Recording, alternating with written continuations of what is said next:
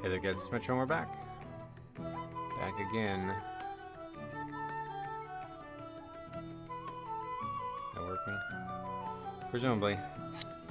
Alright, we are back again with another day here.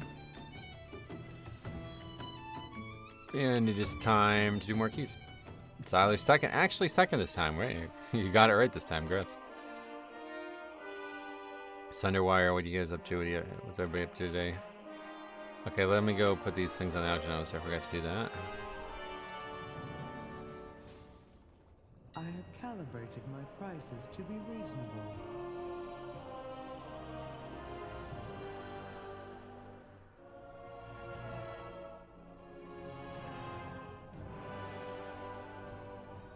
First? Oh no, that one's wrong. Yeah, you guys are way off. Some of you guys, like, I don't know if you're just, yeah, just not correct, I guess. It's all good. Sometimes you're just wrong. Like, I mean, fuck it. It does happen.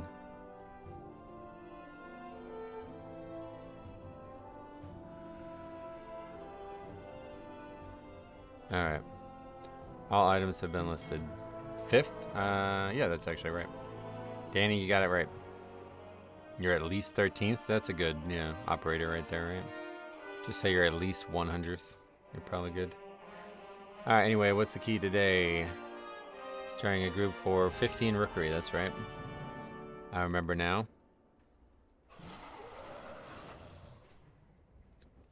No duos, but 3240 guy, that's pretty good. Take that fella.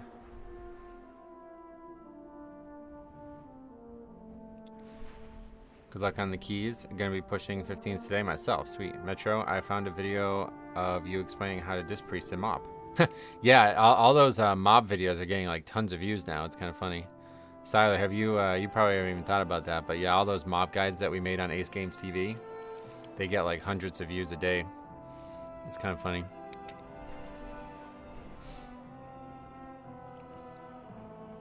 I don't know which ones. I remember us, me, you, Fast Feet, like a bunch of people making them, but I don't remember who made what, but I know I made like one for every healer and they're fucking, they're not good. But yeah, they're still there. Alright, we'll take this guy. I think we played with him before. I can't believe Classic Mop is already coming out. Yeah, they announced the date of it yesterday, right? That's cool. Then we need, we have Bloodlust, so we just need other stuff. Doesn't really matter, really. Fury Warrior never gets enough looks, but that guy hasn't even done a 14.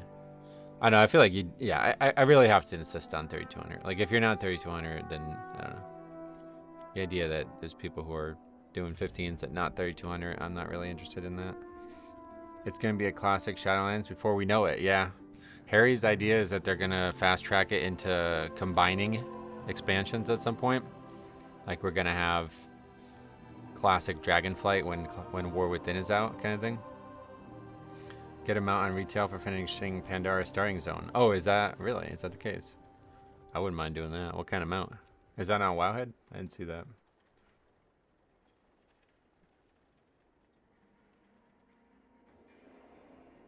Where do you see that? I didn't see that.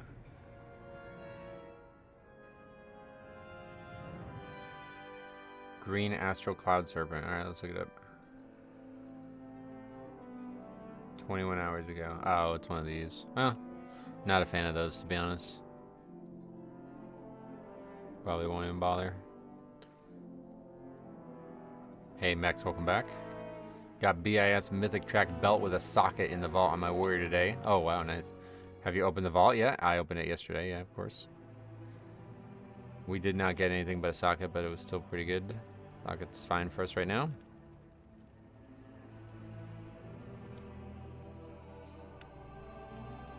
They did that in Wrath too, but they didn't do it in Kata, I guess? Did they do a mount for anything in Kata? Add Evo, welcome back. I timed my first 15 last week. Oh, a full week ago. Have a good day. Thank you, Tim. You too, my friend.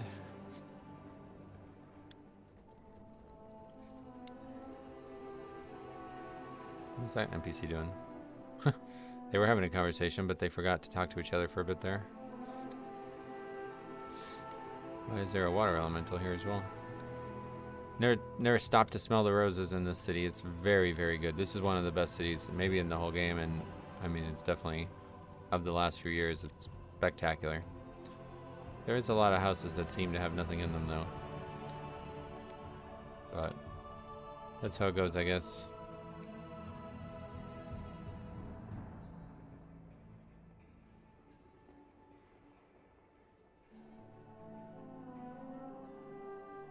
They could have added something, I think, for Worgen or Goblin, but didn't. Yeah. Maybe they like subconsciously knew that they didn't need to try to funnel people into Kata because it was just not going to be well received anyway. I don't know.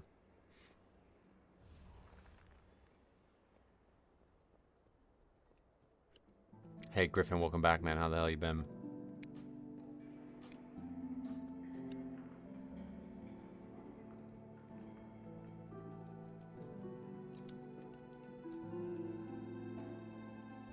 I have a friend who I managed to convince to start playing, and at his words for the artwork, it was spectacular. Oh, really? Like in, you talking about in The War Within? I mean, it really is good, I agree.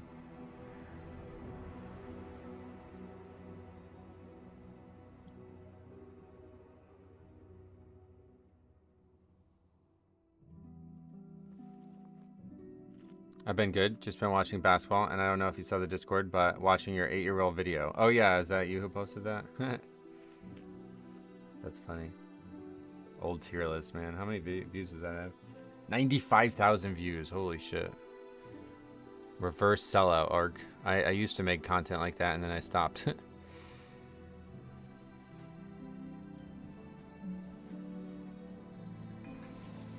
In WoW in general, but especially The War Within. Gotcha. Well, what? Can only imagine what their plan is for WoD Classic. Not a whole lot of content you can phase in. Yeah, I don't know if they're even going to do a WoD Classic. I wouldn't be surprised if they stop at MOP.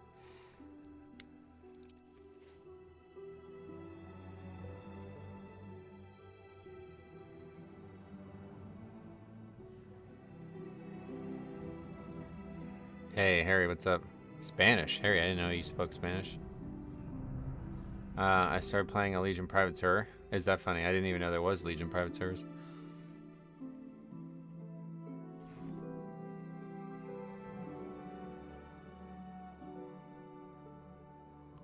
Hola bolas. Oh yeah. But they're trying to get the SOD players to MOP. Yeah, I saw that. SOD's done. Which is not surprising, I suppose, but okay, I don't know. I had something to say or what, but don't have time to care. Join a Spanish guild on US, picking a few words up. Oh, really? Oh, that's cool, man. Glad to broaden your horizons, I bet. I know you're still trying to learn Mandarin, right? 5, 4. I will say, I think WoD Classic wouldn't be bad. 1. I feel like one of the biggest issues was WoW with pacing, so if it's on a 1-year Classic cycle with pacing, it would be much better. Definitely a big issue, but yeah. It's just, there was only 2 patches, effectively, you know what I mean? So I don't know that the only issue was pacing, unfortunately. It was definitely more than just that, and I think a lot of the content is looked at as like very unfavorable for people regardless, so people probably wouldn't be eager to go back and play it. I don't know that that means they won't do it, but beware.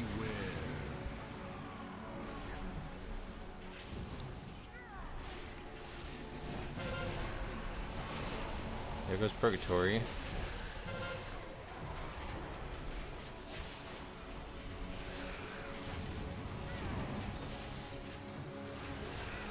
Beware.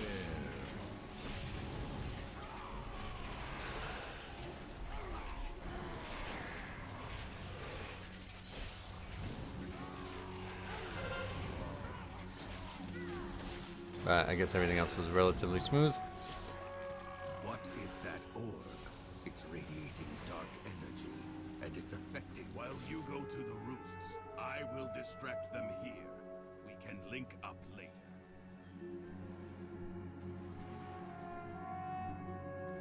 But yeah, starting and ending the stream early today. I gotta get off around 2:30ish. Probably can go to like 2:45. But we'll see what happens with that.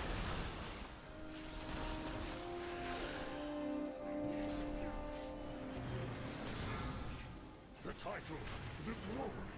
It should have been mine, Pilgrim. Never deserve to be stalwart.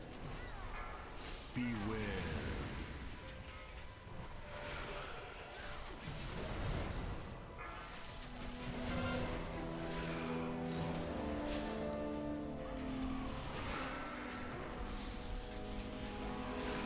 WoD was my favorite expansion, really? How come? What was it that you liked the most about it? Beware.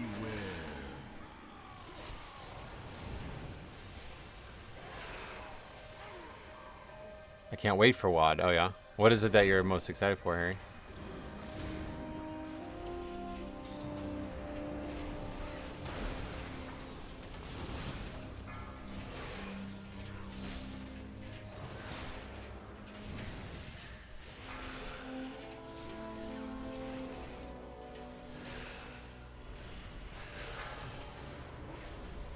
I like the world and I like the dungeons. Nice.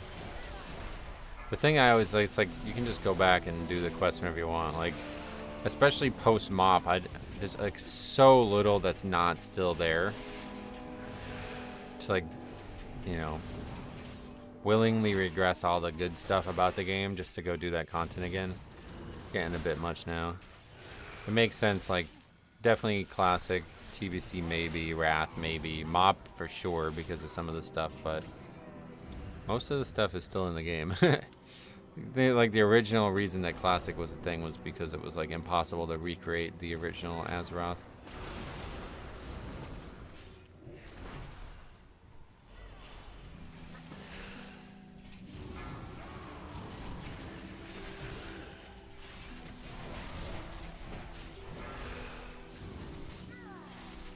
But there are unique like spells and stuff that aren't in the game anymore, like Dark Simulacrum for Death Knight, so.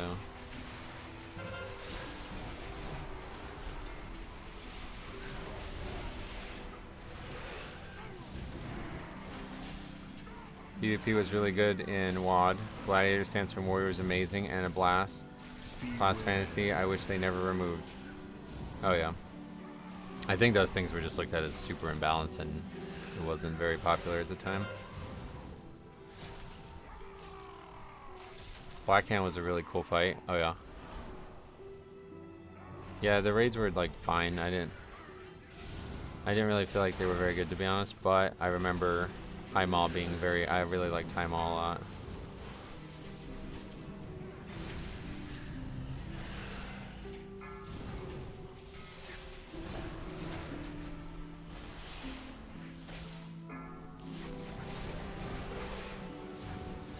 It was just never going to be balanced, right? Because it was like encouraging you to use tanking gear as a non-tank, effectively. It's kind of a stupid idea. I don't know who came up with that, honestly. I like the idea of it in like a non-competitive environment. Like I like playing classic warriors like that, you know what I mean? Wearing a sword and shield and trying to make them into a little bit more of a DPS, but yeah. If they do Legion Classic, they will probably do a Legion-inspired MDI for a few seasons. You think? A few seasons? What does that mean? I don't think there's going to be more than one. It's only going to be out for a few weeks usually. I think it was like, what was it, like 8 weeks the first time around? Why is there no DPS spec with the shield in the game? Just because, yeah, you typically shields are only for, like, they're designed for the tank mentality, you know? Like, part of the spell budget is the armor on the shield, so how do you make it useful? It's a hard thing to balance. Oh, Legion Classic. Oh, my bad. Yeah, I don't know what they're going to do if they do a Legion Classic. Elemental has a shield. So, yeah, that's true, yeah.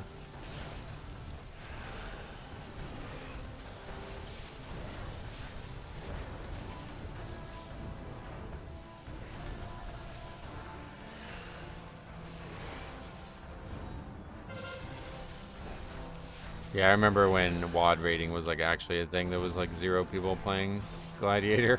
I don't know if maybe it was more common in PvP or something, but we had a guy in our guild who wanted to try it, and I guess it was just worse than ARMS or something like that. So he just gave up on it really quick. Because it was really just one talent, right? Like, that was it. It was nothing else different. So the whole kit was just one talent, basically. It's kind of strange. It got nerfed when Mythic came out. Before then, it was the best spec. Oh, really? In the first seat, like in Highmall, you mean? WAD raids were dead. Such a huge content drought. Well, yeah, that last season was long as well, on top of there only being the 2 series of raids. Why can't Feral Druids at least have Claws of Shrivala back? I mean, I don't know, man. I don't make the game, but I don't know. I don't even know what that is, so I don't know what the problem with that was, but I think it was because they were doing like the artifacts. It sounds like it changes the way your character looks or something. I don't know what it does, but probably because they wanted the artifacts to shine and have those forms be the things people used. Monk Healer is cranking out damage. Yes, that's Monk is a very good pick for that reason. The werecat humanoid half cat thing just looked awesome. Oh, really? So was it a spell that just changed your visuals, or did it do something else?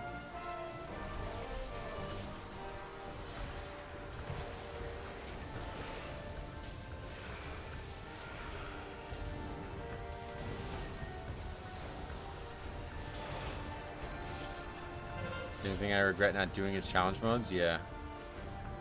The WAD and mob challenge modes are really good. It allowed you to cast regrowth and stuff in that form. Oh, that's kind of cool. I'll be getting every challenge mode. Oh, yeah. Yeah, because like the first time around, you were like, you've gotten a lot better at the game since then, huh? Would you say that? Are you going to do them as a healer? That'd be fun.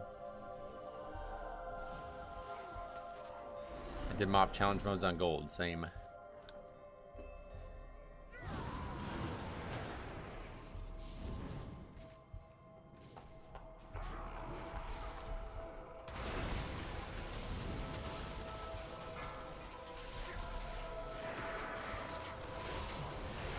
I'm 5 times the player I was then. I would agree, honestly, yeah. You're also 5 times the person you were then. Like, just your ability to, like, set a goal and stick with it and all that, you know?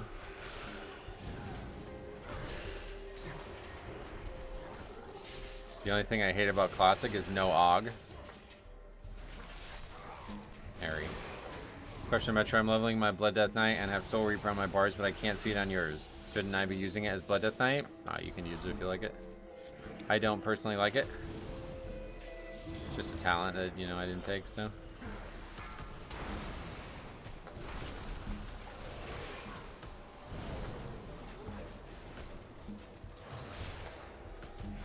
What's the reward from challenge modes? The first time around, it was all the custom transmog things that were made for it. Like the Death Knight transmog set is still looked at as one of the most interesting sets in the game, you know?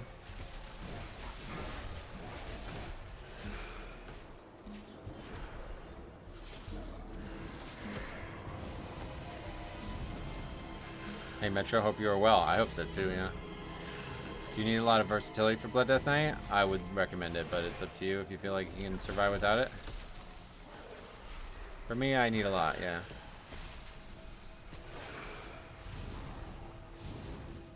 A lot of the challenge mode gear was oversized and made it look fantastical. It definitely very noticeable gear, yeah.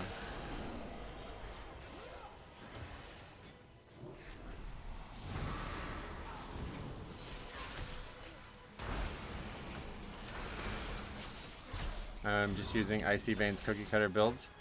Oh, so yeah, it's just a talent. It's a single target damage spell, effectively. You feel like that helps you in Mythic Plus, and stick with it.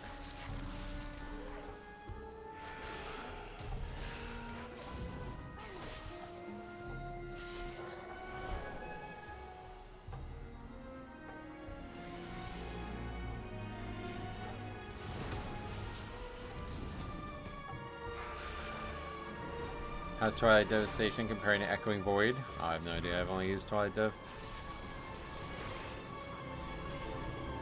Too good. I like the nostalgia more than anything, so that's why I use it.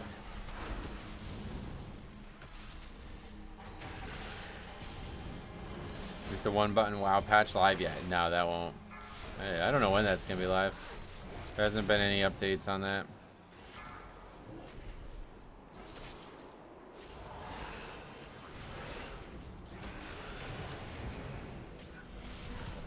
Game Twilight Dev doesn't scale with our HP, yeah. Goes live next patch. Oh yeah, we know that part, but he was asking when, basically. One button AUG is gonna be a meme. Yeah, that's actually funny. I wonder how that works. My gear is full crit and mastery for Frost. Tanking is a bit weird. No haste for Sandlane, and I'll do damage on Deathbringer, but I'll also bring the death to myself. I like that. I'll finally play a gnome rogue named Tiny Bro. Oh yeah. I watched Tettles try out one button Bombkin. It is for sure a DPS loss. Oh yeah, no doubt. Obviously it's gonna be, but my question was like how it compares to like Achille and other add-ons. I command this rookery. My right.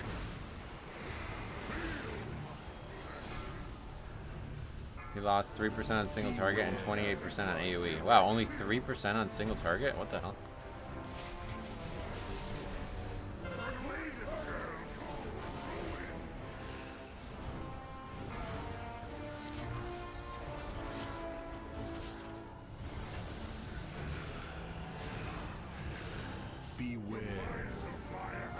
Funny thing about gnomes, no one stays them. It's so rare to see a gnome max level, really. We see a lot of gnomes, yeah. They're popular spellcasters, but maybe less popular than others for sure. They don't have like a lot of like racial, like over the years they've not really been looked at as like a good racial class kind of thing.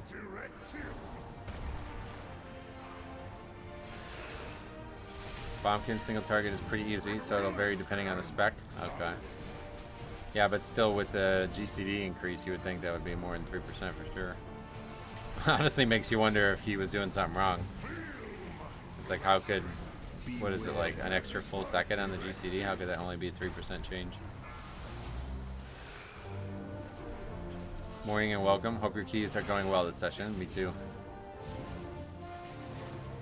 As a tall person, the short gnome POV weirds me out. Oh really? Yeah, I don't like very short tanks. That's the main reason I would never play it, but I don't know, is Gnome Rogue always an option? Or is that a nude thing? I knew a disabled guy who plays WoW and thinks the one button rotation would be great for him. The amount of UI customization and macros he needed to play the game was mind-blowing. Oh really?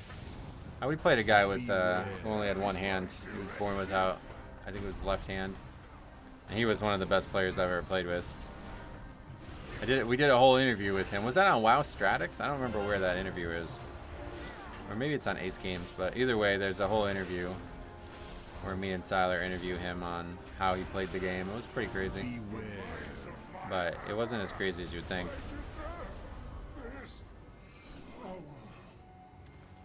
It was always there since vanilla for Gnome Rogue. Gotcha. I guess that tells you how uncommon it is, because I don't remember anybody being Gnome Rogue. Did you see there's a retail mount? Yeah, we were just talking about that. I didn't see it, but somebody else told me about it. Harry only plays gnomes. Oh yeah, you like the gnome, right? That and bald female human.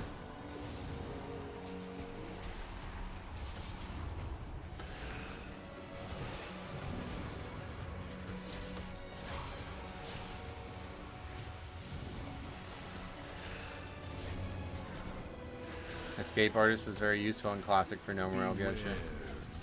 Yeah, that was a powerful racial back then, I'm sure, for PvP. That's why a teen's boyfriend used it, right? No mage. The lift is out. If we want to keep going, we will have to go down the Storm Rider way. Follow me.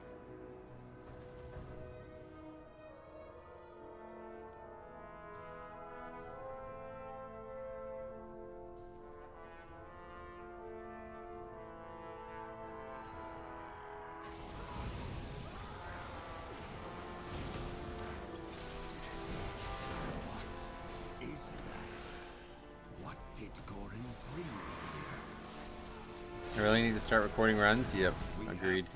Once you get used to doing it, you won't like it. Won't even be. You'll always do it by accident. I used to play with the one-armed guy who played Resto Shaman. He told us there was a hurricane coming and he would miss raid, and never heard from him again since 2011. That's like such a ridiculously similar story to the guy I was talking about. Only he played Holy Pally, and his thing was he was supposed to be there for raid, and then he, like, somebody called him and he was like, I'm coming up my driveway now, and he just never showed back up again after that. I was like, what?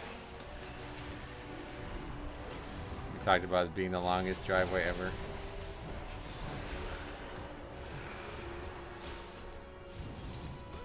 I've been recording runs, but nothing interesting has happened yet. Yeah.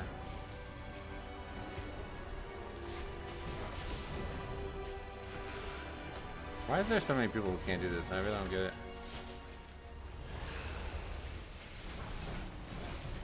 My disabled guy played Holy Pally too. Oh yeah? You talking about Elto? His shaman's name was Elto Sham, which was really stupid. Or Elto Shaman, that's what it was. And I was like, it should have, his character's name was Elto Shan. And then he named his shaman Elto Shaman. It's like, no, it should have been Elto Sham.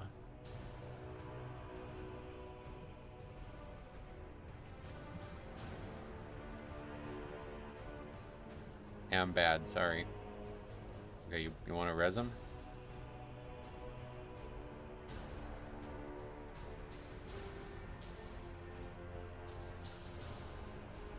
The druid can flap. Yeah.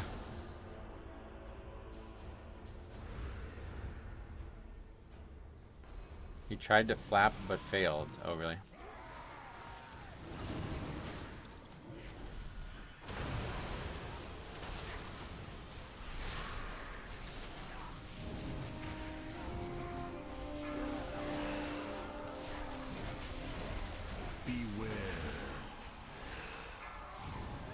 The chickens are like quite fat, right? So it's kind of hard to imagine them flapping accurately.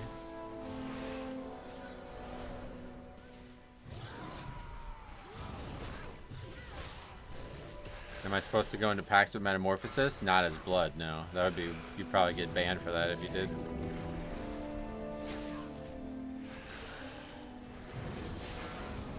I had a friend from college agree to drive me to work, and I called him asking where he was, and he said he was turning onto my street now, but he never showed, and I never saw him in class again either. What the fuck? Jesus.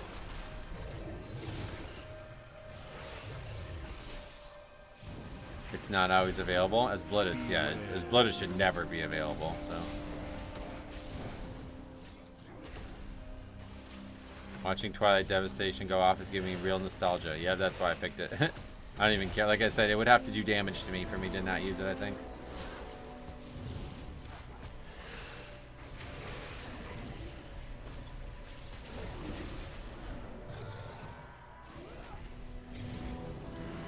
I-beam meta into a full meta is better for aggro gain. Oh, yeah.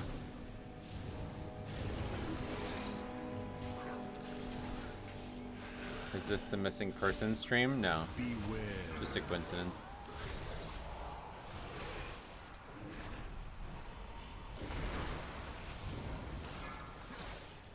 If you just run in and spam damage without reducing the damage done by targets or reducing damage taken, you'll just flop. That's, yeah, that's blood, yeah.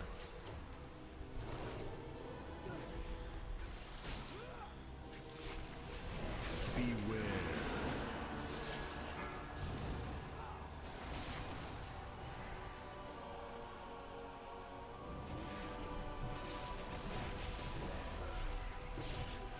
How are you able to so casually keep playing and reading chat? Lots of practice. Been doing it weekly. Been doing it like 20 to 30 hours a week, every week for 9 years basically at this point. Probably more like 8, I guess, but... The guy disappeared. It blows my mind to think this day thinking what happened to the guy. Nobody at school knew anything, and it was like mid-semester. Oh, so it was like legit, like he didn't just... Like, it wasn't just you. Everybody was confused where he went.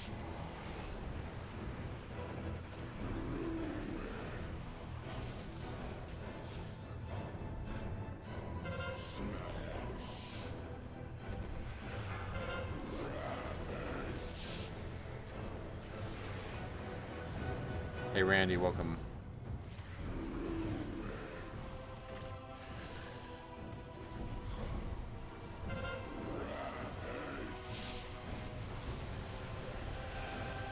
Also check the spreadsheet. More than enough runs to know what's going on. Huh. What's up? Is the mount for Mop any good? I don't know. What do you mean? Do I like it? If you're asking me that, yeah, not really, to be honest. I'm not really a big fan of those like celestial dragons. I'd rather the regular dragon. I wish I had a decent PC to record, but my computer barely runs. Wow. Oh yeah. Usually if the game is running fine, then you can record fine too. Like, it puts almost zero strain on my PC. Recording and streaming currently, and it's not putting any strain on my PC. The game uses far more than the recording of the game. But I guess if the game's like super laggy and you're struggling to even run the game, then maybe it won't work. I don't know. You should give it a try though, I think. Like, definitely worth trying. We'll be playing Legion Remix and Mop Classic. I don't know yet, honestly. Legion Remix I could definitely see, but Mop Classic, honestly, realistically, probably not. I really want to, but I just can't see myself having time for it.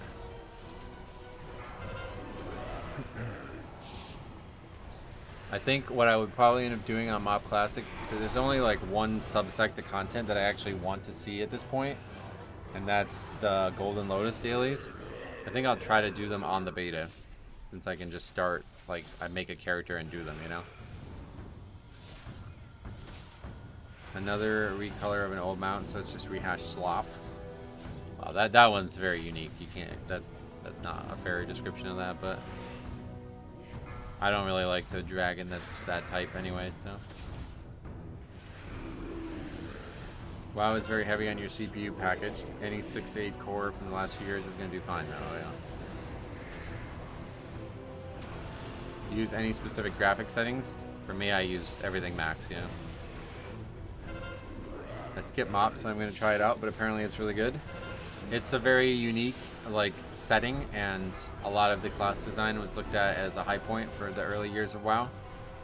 But I still don't think it's not interesting enough for me to go do it on something other than retail.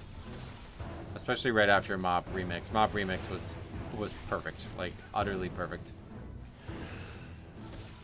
Mop Classic will not hold a candle to the Mop Remix, unfortunately. Mop is going to be good though. Everyone's fighting for that fastest challenge mode time. Yeah, originally I was really interested in doing challenge modes, but then I had realized like how fucking stupid the classic community is. Like, I already have problems with the live WoW community and in challenging content. I can only imagine what challenge mode would be like on Mop. Like, oh my god. So yeah, no interest really, unfortunately.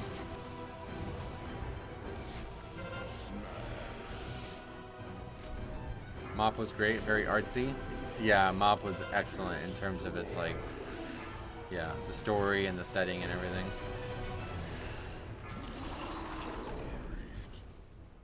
The talent system in Mop turned me off. Yep, I agree. I don't like the talent system.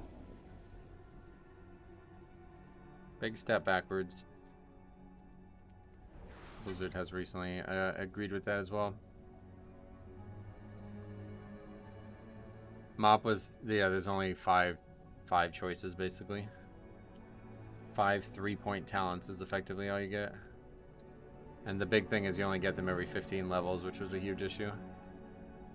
I remember Dispriest being very good in Mop. Yeah, Dispriest was like at its absolute peak in Mop. It'll never match that.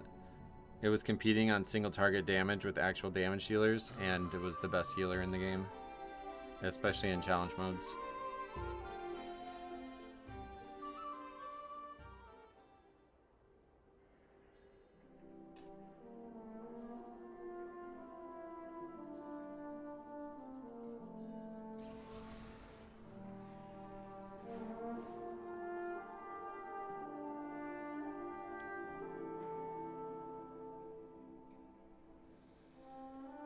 Rookery has become, it feels like it's become quite easy all of a sudden. I don't know why. We've had a good amount of success with it recently.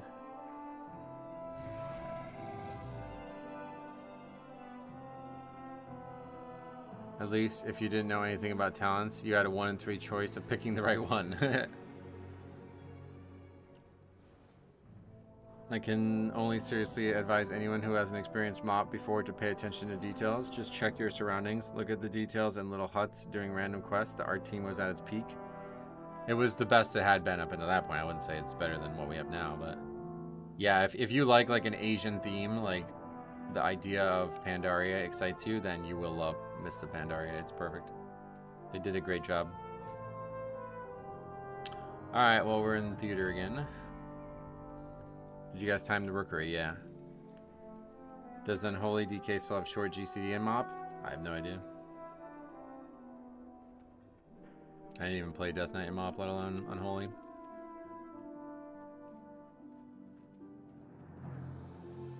I think it's down to the same route situation. People know to use their cooldowns and defensives on packs, and the bosses are simple to complete. Yeah, I guess that's true, yeah. It's straightforward. You got the weak aura for the DFC event, which turns up the gamma so you can see everything? No. No, I don't have any issues with that. Okay, so we'll take Shaman DPS. And we need to find a Warlock DPS. And then we need a healer, I guess. There's the Warlock. Hey Kyle, what's up, buddy? Dark Simulacrum, really cool spell. Yeah, I totally agree. What did he decline?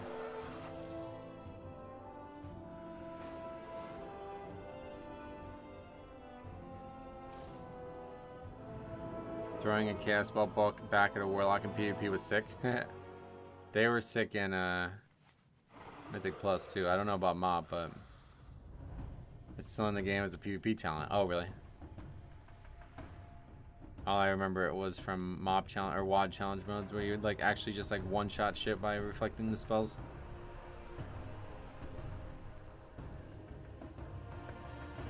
Okay, let's get. I guess it doesn't really matter at this point. Resto healer too. Lots of blue and purple. Yeah, Dogs is playing Resto Shaman, huh? That's cool. Strength means everything to the Maldraxi. Prove that none can match you in the arena.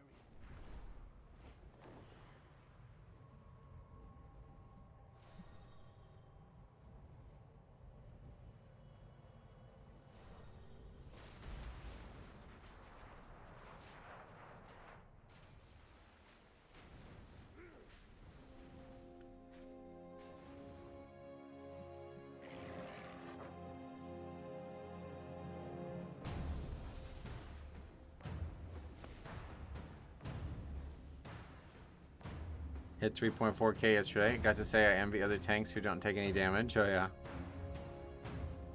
Wasn't MOP disliked and was flagged as one of the worst expansions because of arts and thematics. Well, it's really fucking ironic that you say that. 3 comments after Diox talks about playing MOP. Because the guild master of our guild quit the entire video game because he didn't like the Pandaria themes and stuff that Blizzard was doing with it. And he's here now talking about playing MOP again. So yeah. A lot's changed on the perception of MOP, I think, all around.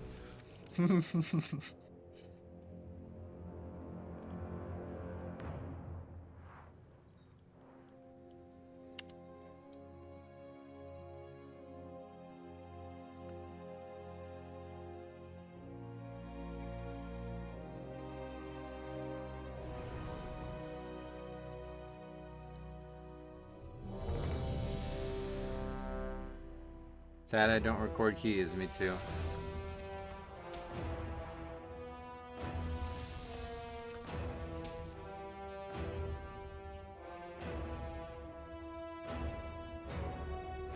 MOP is actually looked at as one of the better expansions, like content-wise, though, I think. Besides the actual,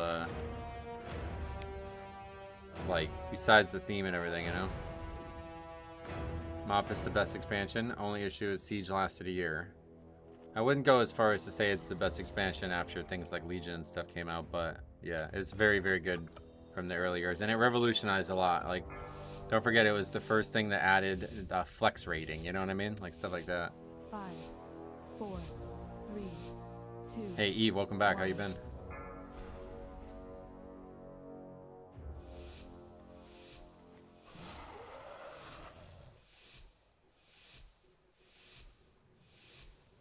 Legion is to me the worst expansion. Really? What?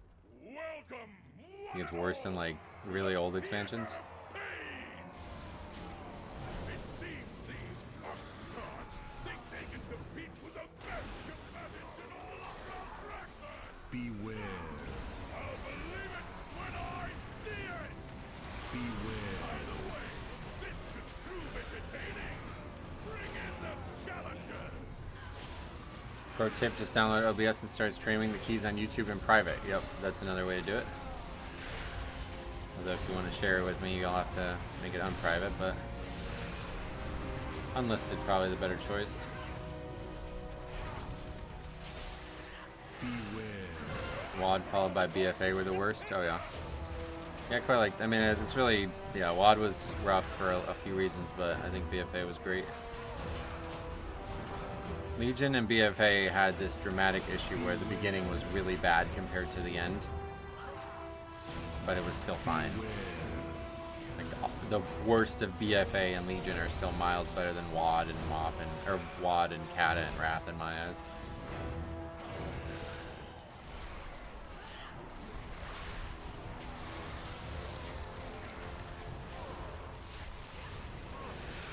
Draenor is underrated. In terms of the setting, I think it is. I agree with you. I think it's a good setting, especially if you liked a lot of the Orc culture and all the stuff that goes on in Draenor. But I don't think most people do like it, to be honest. Okay, what the fuck just happened there?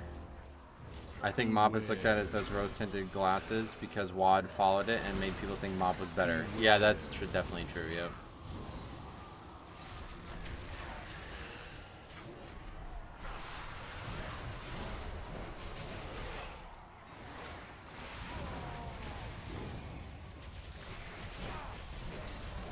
WAD was good, it just had content drought after 14 months of Siege of Orgrimmar. People were frustrated. Right, yeah. It's actually a good point if you think about it, because WAD had plenty of time to like gestate, you know what I mean? And it just didn't happen. They ended up cutting and fucking so much up, even though they had such a long time to do it. Why is this old boss killing pugs? I don't, the length of the, or the, I don't know the answer to that question, sorry. I went hard during Eternal Palace. I was top 100 in the world for neck item level, on par with top players. Oh yeah. The group split up when the circles show up. Two people went the opposite way. Oh, so they stacked on each other with it or something?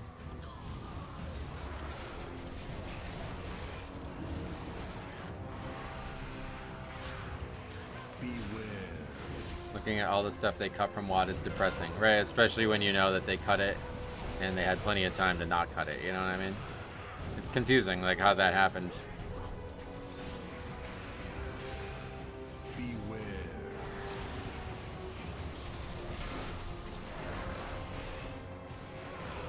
Beware.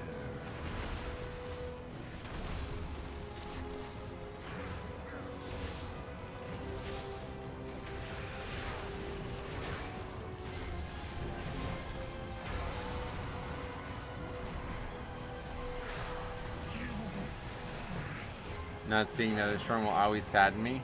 Beware. Netherstorm? What is that? Are you talking about from Draenor? I don't think that existed in the original Draenor, right? That was something that happened after the world exploded. Beware. I think they just try to overcommit to Legion instead. It's possible, yeah. Who knows? Yeah, maybe. Beware. The AoE went off with the debuff and circles, just a bad overlap. Oh yeah. I don't think I've ever seen anybody get like one shot like that though. We were originally supposed to get Farallon, which was Netherstorm. Oh, is that right? I didn't realize that. What's the connection? Beware.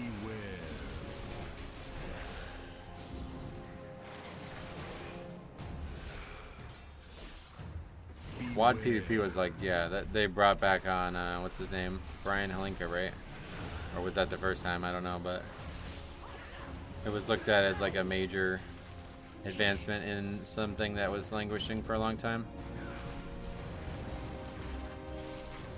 But 0 + 1 is still only 1. PvP, unfortunate, but never gonna really dominate, I think, the game. I hope for WoD Classic, like SOD. Oh yeah, so it's SWAD Classic. Season of WoD of the Draenors. All hands on deck got moved to Legion development and staff from the scrapped Diablo 3 expansion. Oh yeah. It doesn't make sense though. Why would they do it? They were like willing to put out an inferior product just to make the next one better.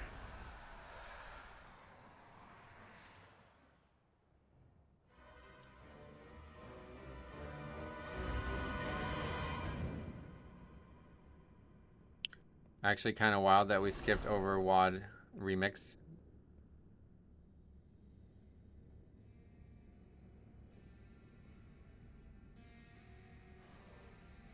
We didn't skip over. Don't forget we skipped over like everything else.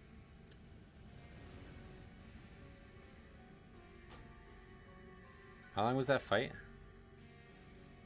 The fight was only a minute longer than normal.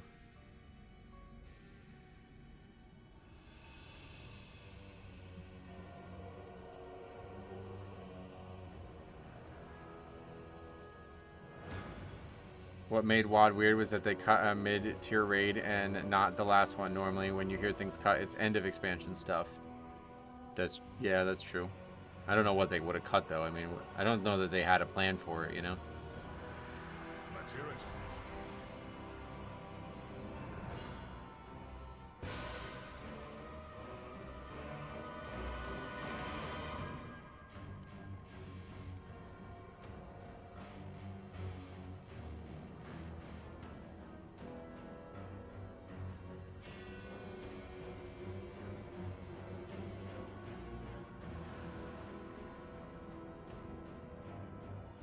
Looked back, they didn't get one shot. The lock was at 60% HP on the AoE, and the shaman, I guess, just didn't have a defensive and fell over. The other shaman died after due to low HP. Gotcha.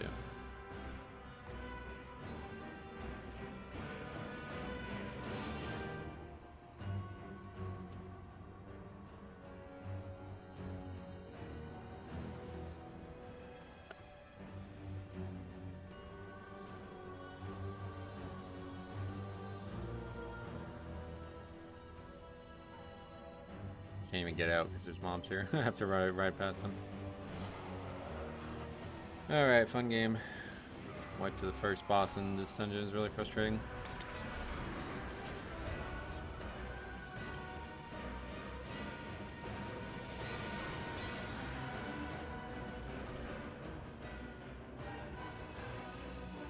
Strength means everything to the Maldraxi.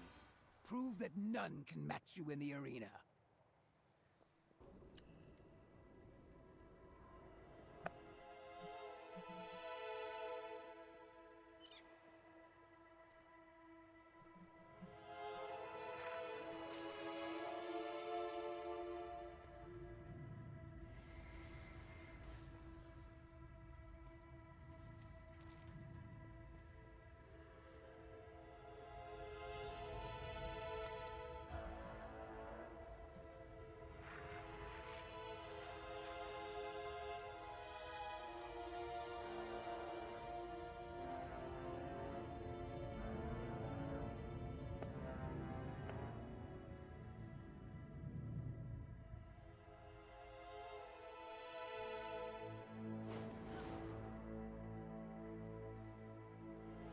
Of course, it's just gonna fucking mute me.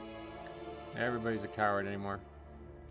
So trying to figure out first pulls with Blood Death Knight. Is there a normal defensive you pop when you go in? No, you just gotta rotate through what you have access to pretty much. Unfortunately, you know, it's not really something you can plan for all the time.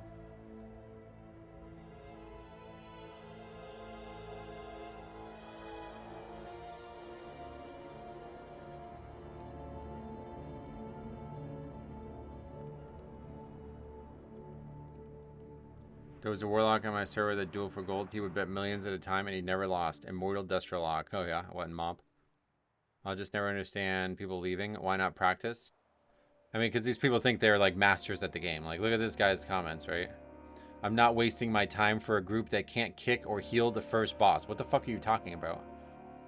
Like, what is it? What are you even talking about? They just like make up reasons why they're like unhappy, and then they just like assign their entire personality to that reason. I think he logged. I /who'd him, and he's not online. Oh, okay. Oh yeah, you're on Area 52. That's funny.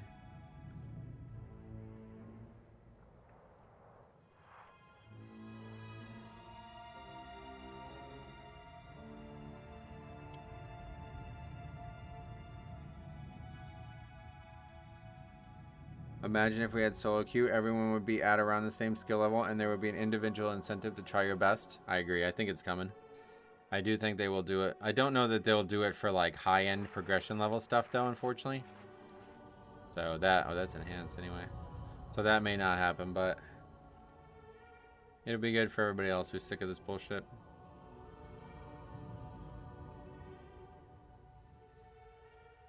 It's just really strange. Like, it's just like, it flies in the face of logic. Like, the fight was a minute longer than normal, brother. Shut the fuck up and keep trying. Like, there's 5 bosses. Like, we can easily make up that time that we lost there.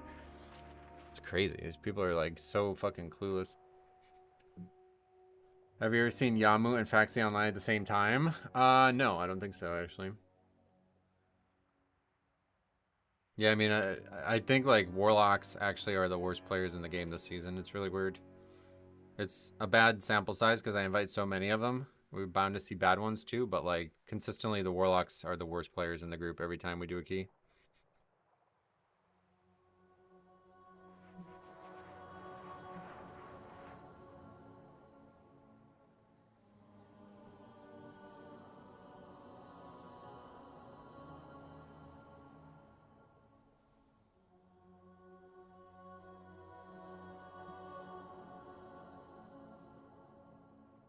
Higher level players brick so many keys and stick around anyway to practice. It amazes me that pugs feel too good to do this. Like, you need to practice to get better at this key level.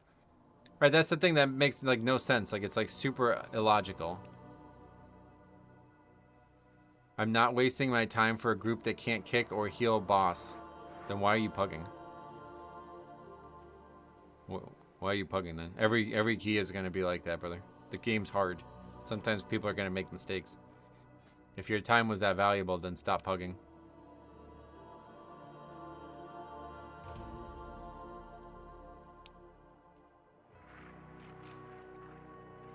Even though I normally tank, now I want to play a lock just to eschew the stereotype.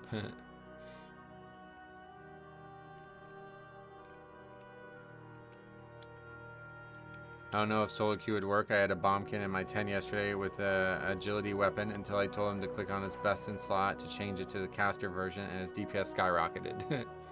I mean, that's still happening though, like you said, so. Why is he talking about kicks there? I have no idea. That's what I mean. Like, what do these people even... this doesn't even make sense. Like, it's like he doesn't even know what just happened. Who died to a cast? Like, I don't know. It's hard to see because of the chat. Let's see exactly what happens here. I mean, the guy who died is the guy who was talking about not wasting his time. Like, brother, what did they die to? I can't really even tell, to be honest.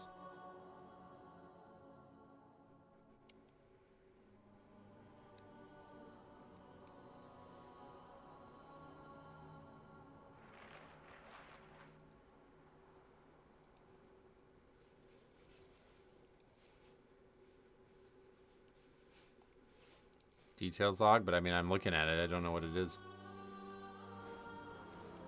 You'll see they split up. What does that mean, though?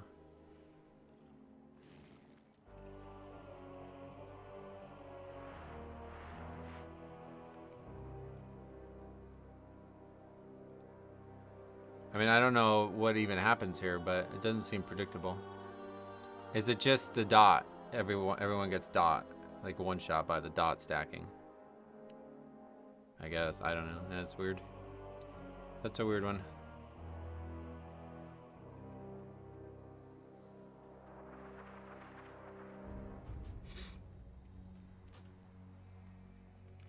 No kick? What is... No, I don't think... Everybody died to stacking with the dot, it looks like. Is that what? Yeah, the searing thing is or the whatever it is. Yeah, it's like a dot that you stack that you can't stack, right?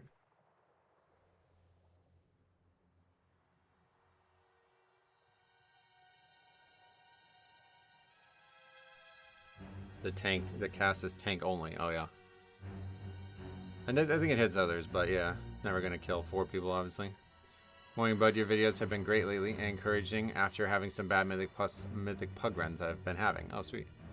Well, good. If you run into anything crazy, let me know. Send it over. What's your favorite DPS spec to play with this season? I guess I would say Rhett. They died to stacking the circle. The cast is tank only. Yeah. Okay. Is it actually? I thought it hit others too. That's funny.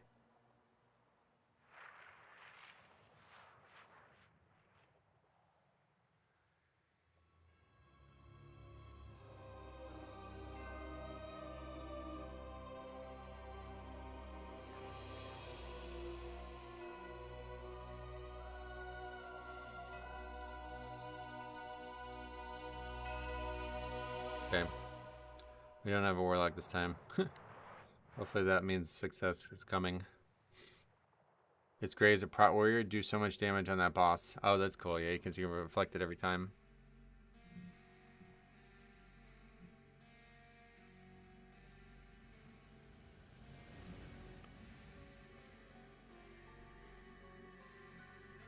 On my prot, I always ask everybody to not kick at the boss because it's easier to spell reflect it. I bet, yeah.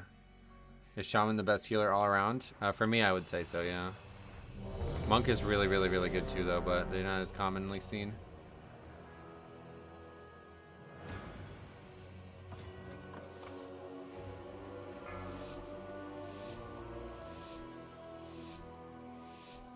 Okay, let's try it again. 3, 2, Oh. 1. We don't have any way to skip this here.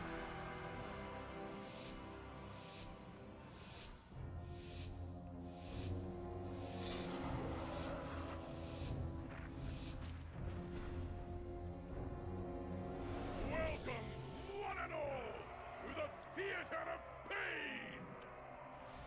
It seems these upstarts think they can compete with the best combatants in all of Maldraxxus! Ah! I'll believe it! Beware! Either way, this should prove entertaining! Our warrior's super fun. I just wish they had a grip. They got it in sod. Yeah, I heard about that. That's funny. Definitely, Death Grip is something that's hard to live without.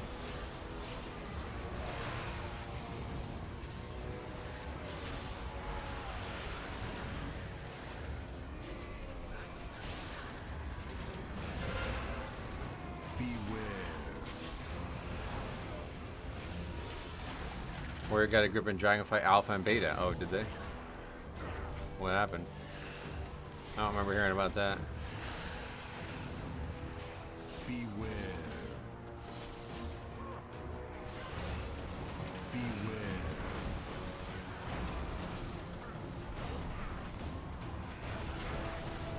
It got removed, oh yeah.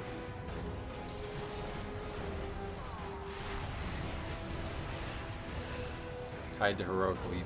Oh, so not an actual, like, single target grip?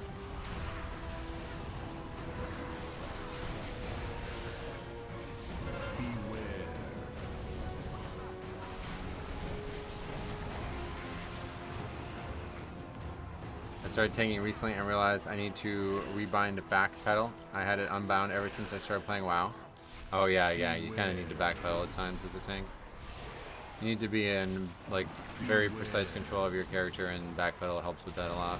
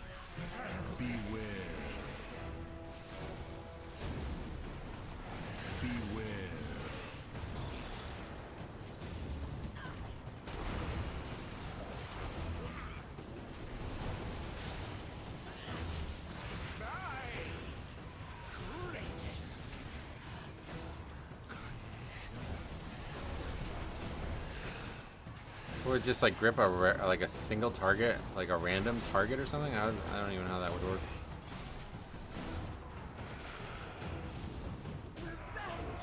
Is that all? I thought we were in for a show.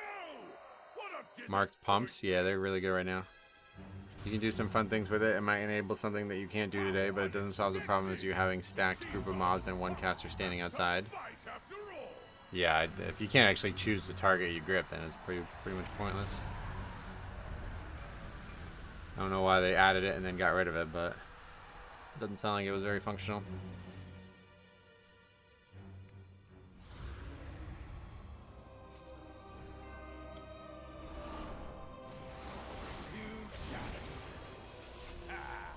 We'll see how long.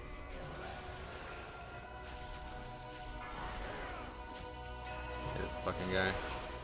This animal here. Run away, little girl. Run away. Nice to see preservation. Oh yeah. Yeah, we haven't seen a lot of them. It gripped 5 enemies. Oh, did it really? Oh shit, that's pretty good then. Beware.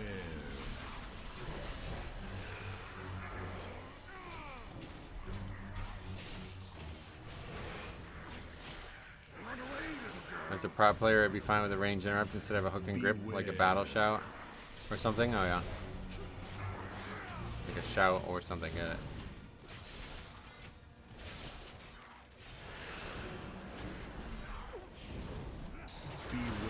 Interrupting throw, maybe. Paladins have one on shield. Warriors with weapon. Yeah, that'd be cool. That would be a good option, I think. Run away, little girl. Run away. Holy fuck, man. What is going on here? 3 deaths to this guy? For the marksman hunter?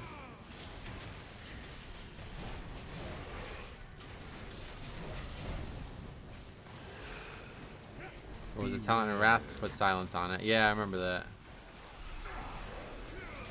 Wrecking throw is already there. Oh, yeah.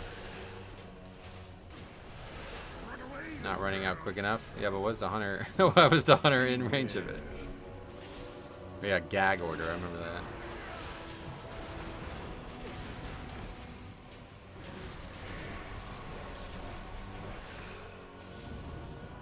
Beware.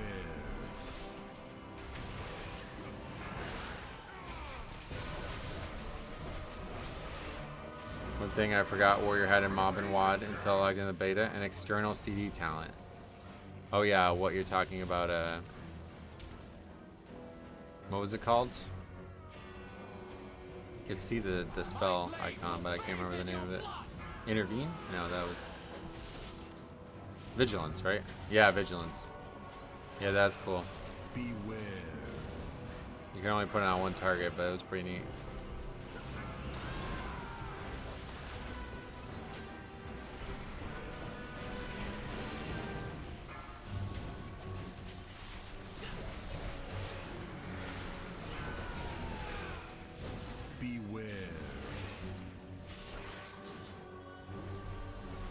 I don't see people die of the whirlwind on trash even in a 4. Yeah, especially 3 people. It's like I can see the Death Knight dying, but oh well, the other guy's enhanced anyway. But yeah, 2 melee maybe, but the range dying, it's like oh boy. Beware.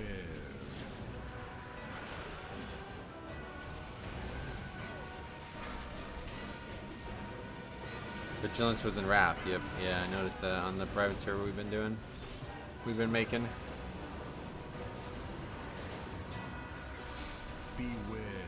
So I ran into this problem a couple days ago and then started tackling it this morning, but does anybody have any idea why Onyxia gets re-added in Wrath, or like remade in Wrath? I cannot figure out why they did that. It doesn't seem to have any, like, there's no story, is there? Like, I don't understand the point of it.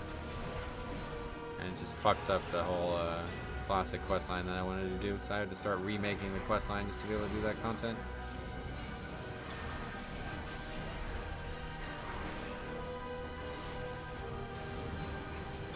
Being of class design, I want to hear an opinion on an idea of redesigning Breath of Fire for Brew Monks into an Empower spell.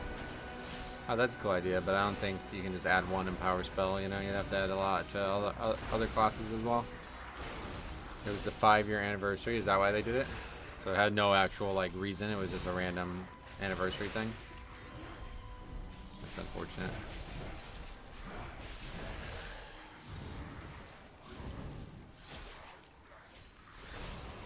The Empower spell they gave Windwalkers is just bad IMO. Oh wait, they have one? I thought nobody but Evoker had one. They actually have one? 5, 4, 3, 2, 1.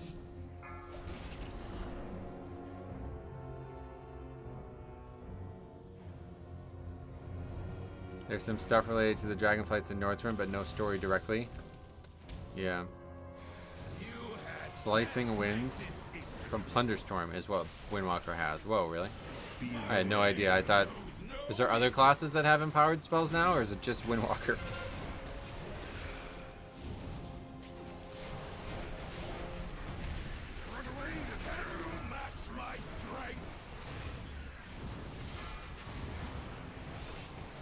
That's crazy. I had no idea that existed. Is that a hero talent, or is that part of the regular talent tree? Not yet, only Windwalker. Wow, that's really crazy. It does good damage, which is annoying because you gotta try to fit it into your rotation. Oh yeah. Part of the Windwalker tree, wow. Wrenching Impact Heroic Lead pulls the 5 farthest enemies within 10 yards to you, but has a 45-second increased cooldown. Oh, only 10 yards, wow.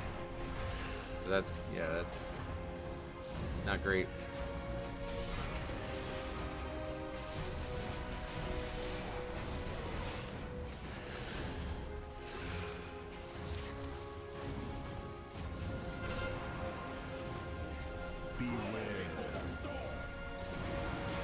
Power mechanic sucks in my opinion, but Rock Race has empowered skill too. Rock Race? What? Oh, you're talking about Earthen Dwarves? I just meant like if any other classes had that.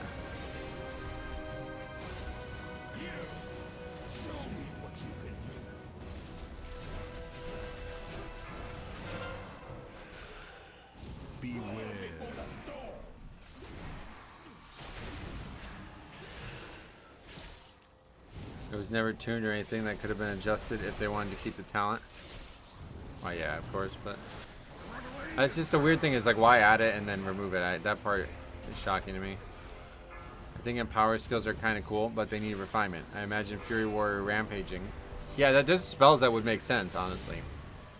Like like Rampage is the one that he already swings like 3 times, right?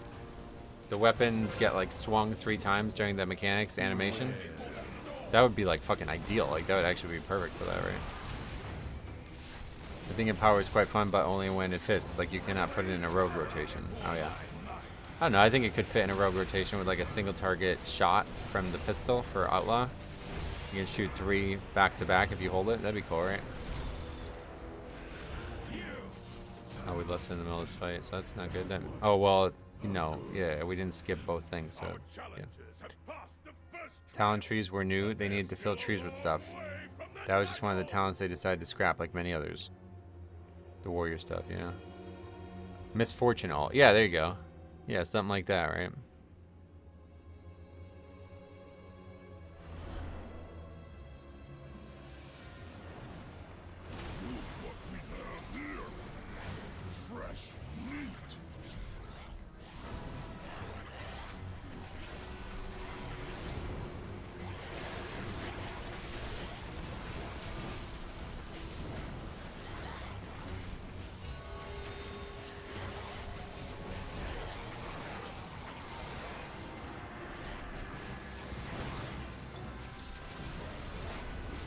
Power and Death Strike for heal increase, that would be a good one, yeah. Actually, no, I don't think you can do it as a tank, but yeah. They probably thought that it was too close to Demon Hunter's Sigil ability. Oh yeah. Maybe, yeah.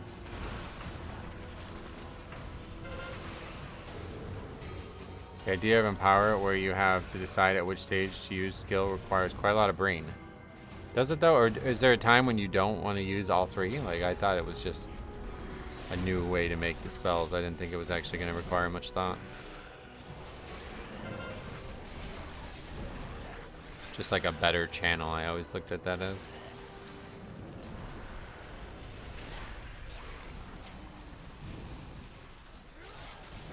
For Revoker, it doesn't require much brain, yeah. Well, but does it for Monk?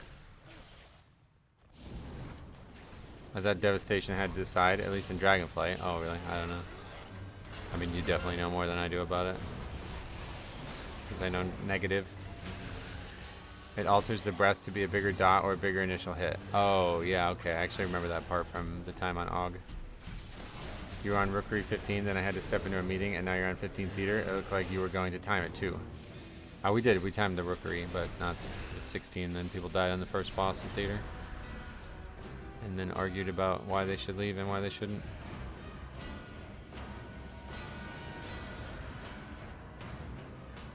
At this point, it's very easy to use, like Fire Breath or Evo. More hold, more initial damage, but less dot. That's interesting. So it's like that probably for, like, that's how they would do it for every class. And it would be some kind of trade-off to change it. Evoker was simple in general when I tried in Dragonflight, so it was fine, yes, yeah.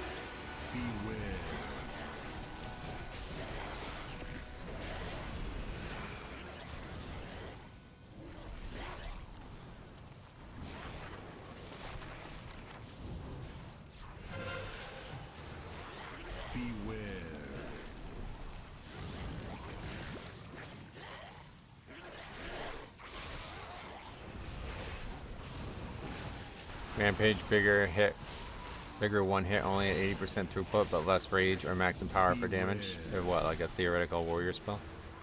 Yeah, that'd be cool. Okay, apparently this pack is hard.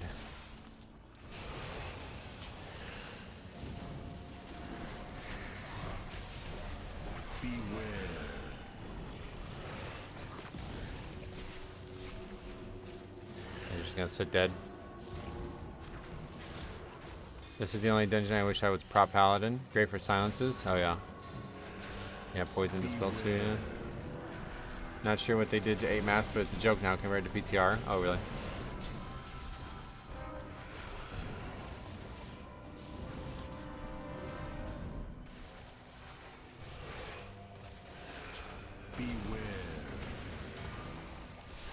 What the hell was that?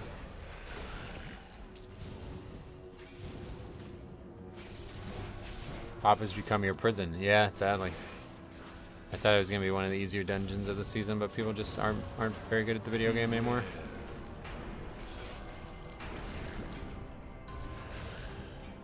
The Seidel. Have you seen the crazy Umbilicus plus Bloodshot build some players have been running? No.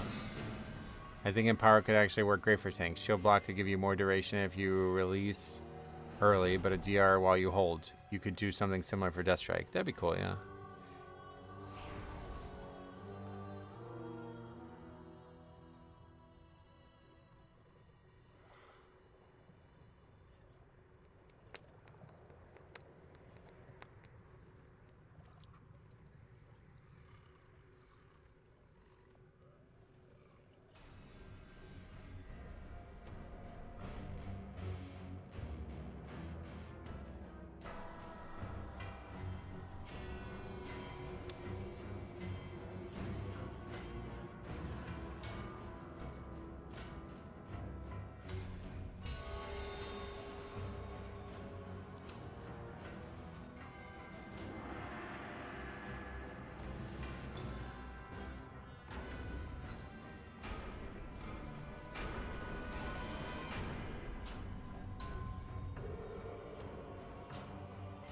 Nemesis mass and multitudes basically cause Gamma to spawn so frequently you'd never run risk of having low sanity. Oh really? Hold Death Strike for a low in power heal or full empower for converting all of it into a shield. That'd be crazy.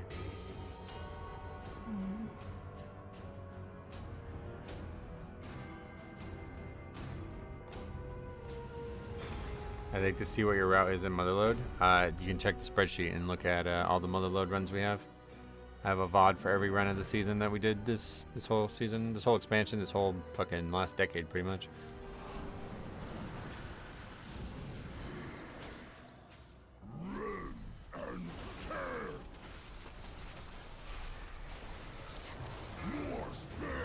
How much do you think the turbo boost is going to help people push keys? Theoretically, it should have been about a key and a half, not 2, but unfortunately it doesn't help at all because now you just have players who got pretty much artificially boosted and suck and they're not ready for the actual challenge in the dungeons you're doing. But in that first week where we were doing 17s for people who were previously doing 17s, it was great.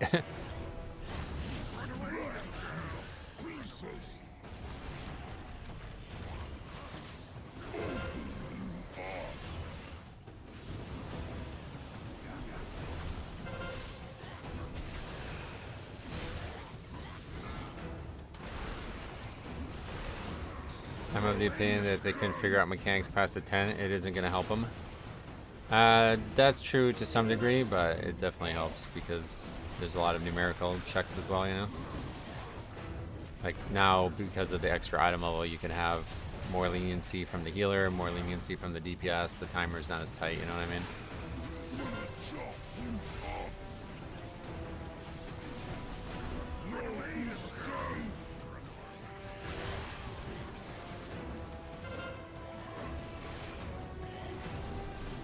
If you aren't doing 17s and stuff at the moment, I feel like you got left behind and caught up in the group of people who shouldn't be in 15s. Yep. Pretty much. But we are still like a full level ahead of where we were at least, so it definitely helps a little bit, but feels like progression is again over because it's like there's not even people in my score signing up to the keys I'm in either, which is really weird. I'll catch something good. Well, like I was saying, Charles, it helped the first day because the people who we were playing with were actually people who were doing the right key level before. But then, like, yeah, it was like literally, I got all my progression in those first 2 days of the patch, or whatever, of the turbo boost concept. And since we've had no progression, basically.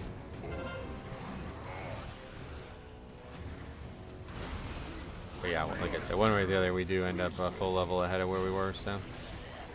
Actually, more like a level and a half, really. We had no 15s time. We had one 15 time, then we timed them all, and now we have 3 16s extra on top of that.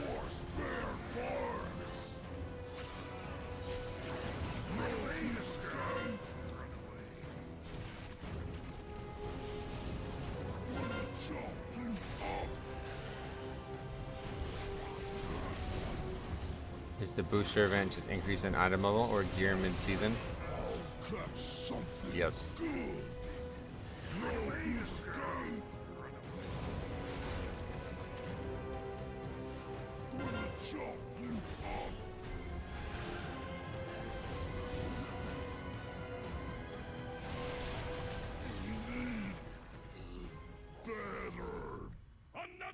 Morning Metro, is it possible to make a weak core for a timer on your ghoul pet as Blood Death Knight? Yeah, I have it, yeah. That's super easy because it's just a buff. Just the same as like Vamp Blood is a buff, you know? Turbo is a great idea for mid-season patches. Yep, I agree.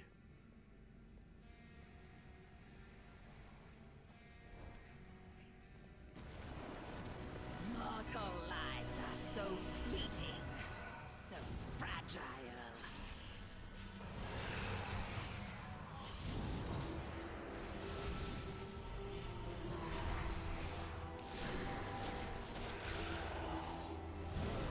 I bet it becomes a regular seasonal thing. I think it already is, yeah.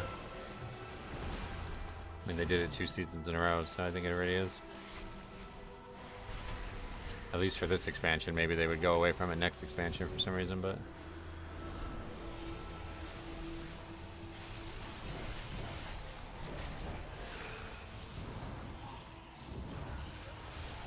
Yeah, I like the idea of it. The only thing I don't like about it, but this doesn't impact me anyway, but I think theoretically I don't like this about it, is that the concept of pushing the absolute highest you possibly can doesn't really start until mid-season, which means, like, for most people, the beginning of the season is kind of just practice. I don't care about that personally, but I'm sure a lot of people do. Have they mentioned if there's any new dungeons for Season 3? There will be new dungeons, yeah. Or do you mean like brand new dungeons? There'll be one brand new dungeon as well. There'll be voted on dungeons coming, and then some old dungeons too, I guess.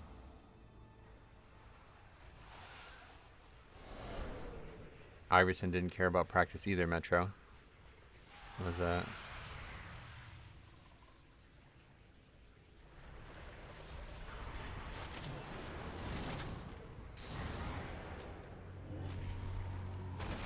Makes Mythic raiding weird. Raid is like 50% easier now with all the nerfs. Right, that's, I mean, like, it changes the whole concept of progression for, like, all of a sudden 1 week and everything's different.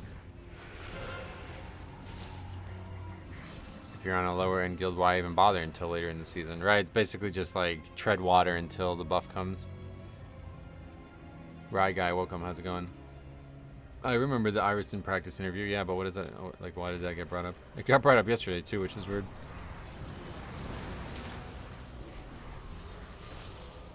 Mythic feels like heroic now. Oh, really? Is it that? It can't be that much easier. It's probably also because the buff has been like stacking up in the raid too, right?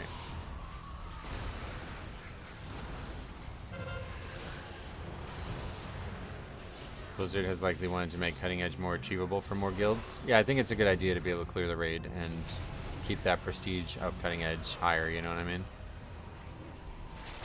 Or whatever, the Hall of Fame, I mean.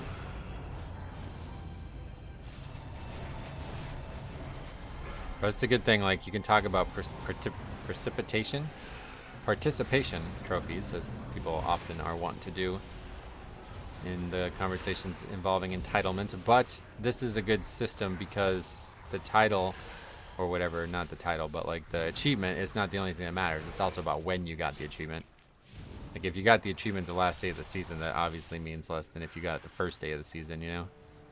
So it's a good kind of checks and balance on itself. If I hear the word practice, I think of that interview. Did somebody say practice? I don't know what that means. We were looking at it last night. Our first Mythic Sprocket kill, hardest boss people most say. We're 663 average item level. Last night we were 681. Right, yeah, that's a huge difference. What were you on the week before the thing came out, though? Or you probably had not done it for a while, right? Because you were farming the last boss or whatever, progressing the last boss.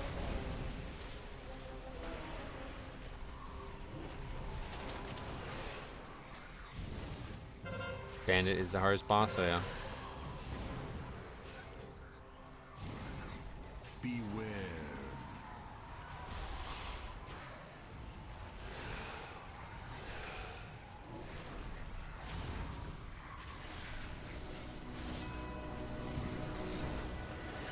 We one-shot Bandit last night. I was surprised. Nice.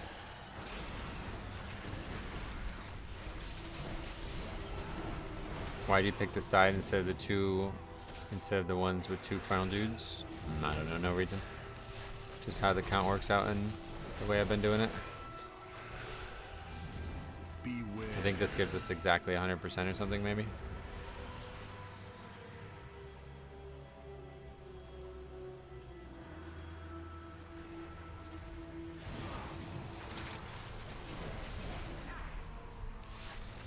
Counts the same. Oh, really?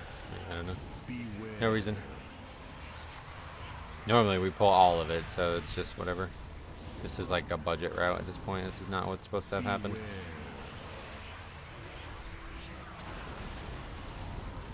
The two dudes definitely have less health, yeah. Because they Beware.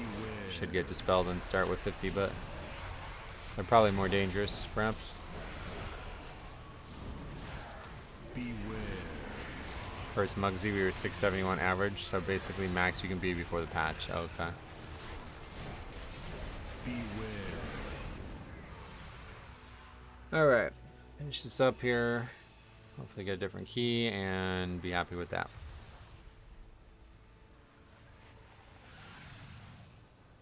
They don't have the 50% shield? What do you mean?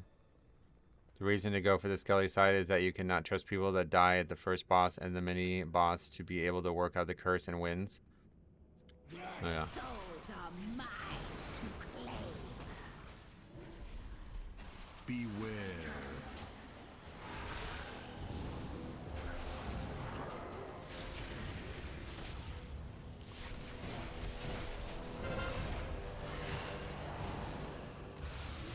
Five, four, three, two, one.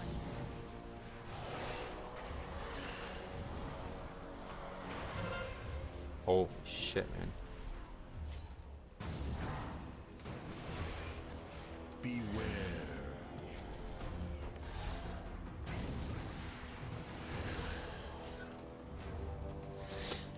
Yeah, no real reason though, either way.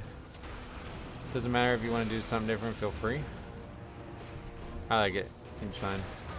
We haven't really had a lot of issues with that part.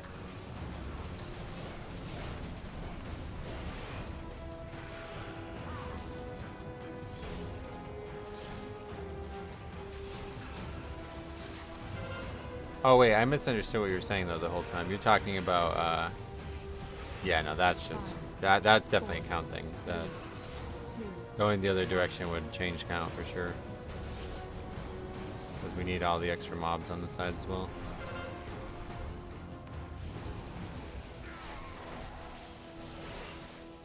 Beware. No, it's definitely not the same count. The platforms have different count on them total with that guy versus the two guys. I remember looking at that a while ago. Because when I was changing the route to be the double skip, I was considering going that route instead. Do you get a runner's high when playing basketball, by the way? Yeah, I mean, exercise is always good. Endorphins, right? Hey, Purified, what's up? Welcome.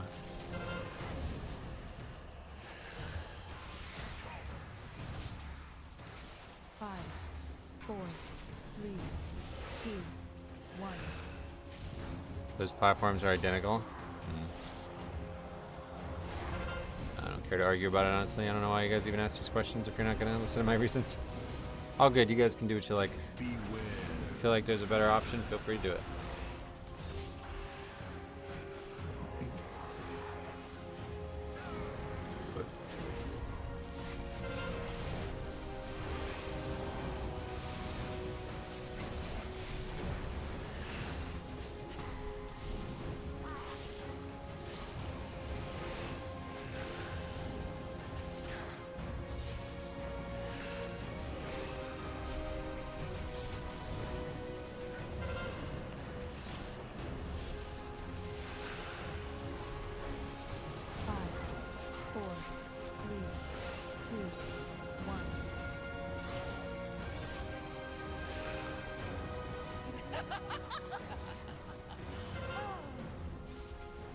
This does not end here. Incredible! Our challenges have conquered the trials and advanced to the final round! We'll reset the list here, right? Return to the central chamber! I mean, we can do it upstairs too, probably. Begin the main event! Soldiers of Maldraxxus! Are you ready for some carnage? Our rising stars now face...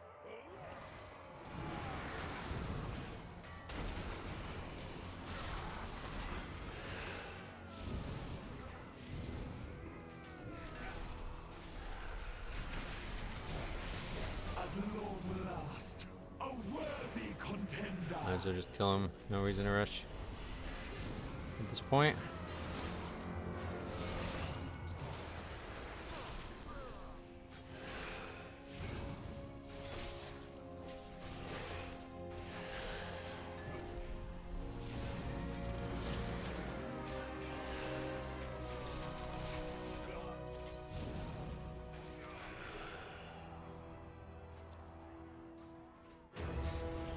Five, four, three,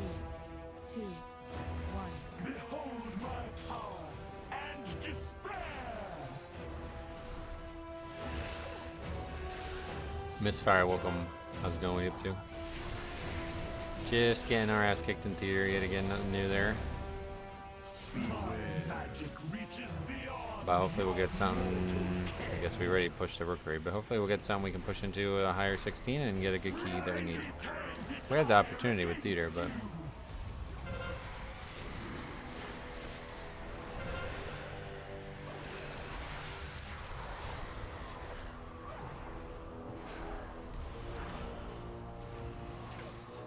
Did you put Fallen Crusader buff on the weapon? Oh, yeah, I mean, yeah, that was a while ago. Wait, why? Oh, yeah, because I had forgotten that one. Is that what you were saying? Yeah, I think somebody, maybe it was you, somebody reminded me that I hadn't done it at the end of that stream and I got it done the next day. After that weapon and what, that first week of the turbo boost thing, yeah, I forgot about it then.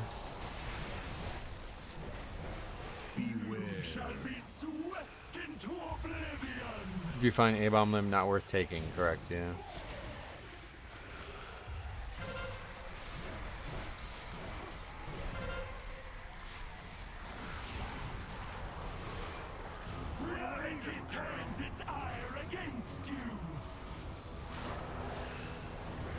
I always forget too. It's such a strange thing to have to go there, you know? I never go there for any other reason, so. So many things that if it wasn't for the stream and the channel and stuff, I would never, like, I would just forget the whole season, I think. Or eventually I might look at my weapon and be like, oh my god, really? But it would probably be many, many weeks.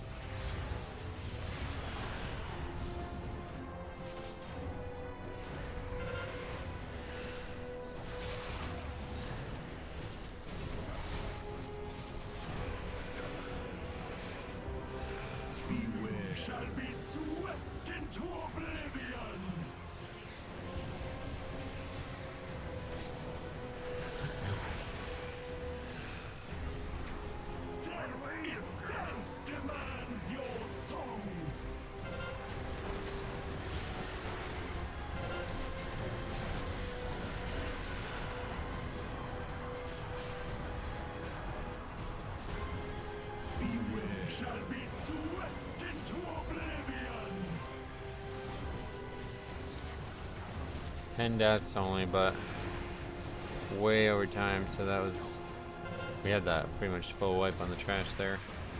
Everybody just sat dead for the whole time.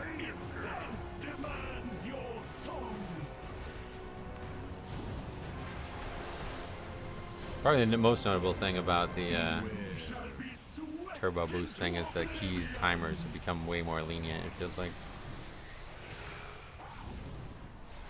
There was times when I thought like upgrading this key was going to be impossible, but now it's like you seem pretty comfortable as long as you do it clean. And we got our weekly done. Yes! Moldretha has been defeated! I can hardly believe it! All hail the new champions of the arena! Okay, good. Victory and glory are yours! May you fight forever! More walkers!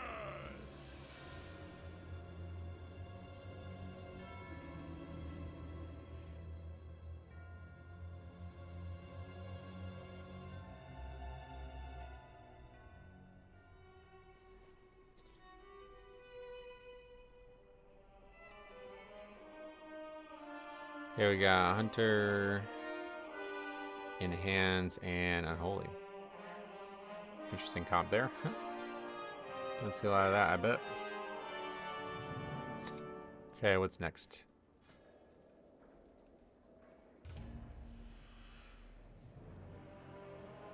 Mother load, alright.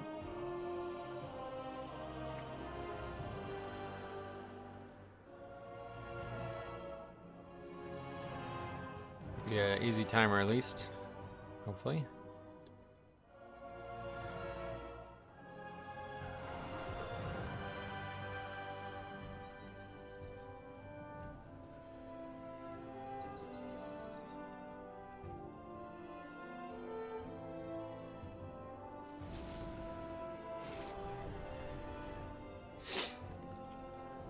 Can I come to your 15-mile load? Sign up.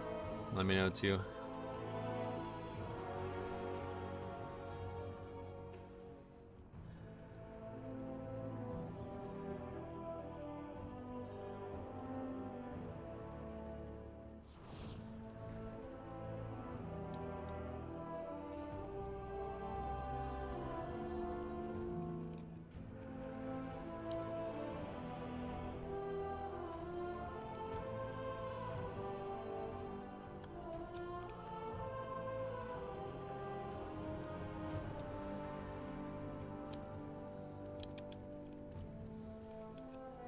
One of these people, you? Which one are you?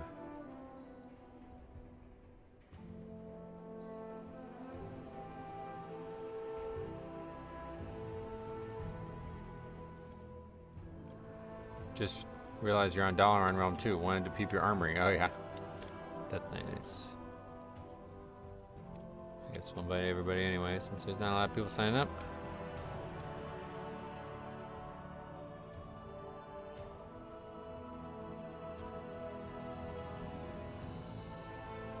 Oh, that's you. Sweet, welcome. Did you change your name? Oh, this is like your other account or something, right? Jasmine, what's up? Welcome. Metro, what do Thanks you think is for the the best donation. healer for Mythic Plus? Blood Death Blood Knight. Death Knight. Very generous. I really appreciate that. Money has continued to be a big issue these last 2 months, so I really appreciate anybody who's been generous in that time. Thank you very much for that.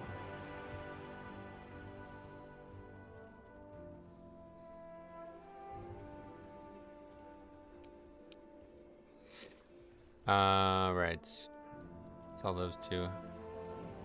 I have an extended supply of goods for Outlanders. My thanks. Guess we'll get arranged. Try it. It's that guy's enhanced, right? Yeah, it's the guy from the last key.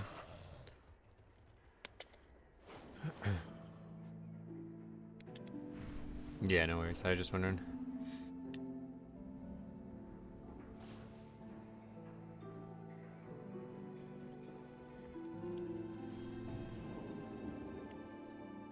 I really enjoy the content, and I'm finally in a place where I can show some support. Well, that's awesome. Thanks very much for that. That's very generous of you. I appreciate it.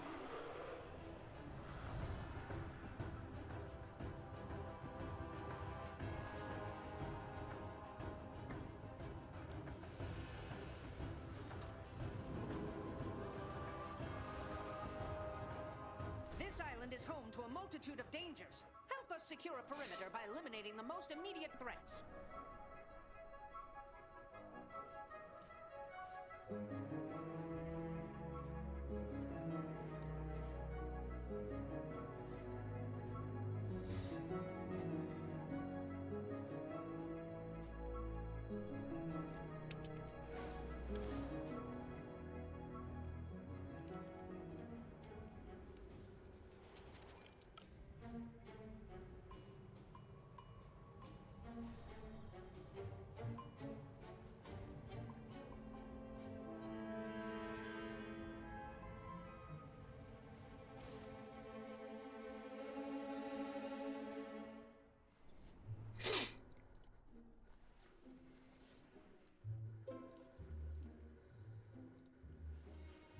Oh, you had to leave. No worries. Oh yeah, why are we here? What the hell? Metro, what do you think is the best healer for Mythic Plus? Blood Death Knight. Thanks a lot, Roger, as well. Back to the blood pool. I appreciate you. Death Grip tier as well. Very nice.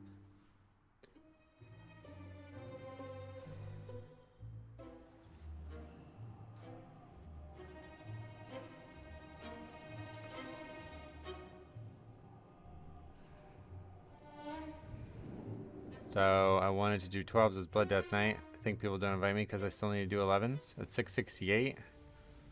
I don't know what people would be looking at as good, but that seems pretty low at this point in the season.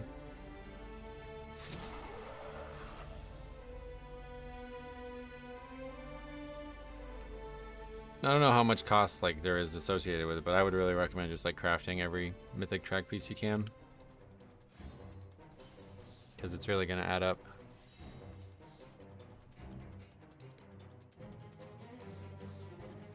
Thanks also, Roger, for saying that you're enjoying the content and you're happy to support. I appreciate that. Is it okay for a key? I'm sure it's not bad, but it's still really low. Like, it's like 15 item levels lower than the max right now, so there's going to be people signing up that are at least 10 item levels higher than you, right? So it's not always the case that you get you don't get deselected. It's just somebody else gets picked instead, you know? So that's kind of the issue.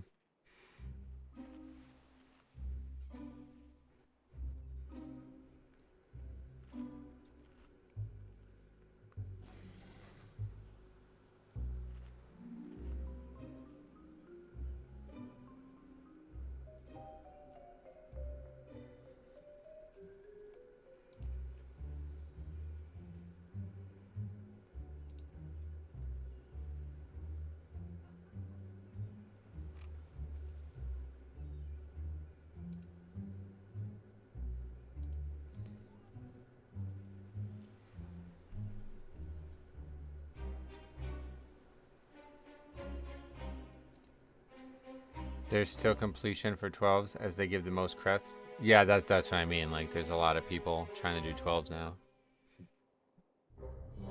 You're gonna be in a sea of people.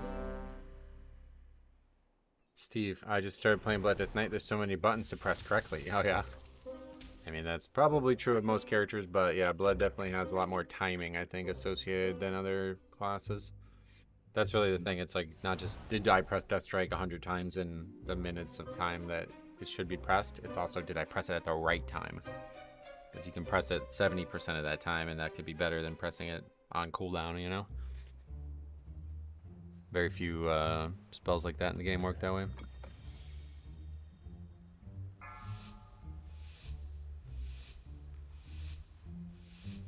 Five, 4, 3, 2, 1.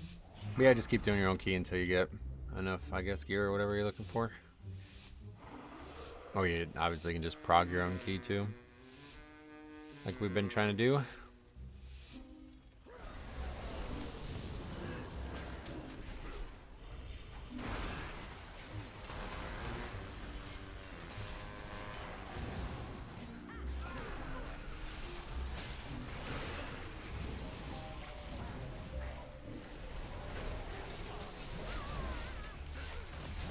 I've been pushing 10s, but I was hoping to finish at least some 12s with some of the pumpers.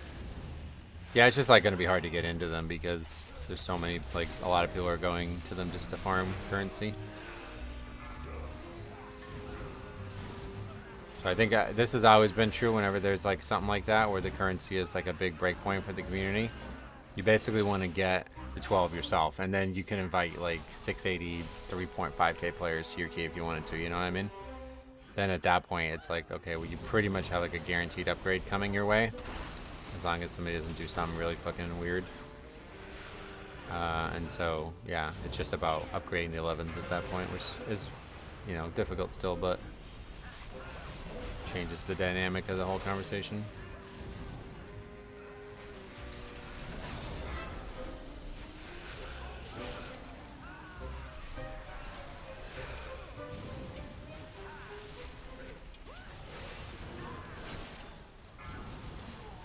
Making my own key is an absolute breeze. I get groups extremely quickly with great players. Nice. Good to hear it.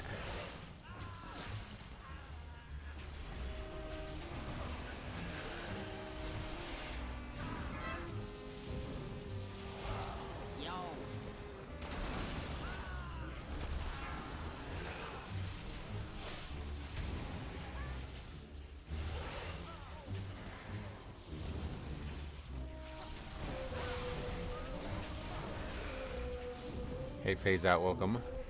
Hope keys are going better today. Yeah, definitely better than yesterday. Although we didn't really get to do a lot of keys yesterday, but if you're wondering how much of a difference the item level makes, look at how those two pulls are going and how they went in the first 15 Metro did. Oh yeah, well that's definitely the case. Yeah, it's like night and day. And I would have been higher than 668 the first time we did them, I bet too. Maybe not actually, but yeah, either way.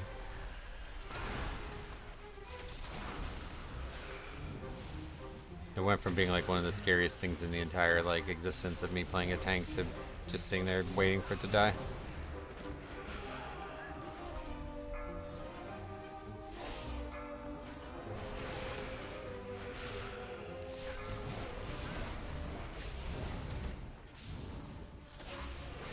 Hey Wonder Boy Jake, welcome.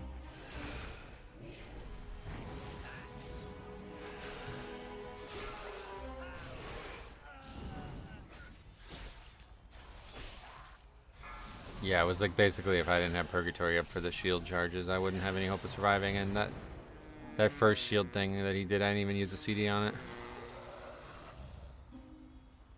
For me as a Brewmaster, even like 2 item levels is a huge impact. Yep. Yeah, I mean, tanking is item levels so important because you get your primary stat, you get armor, and you get stamina. There's like DPS that matters, but it's going to be way less likely to impact your actual success rate than a tank.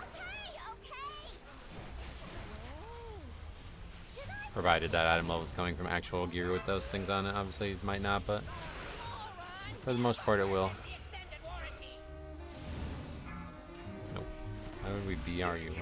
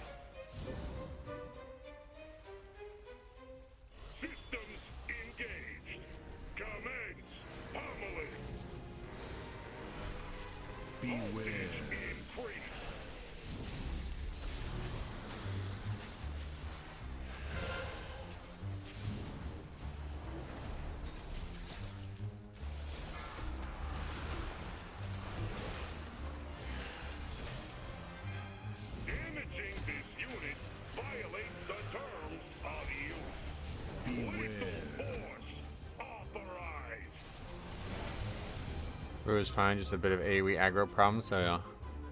Yeah, I guess it's a lot better than it was. I don't know. They made some like mid-season buffs at one point, and everybody said it wasn't going to make much of an impact on Brew, but it seems like it did. Because they're a lot better off in terms of their actual overall outlook than they were before that. I think they're still the worst Pug tank, from what I can tell.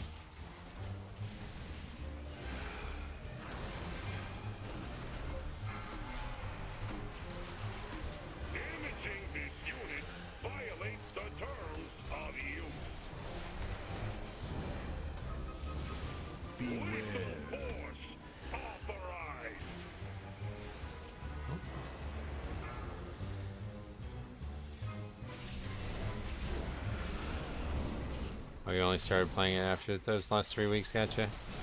Yeah, that was a while ago. I think it was like week 8 that they did those changes. Yeah, you just gotta work harder on Brew than any other tank from what I've seen, and that's obviously gonna really hurt in the Pug world when there's already so many things that are going wrong.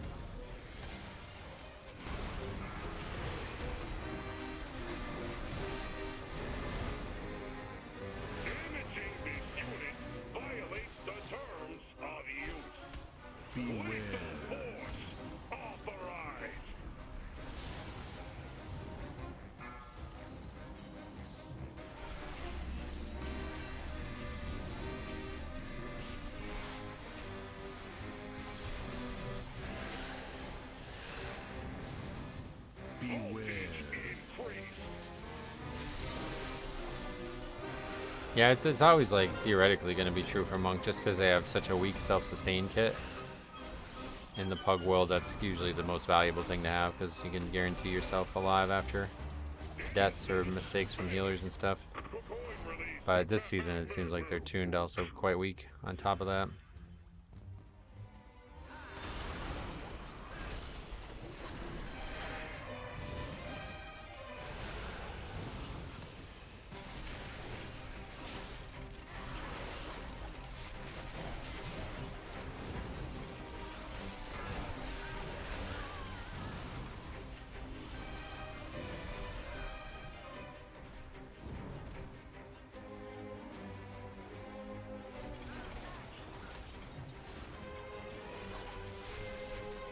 It's not that bad in terms of self-sustain. You have several healing spells. Oh yeah, but does it actually, like, can you solo shit?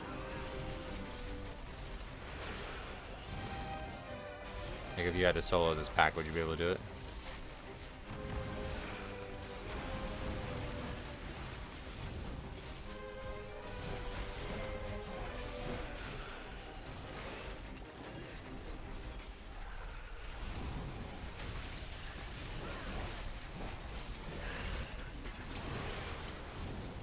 It would take a lot of time. Well, I just mean, can you survive it? That's what I'm talking about.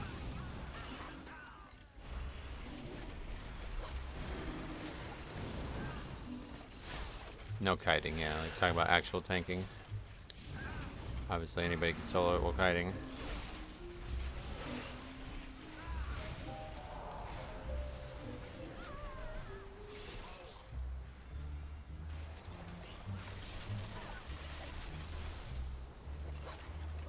Yeah, I was told that they just had a high reliance on the healer, but again, that could be maybe more at the beginning of the season before the changes came, but I mean, I think we saw that in that video from this weekend where the guy just like dies in 30 seconds of combat.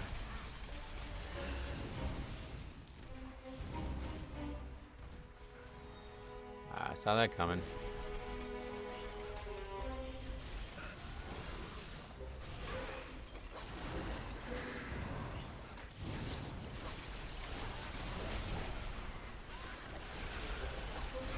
Yeah, and that's the thing, like, oftentimes, like, empirical statistics may not indicate that there's a problem, but it's all about comparative statistics. Like, if you look at the difference between Vengeance Demon Hunter and Brewmaster, you're gonna think that they're awful, like, you know what I mean? Even if they're fine, like, even if it looks like they are fine, and they act like they're fine, and they're progressing like they're fine. If you compare the two, it's gonna make a huge impact on the person comparing it. Hey Jeremiah, welcome.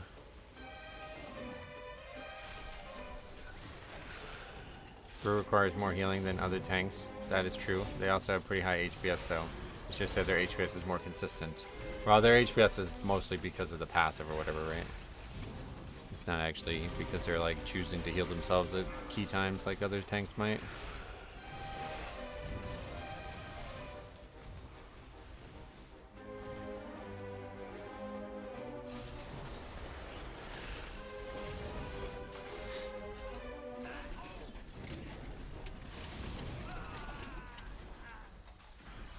Brew's HPS depends on how much they are hit. At lower HP, you heal more. Also, at higher stagger, you heal more, right?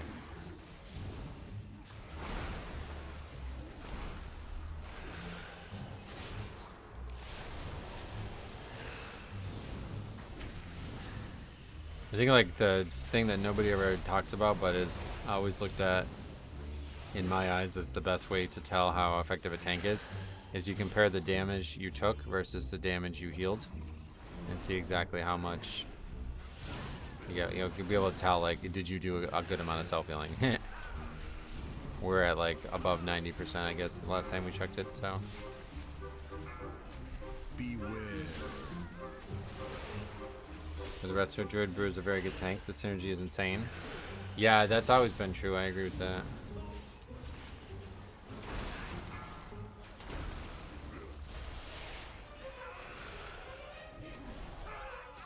Plus they have you know, a short external too.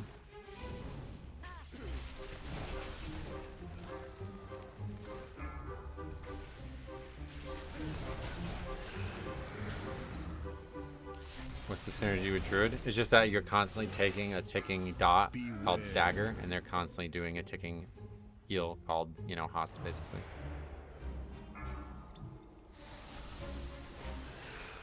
So it should more directly counter your Beware. most like obvious defensive element. You're a guy, welcome back.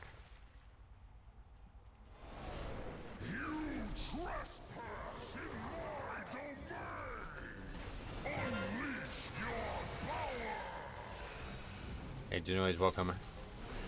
Isn't it funny how Blizzard settles in on the meta and make balance patches tuned in a way that doesn't change the meta? I mean, that's not really how balancing works in any other game. That's not true though. They actually just did some. I don't even know what it was, but there was like a big talk about the way they design their game and how they're trying to improve at it. And they basically confirmed that they, like a lot of the times, people are asking for changes to classes that are theoretically fine in the mathematics side of things. So they make changes that are there to placate players rather than actually change things. So yeah, the situation there is not actually on Blizzard's end. It's on the perception in the community, it seems. Or perhaps you can argue that it's there because of utility, which like usually gets left out of these conversations.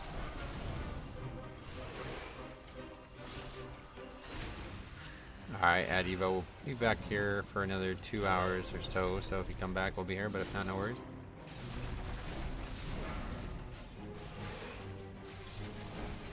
Numbers are typically close. Utility is the divider, yeah. Usually. Sometimes there's outliers. If I was in charge of balancing, what I'd do is give other tanks as much CC as Vengeance have. Yeah, see, that would be a huge misstep because then you would have this weird arms race against the content. Like, you'd have, like, the content now being nerfed across the board just because you gave all these tools that some tanks have and some don't to every tank. Because if you do it with just Vengeance, then you need it with every class, you know what I mean? So then you're talking about giving, like, single target grips to Paladin and shit, like, it just doesn't really... It's artificially... It's making tanking less... it's making it harder to keep it balanced long term, I think is probably the best way to put it. And compared to previous seasons and expansions, a lot of the raw numbers are similar, but the utility, spec, and class springs seem to be more meta-defining. Right, that's basically what they were saying. Like, there was a time when there would actually be like a 20% delta between the top specs and whatever else. You have the median or whatever the bottom. I don't know how they actually worded it, but they were talking about there was a time when there was actual great statistical imbalance, and people seem to be more upset now, despite the fact that there is actually less statistical imbalance than there was in the past, simply because there's more competitive content in the game, I think, compared to those days, and people demand more and more. I guess entitlement encroaches on the game more and more each year.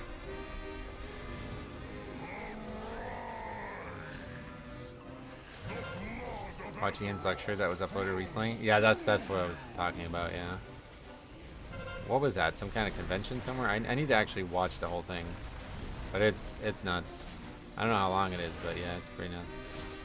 They pretty much explain like the entire game design philosophy that has evolved over the last 5 years or so, maybe more like 10 years, but definitely from like WoD to now, it's 100% like all encompassed in that conversation.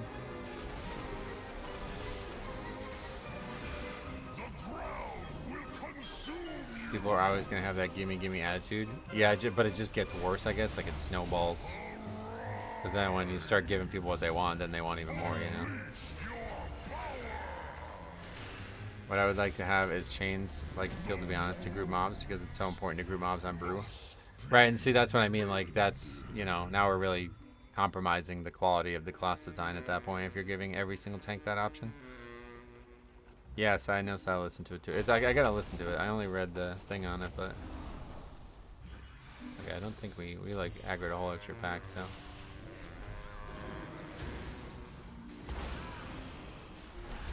Beware. Not sure what we need here, but presumably that pack gave a lot of count.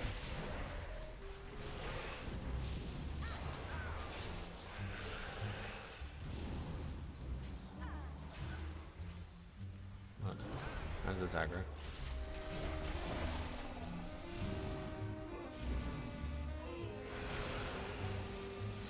I did a 2 on Blood Death Knight on Sailing. It was quite fun. Oh yeah. I think the StarCraft example is everything you need to know about balancing if you were quick to complain. What, did he give that example in the lecture?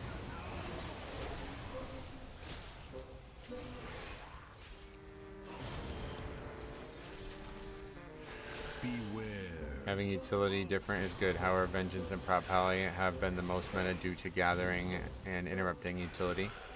Druid has had some good utility as well. It's just not easy to use. Yeah, and so those things are more about the design of the content, right? Like, it's not really about the design of the class at that point. It's a good thing to have strong utility that creates a niche, I think. I guess this is intelligent game design, if you ask me. It's unfortunate that the community obsesses over this stuff so much, but it's certainly better than having all 6 tanks have the exact same spells.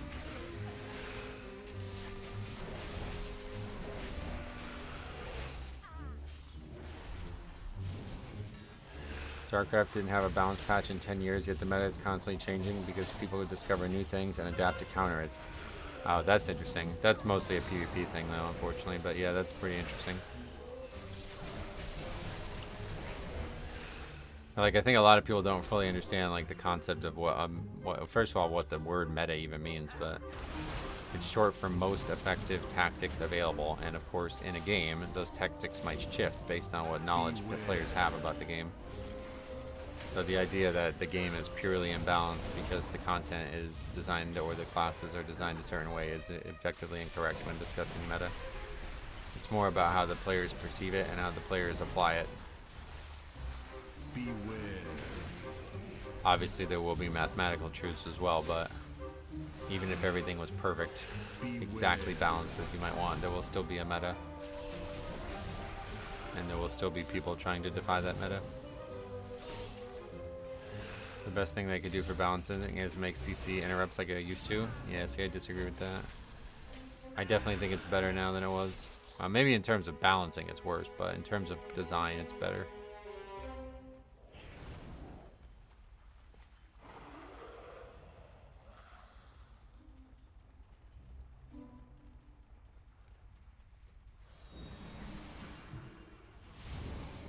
The stops no longer interrupting is such an interesting example.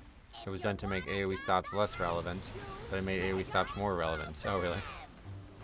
I think it's definitely better because I mean, in my experience, it's made it a lot more like how it should be, where you have to actually care about what spells you're using when and try to, you know, actually use your real interrupts to stop stuff. I think that's way better.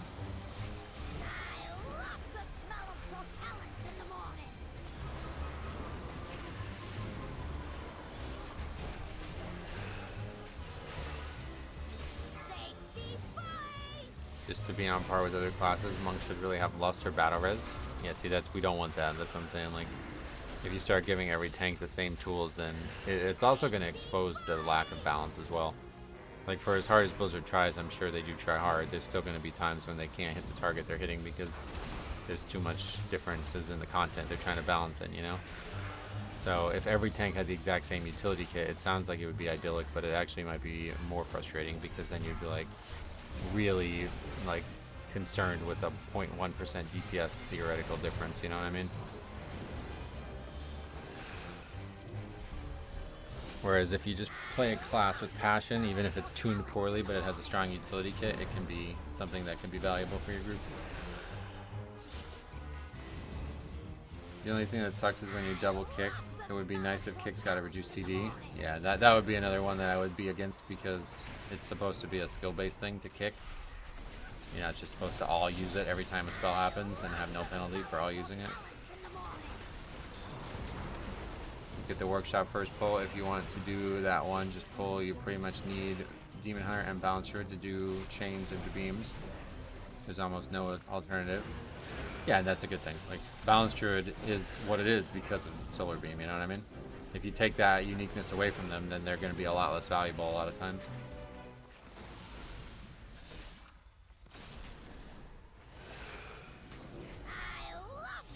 Thank God Fury has a strong utility kit for Mythic Plus. Javante, what's up, man? The part that sucks is when someone stops just before you interrupt and then it immediately starts recasting. Right, that's what I mean. And that's like a pug, you know? It's like a pug thing. So there's supposed to be that.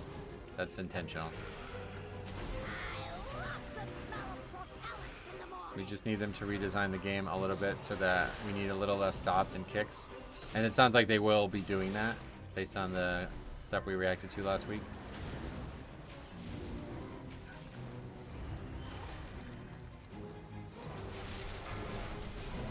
Also depends on what level of play balancing is based around. Yeah, that's a great question. I don't know the answer to that. I assume they try to look at every single level and try to make it equal, but it's probably very hard to make that happen. Because like historically, things like Shadow Priest were only good in higher keys, things that had higher health pools, stuff like that, you know? It's hard to imagine them balancing everything perfectly in all levels.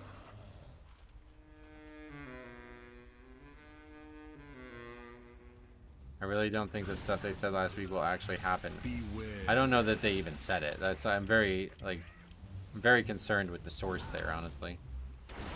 I have a lot of trouble believing a PC gamer on that topic. Beware.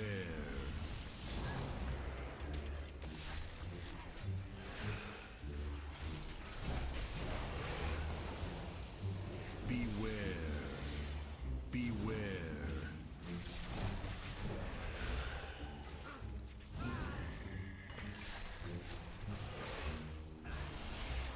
Beware.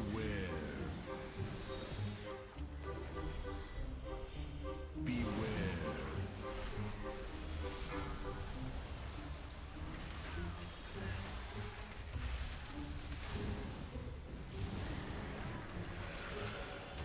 Beware.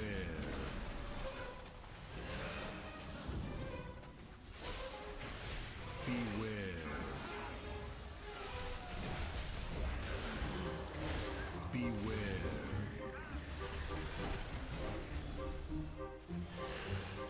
Hey Metro, I was discussing this with my pug group yesterday. Do you think there's a minimum item level you need to do 12s? No. You mean like theoretically? No.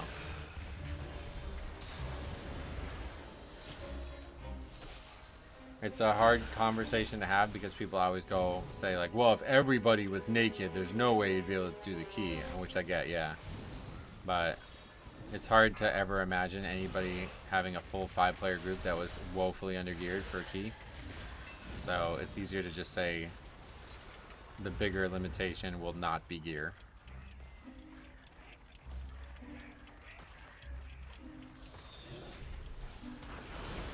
PC Gamer is basically a propaganda outlet, are they? I don't know anything about that kind of stuff, but all I know is that I do not trust non-World of Warcraft, like let's just say players in general, but non-World of Warcraft publishers for discussing World of Warcraft topics with nuance and understanding of said topic. I've seen this a lot over the years where people who try to cover WoW that don't actively have a foot in the game are just like making blanket statements about what other games sound like they're doing, whereas in reality it's like the complete opposite usually. Right, a lot of the game journalists don't actually play games actively, yeah. I mean, I don't even, like, that's not even surprising. Like, if you work for PC Gaming, you have a full-time job there. I don't know how that part works, but, like, I imagine you do 40 hours of work. Like, how do you then have time for all these different games that they're asking you to cover, you know? I think the job is be a good journalist first and be a gamer second. And that is not somebody I care to get news from for gaming. It's a bad idea for a company. Hey Neo, long time no see. How you been? Right where you belong, under my heel.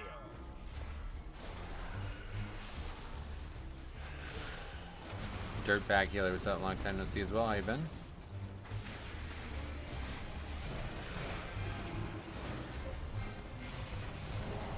A lot of gaming news sites are just aggregates of press releases. Right, and that's the thing that scares me the most about that website, is that was trying to act like it wasn't.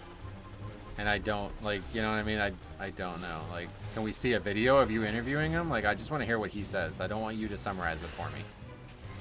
I want to hear his words. And I want to hear what you asked him, because I worry that your credibility is in question here.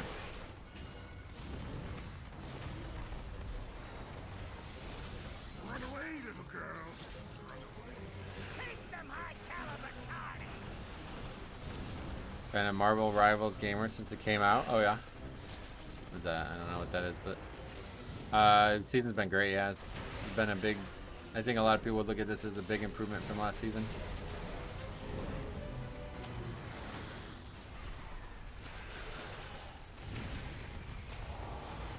WoW coverage in gaming media is horrible. Always feels like it's written by someone who's never gotten out of Elwyn Forest. That's what, and I think it's actually true. Like, I think that's just true. I think most people who cover WoW that are not part of actual WoW communities are just being paid to make the video or article, and they don't actually know anything about the game, because the game requires, like, I mean, you know what I mean? Like, I've played this game for 20 plus years now, and I still don't know everything about it. It's not even just about, like, concepts like that either. Like, there's things that could be different just from different class perspectives or role perspectives, you know what I mean? So with 20 years of experience as a tank, it still may not make me qualified to ask questions about something that might affect healers, you know what I mean? Like, there's so many different variables. It's almost like kind of ridiculous that you would even try to ask general questions if you do not have that acumen behind you. And that's the number one thing I'm worried about with these publications, because I don't think they care. Like, based on the quality of their articles, typically, it seems to me that it's more about the brand and that, you know, is hindering their ability to actually ask good questions and make good articles and make good interviews. It's hilarious how much of it is copied homework. Every creator website was saying the same wrong info for Visions for a month. Oh, really? From where? And then they said it was changed for live, but it had the correct info since PTR. That's funny. Yeah, that stuff always bothers me. I mean, that's what I mean. Like, there's really no journalistic integrity in the gaming community, honestly. If you don't get a first-party source, you're basically just copying from what they said to somebody else. To be fair, the people covering WoW in the gaming media play more and know more about WoW than the average WoWhead commenter. I think at least they're trying to be truthful, whereas a lot of the WoWhead commenters are not. But yeah. Several of my friends were part of a guild that had a news article written about them in Burning Crusade that the guild went on hiatus immediately following the article, and the writer got fired. What was the story there?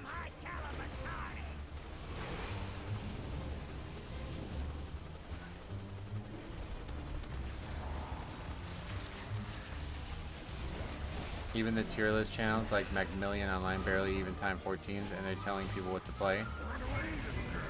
Yeah, I don't know anything about that guy, but regardless, the thing is that, like, you know, okay, that's a whole different conversation, first of all, because that's talking about opinions.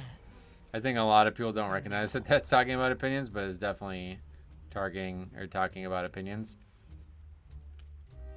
What we're talking about with this Ian interview is a fact. Like, it's news. It's not an opinion that, you know, there was no opinions here, so those are totally different. But regardless, yeah, there's definitely, I agree with your ultimate channel that's saying, or ultimate statement saying that WoW has a gap of skill versus info ratio.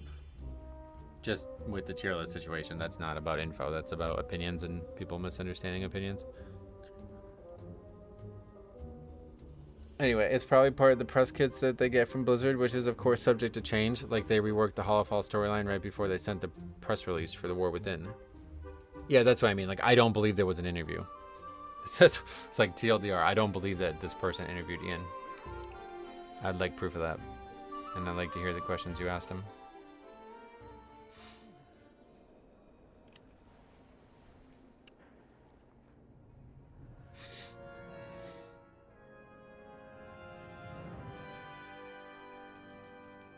Alright. Let's see. Oh wait, we gotta put that on the chart. Forgot all about it. Good afternoon, Dave. Welcome. Just got my lunch and watching the stream. Sweet. I miss old school EGM and Game Informer magazines. Oh yeah, I remember the good old days of gaming magazines, man. That was awesome. Nintendo Power. I used to have that every month. I think I still have some of the copies upstairs in the attic. Yes, Stewie, if you want to come, you can. I could use you. Extra grips. I'm gonna run the bathroom quick though.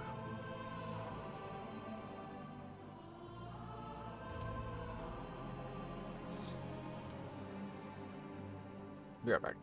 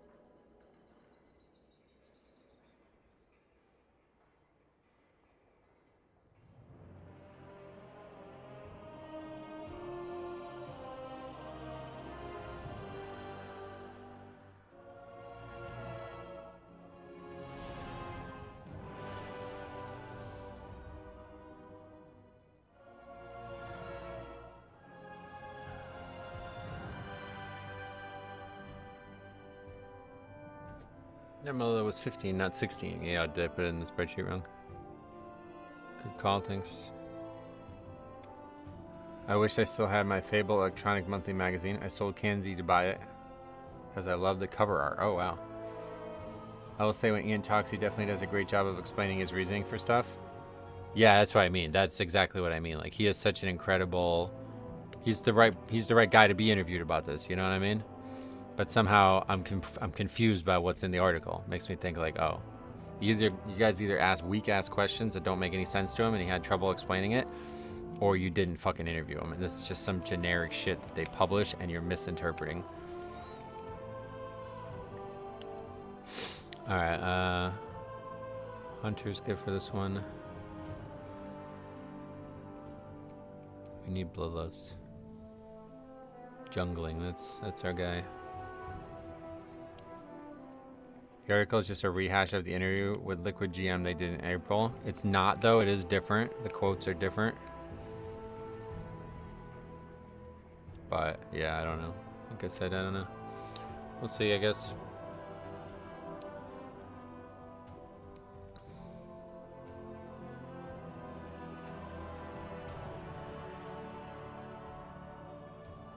I really need to wash my cup.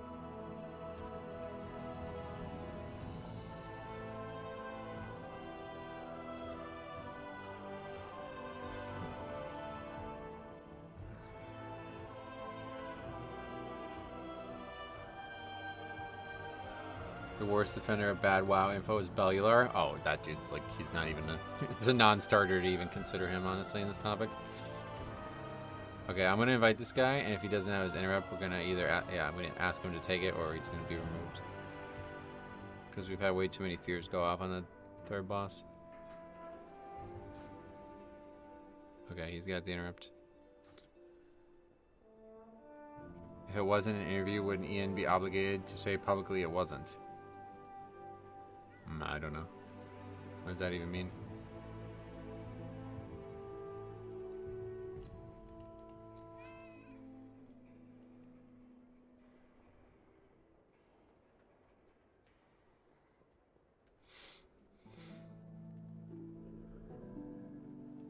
The guy actually has 9 logged runs. That's like the most we've seen from anybody.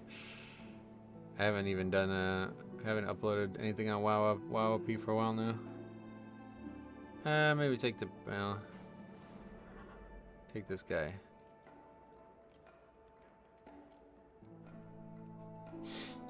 Nice bulky situation at least. Well, spit it out. Glad I could help. My guess is they emailed him a couple questions. That's why it's all cut up. Yeah, that's what I mean. Like I just need to see more, like to trust the source, and obviously we're not going to see more, so I'm not going to trust the source.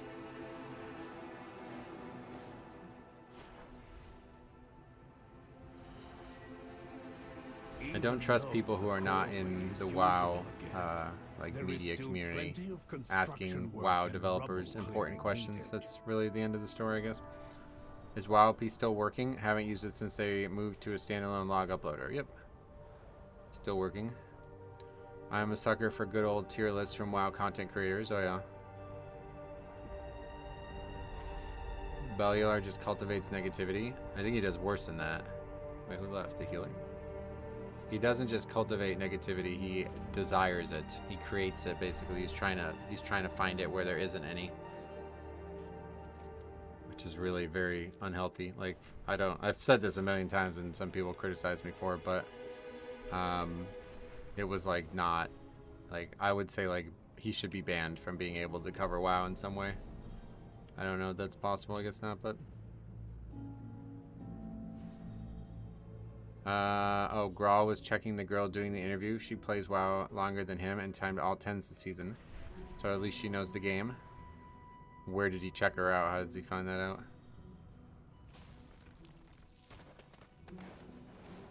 The problem one way or the other is that it's going to be hard for me to believe is that unless there's an actual, like, you know, I guess proof that the interview happened, I'm still not going to believe it no matter who the person is. But if that's true, then that's a little bit of the problem gone, at least. He said so on the Bench podcast. Oh, okay. Yeah, I mean, I don't know how that information would be public unless he contacted her, but I think Preach is one of the better content creators that stays neutral. Really? Yeah, I disagree with that. He's been far more on the negative side, especially during the years where negativity was prevalent.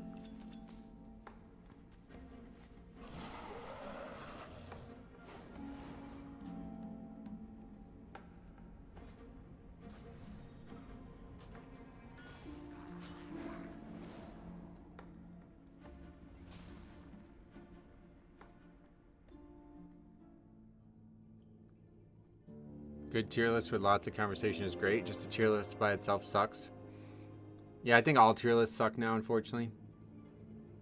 It's perpetuating this really bad thing in the game where there's people who are trying to answer a question that they shouldn't want to answer. Like, hey, tell me the best thing. Well, that's a really complicated answer. No. Tell me the best thing. Okay, it's this. All right, see ya. It's like, no, that's not how it's fucking working, bro. You can't ask that question and get an answer to that. Like, that's just not how it works. And so a tier list is like, it's not possible to make a tier list because there's too many nuanced perspectives. So you're going to have people come into this who are like expecting an answer to their question, and then they get the answer to a different question and they apply it to their question. And so you're basically just confusing people by making this content. This is why I stopped making it. I used to make those, like the one that Griffin posted in the chat or in the Discord chat, and I used to make these and it used to get a lot of views and it was a big part of why the channel got started, but it was such a fucking pain in the ass to make them because every single time the comment section would be filled with like, lol, this guy, he's wrong. It's like, I'm just giving my opinion on this shit, dude. If you have a different opinion, make a different tier list. How could you say this? It's like, brother, it's just an opinion. I don't know what you want me to tell you. Like, I didn't base this on any statistical data. You know what I mean? Like, and so there's a lot of people like that who have no idea what they're watching. And those are the people like that you just can't answer their questions. Like, you don't want to help them because they're going to confuse other people too.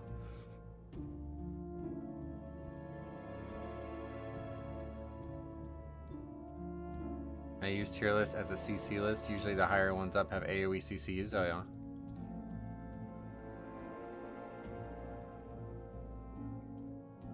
What else? Oh yeah, if you didn't watch Preach earlier, yeah, no, I wouldn't put him in that boat.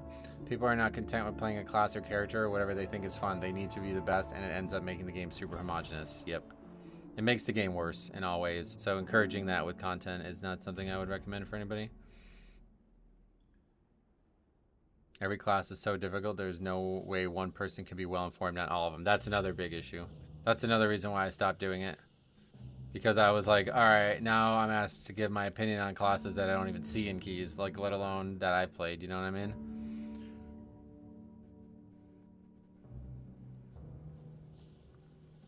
As a Holy Pally main, I get no invites to key levels I'm at. People are waiting for Disc or Shaman. Luckily, we have Elsamir to prove everyone else wrong.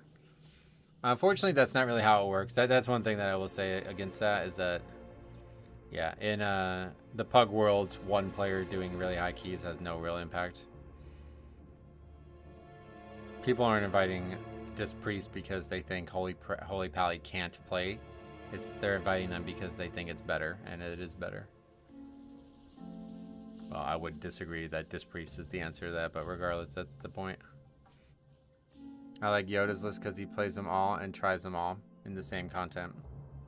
Yeah, and so then you come to a conversation about, it's like, okay, is this guy's experience mostly high-end content? You know what I mean? Like, is it pugging? Like, I know he does a lot of stuff, but just in general, like, there's just, like, so many variables that, like, you can't ever be sure that the person is nuanced enough to be able to answer these very complicated questions that you're trying to break down into a fucking list of things.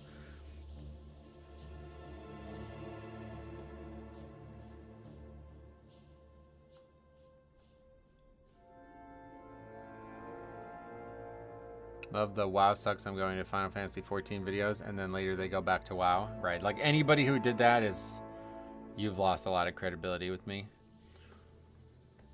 There's a couple. I try not to keep bringing it up because it's been a while now, but there's a couple people out there who are still relatively large WoW influencers who betrayed the game.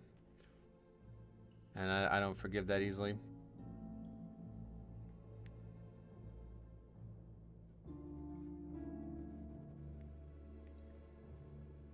Whenever I'm on my DPS alt, I feel very scared with Dispriest. Oh yeah, no, Dispriest is terrible for pugging. I was just saying in general that just because one player is making Brewmaster or Holy Pally or fucking Affliction Warlock or whatever you'd think are the worst specs, they're doing them at high levels does not mean that there's any proof that that is not a bad pick for, or is a bad pick, or isn't a bad pick for pugging. Josh, wow, what's up, buddy? Welcome. Nothing better than seeing Metro live. I appreciate that. We've been live for a while. I had to start early today, but we will be ending early too. I did a key with a Dispriest at Duns 20 the other day. I've never felt so safe in my life. Yeah, that's another thing. Is like actual good Dispriests are so different from your like average priest.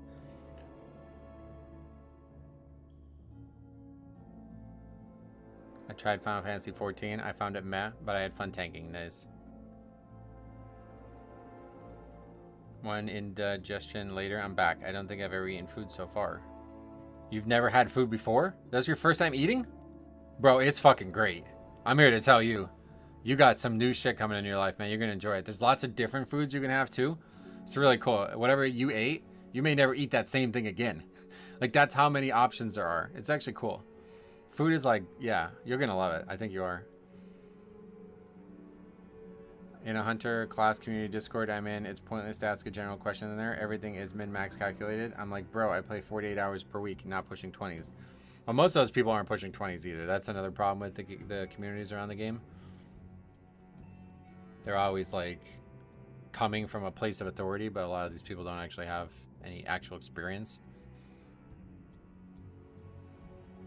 If you look at high keys, there are only oracles.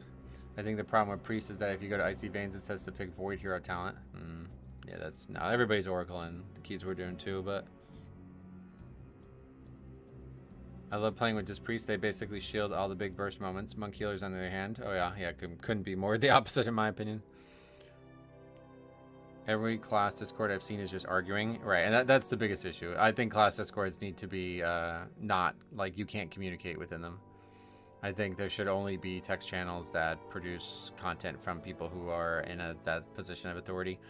Because you have this idea where like, oh, I can join this Discord and talk to other people about things. But there isn't any actual talking there. They're just like super like, no, shut up, you're wrong. Go look at what we did. This is how it should be done. Don't even question it, you know? So why give me the opportunity to talk? Like, if it's just like a website, then just make a website. What is the point of the Discord at that point?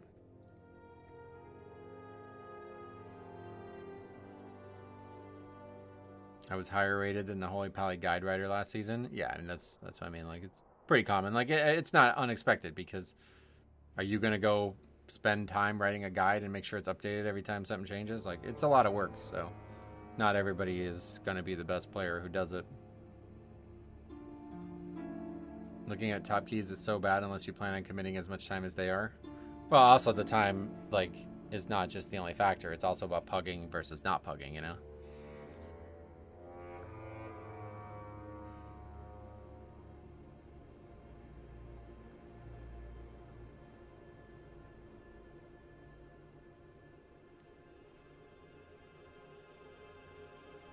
In fairness, I think the entire class Discord assists in writing the guide. Oh, yeah. Wow, yeah, regardless, it's just like, it's rare that the best players in the game are also going to take the time to, like, try to educate you, unfortunately. So it's often coming from people who have, like, I feel like there's very few people who are truly altruistic in education in this community. Like, in real life, you see it all the time. It's most, like, there's like a nurturing trait that a lot of, especially women have, but regardless, there's a lot of people out there who are true nurturers. But in WoW, it seems the complete opposite. There's a lot of education that seems like almost duplicitous or like double-sided. Like, I'm educating you on something, but just the things that I think you need to know. And I will not encourage you to, you know, this or that, you know? Whereas, and okay, and then on top of that, there's even the people who will like refuse to educate you because they believe that they have an advantage over somebody and they don't want that knowledge to be given out, you know? So anyway, there's lots of stuff like that in the game, and I don't think, you know, if you want to try to educate people, just, that's fine, you can go and do that, but if you're not going to actually allow people to talk about it after that, then don't bother having the text chat. I think both Icy Veins and Wowhead are only updated when a raid releases. They also didn't update the trinket tuning, right? I have no idea. Warrior needs a lust, agreed. That one makes a lot of sense. I'm hoping to wait for a hunter here, but I guess at this point we'll just pick whatever. Guess it doesn't really matter.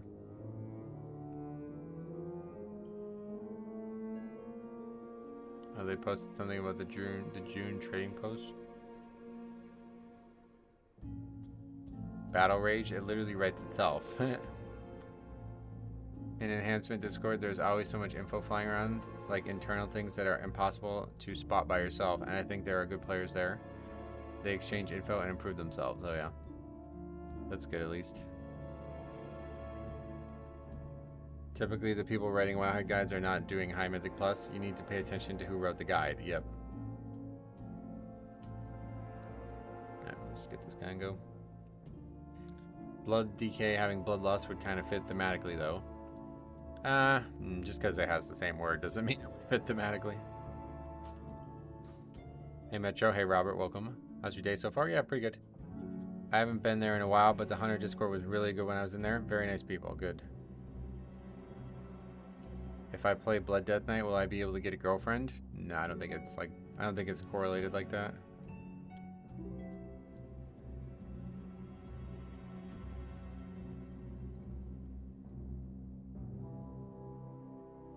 Oh wow, look at that. That's nice.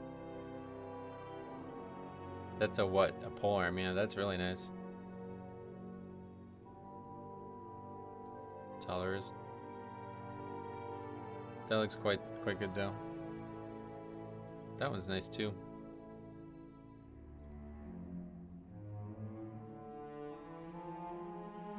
Yeah, it's the new trading post stuff. Blood Death Knight is the best healer. I'm sure someone out there needs a good healer, right? Problem with Discord servers is also just so much of the information being shared is just lost compared to an actual website. Yeah, that's what I mean. Like, yeah, if there's no productive conversations happening and everything's just like, you shouldn't ask this question, you should just look here, then why bother having the place to ask the question? Hunt Master's Lodge is decent. The Discord I'm talking about and didn't want to mention is insufferable. Oh, okay. Buddy of mine was the Wowhead writer for Havoc Demon Heart for years when he was maining a Warlock. Yeah, that's also probably common. I assume these people get paid something, so they don't want to relinquish their title.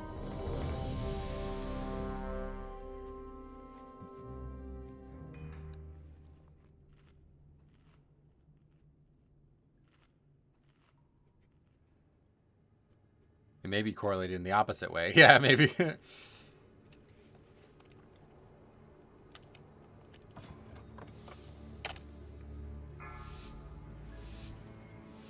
Okay, so we have about an hour left, so this one I want more for sure.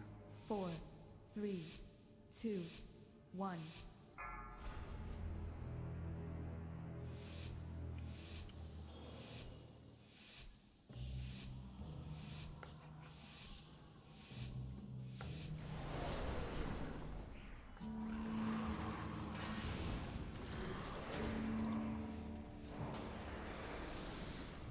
I always struggle to grip that one.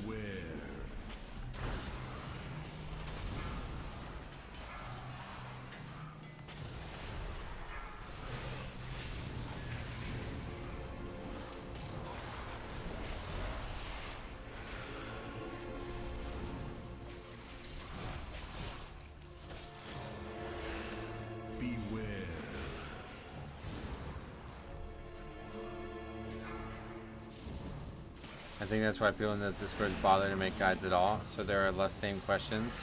Right, that's what I was kind of getting at. Like, there's not a lot of people who are doing it altruistically. Like, they're not doing it to help you, they're doing it just to stop, like, this. They've gotten into it for maybe the right reasons at one point, but it's turned into this thing now where they're just like, okay, listen, stop bothering me, I've already told you, you know? And it's like, alright, well, that's just not really going to help people learn, so. If you don't have the patience to help people learn, then don't bother. But there's just not enough people who want to try, so.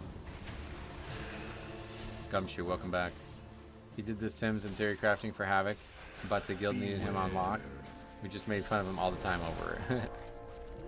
Yeah, so at that point, like, if the only job of the writer is to just run some mathematical calculations, and who can't do that, you know what I mean? Just educate people on how to do it themselves, I guess, instead. I feel like Flavor of the Month specs also suffer from confirmation bias. Someone says it's best equals more people play it equals less people playing other specs. That is 100% the case, yep. That's another thing they talked about in that, like, interview thing, or that lecture or whatever it was. Like, they have all the stats on the topic, and they're saying basically that oftentimes the stats indicate that things are balanced, but people indicate that they're not. And that's a hard thing to parse because, you know, if people are talking about numerical superiority and they're incorrect, how do you take that feedback serious? Not an easy thing to solve, I think.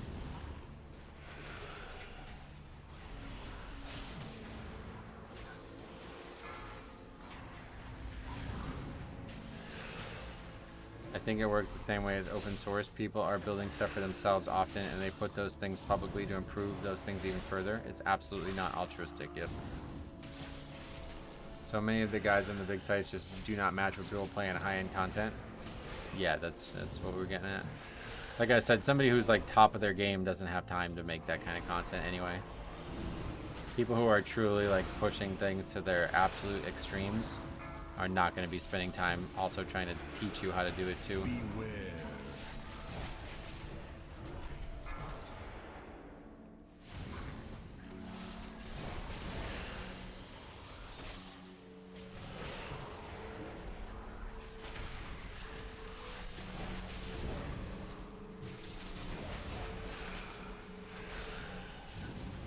Triple tap though. What's up, Mr. Comment? How you doing, man? Only exception I might say is Yoda. He actually makes really solid guides geared towards people pushing high keys. Well, we were just talking about like class, yeah, class specific stuff, but. Weaklings, here we come. Fight Whitebeard, fight Wick, stupid.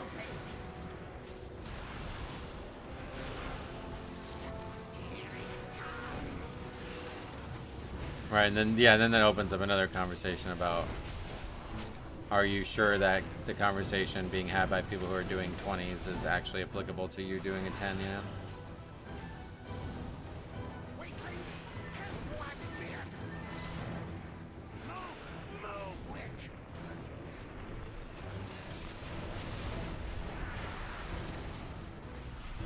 I wouldn't say it's a good idea to just blindly copy builds from top players, correct? Yep, that's what I was saying. Really about getting various sources of information and comparing them. Yep, I agree with that. That's a good way to put it.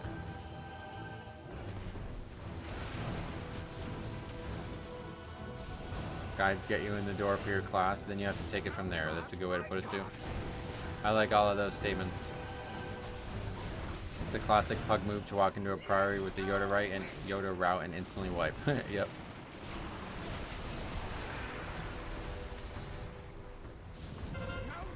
Hey Metro, I've been messing around with Tequila and have to say it definitely improved my performance, so I can't wait for the rotation helper for general player base to give it a try. Sweet.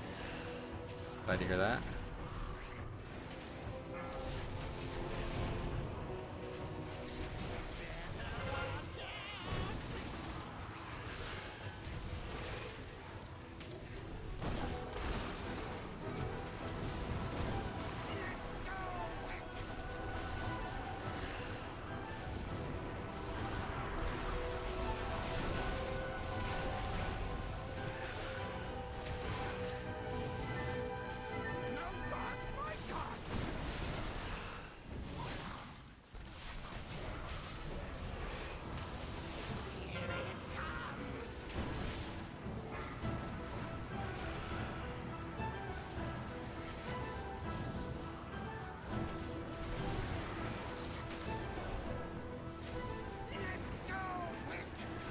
Okay, road to wiper. Oh my god, man, what is with this fucking video game anymore, man? Oh my God, now.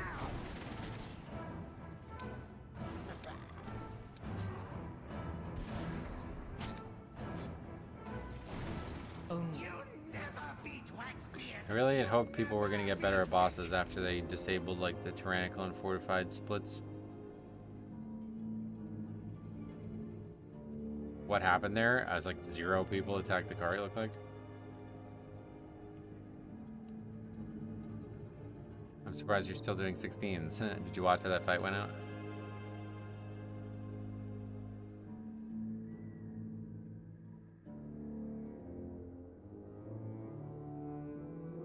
I noticed in higher Dark Flame class, people see 10% boss HP and ignore the cart. Oh, really?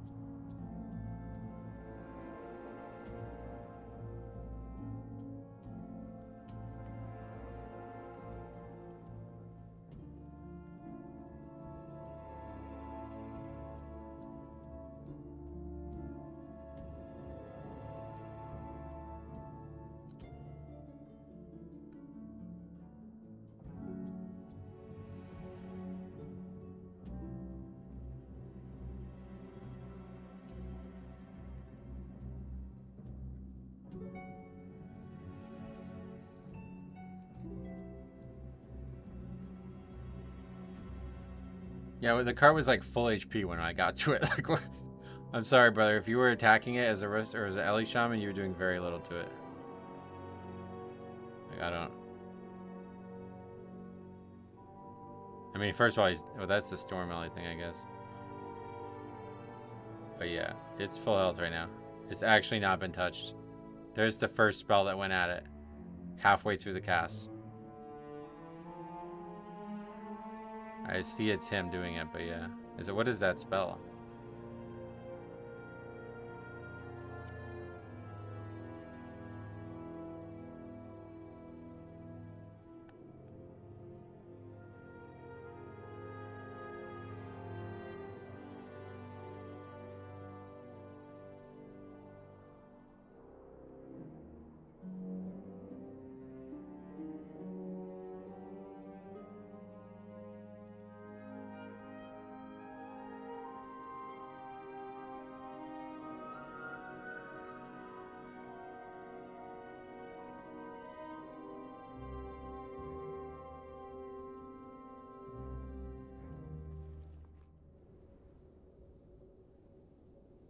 Ice Strike. It looks like he spent like a bunch of frost spells at it.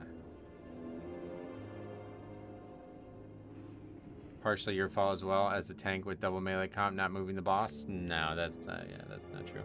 Everybody needs to be ready to switch to that.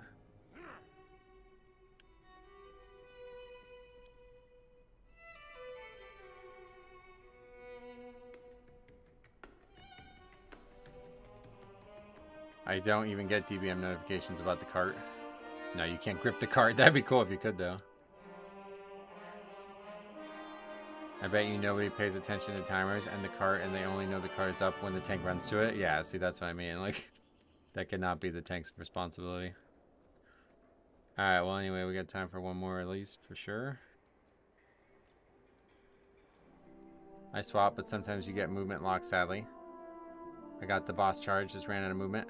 Yeah, I mean, one way there. It was like literally at full health halfway through the cast, so 0 people were attacking it.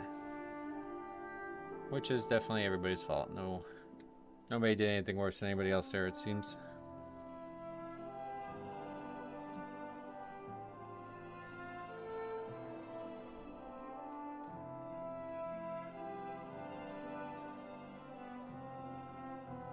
Isn't the boss positioning one of the tank responsibilities? Yes. But the boss positioning was not the reason 0 people were attacking the cart. They were not attacking the cart because they were not ready to attack it, regardless if the boss was there or not. Like, who said that? Tom said that. They probably wouldn't even know it existed if I didn't bring it over there. Oh yeah, that was Frost as well. He's playing Frost now, that's cool.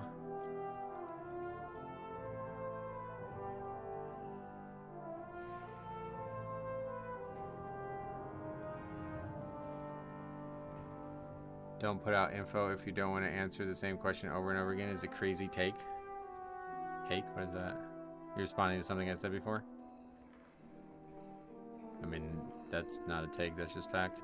Like I said, if there's going to be people, if you're not going to allow people to ask questions about what you're giving out info on, then don't let them talk. That's what I was saying. Why would you let them talk in the first place if you're not going to answer the questions? It is for Cleve, and sometimes Melee have their back to the direction, but saying the tank is at 0 fault is just not true. I didn't say it was 0 fault, yeah.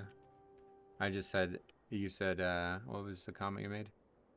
I guess you said partially your fault, so that maybe is the word that's confusing both of us, but the thing that you said that is incorrect is that it's because the boss didn't get moved. That's not why. The fault I made was also not switching to it, but that has nothing to do with the boss. Everybody needs to switch to it regardless of if the boss is over there, otherwise we're going to wipe.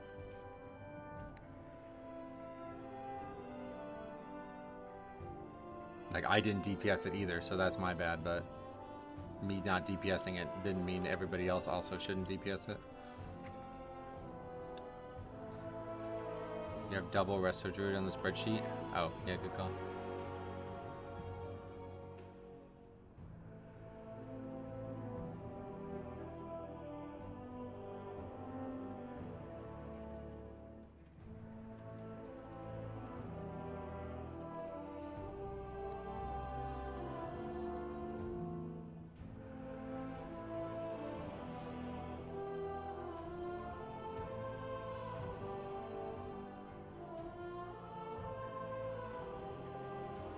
Oh yeah, there's a weak org to help with that, yeah.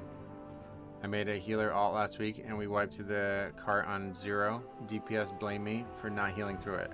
On Mythic 0? That would have been a great one to record, holy shit.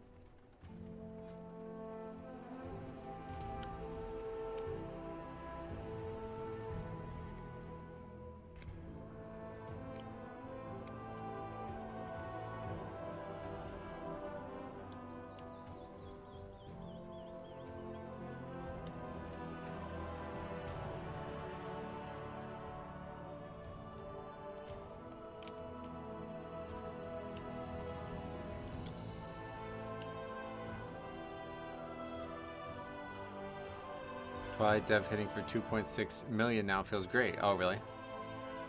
Yeah, I might try to get it, maybe get it done this weekend. We'll see. I had been taking Friday off to make videos and stuff, but now there's like another state championship game type thing happening for our baseball team, so everybody in the town's going again, so I guess I'm gonna go. And that's at 2 o'clock, so now I'm gonna have even less time than I expected to have this week.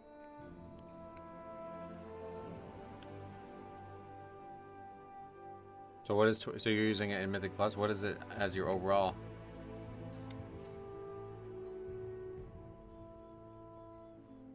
Is this your all-time season high Mythic Plus? No, don't forget there used to be seasons with more than 8 dungeons, right? So maybe on average it is, but I don't think it is either way, because yeah, I don't think it is either way, but regardless, no.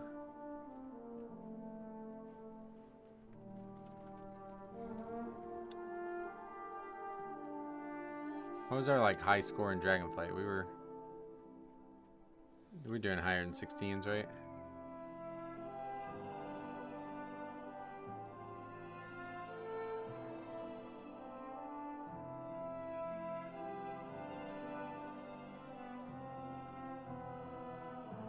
Yeah, Dragonflight's, yeah, we finished season with an upgrade 17. Looks like we probably upgraded a good amount of 17s. We were higher in Dragonflight season 4 alone.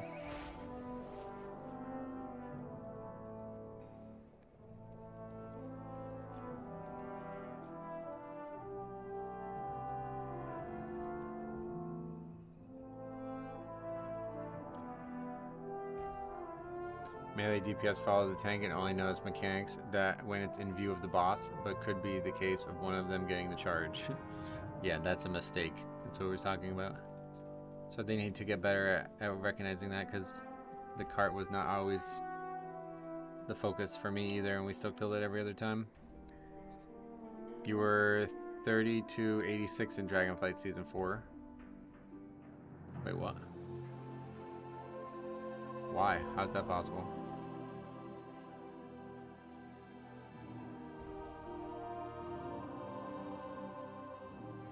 It gave less score or something? What are the odds?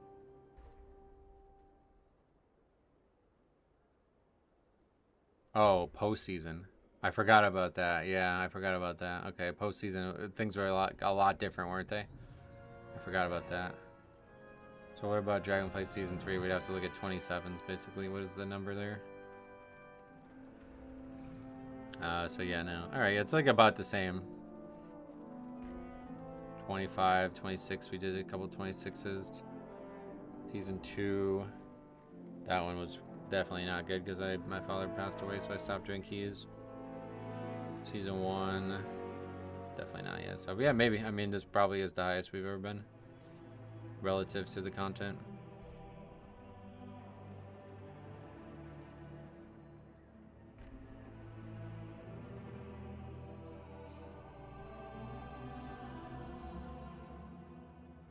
Pallion, like 80% of your Dragonflight keys? What, Holy Pally or?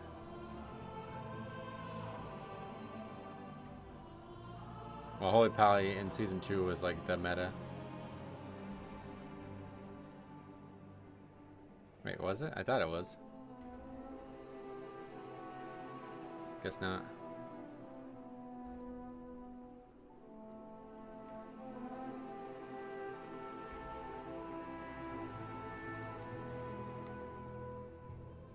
Yeah, either way, all 5 of us made the mistake of not switching to the cart quickly. That was the problem.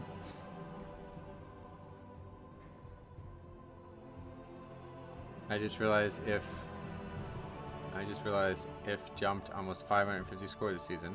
Oh, you jumped, right? Yeah. Well, last season Hunter was like out too, right?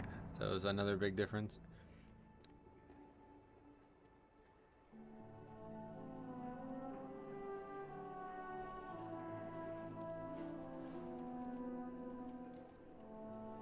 Good tanks have the boss near the cart because they switch to the cart. Is that not obvious?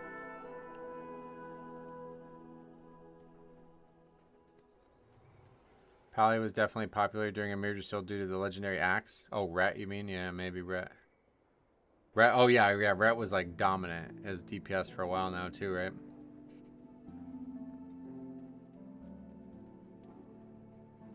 Last season was the season I had the least fun with. Oh, really? Well, good that I'm glad that it's recovered for you.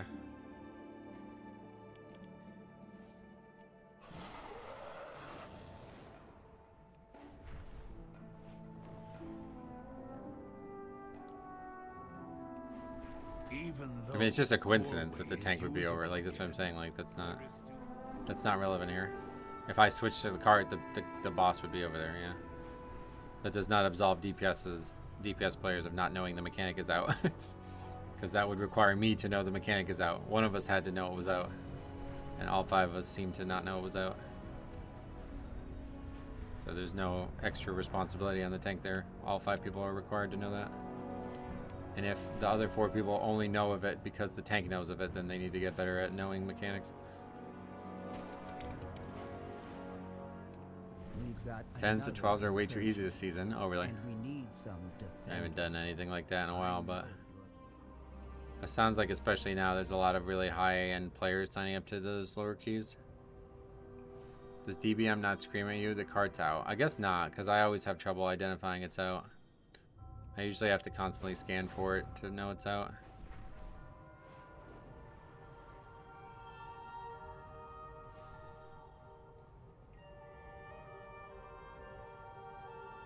Someone didn't get the message.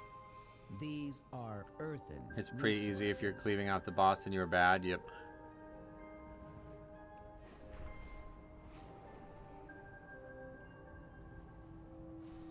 Easy or not, I'm really happy about healing my first 10s this season. Sweet. Yeah, no, it's all about progression. Sometimes all it takes is them to be a little bit easy, and now you'll be propelling yourself forward in ways that you didn't expect before.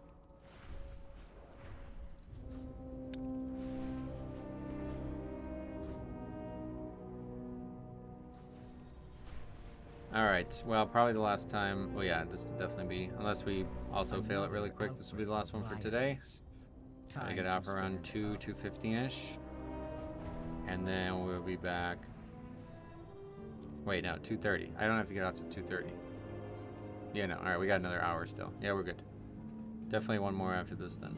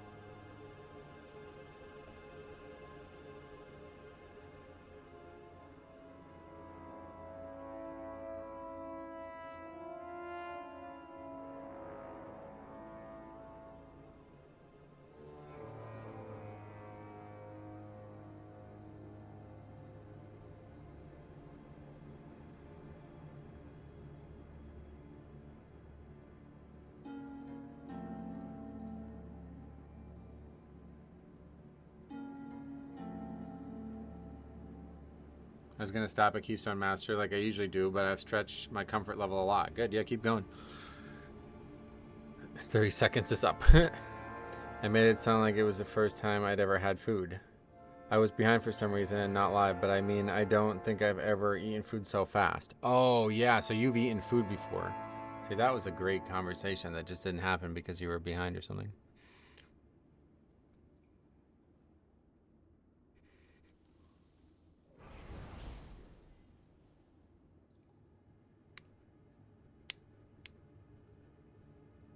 Yeah, but just in this case, Vid Shorts K, you're just not correct about this stuff, so that's what I mean. Like, shifting blame is a pathway nobody learns from. Correct, yep, and that's basically what you're trying to do here. You're trying to make it sound like the DPS can't do the mechanic without the tank helping them do it, and that's not productive. So that's one thing that I definitely won't ever participate in. Like, I'm not going to carry people like that. It might hurt my progression, and that's fine by me. But I won't accept any additional blame on top of, like, not telling them how to do mechanics, whatever. I didn't attack the boss, my bad. That's a mistake on my part, but there's no reason that other players shouldn't know the cart's up as well. If they expect me to tell them when it's up, then we won't be able to do this together.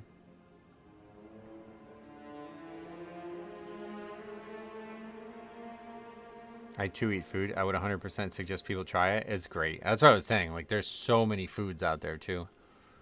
It's crazy. You like the sarcasm. Good. You come to the right place then. That's my whole humor. That's all I got, really. Yeah, I mean, like, a lot of times it's easier to get there as DPS, I would imagine.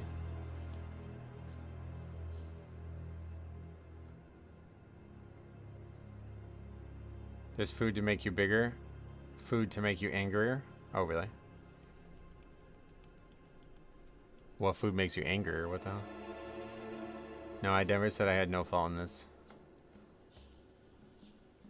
I never said that. You confused this conversation from the get-go by saying that the tank is the reason that other people didn't attack the cart.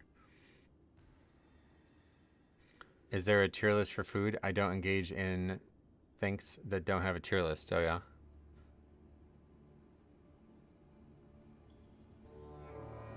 I don't think I've ever relied on a tank going to the cart first as a DPS. Right, that's a good idea.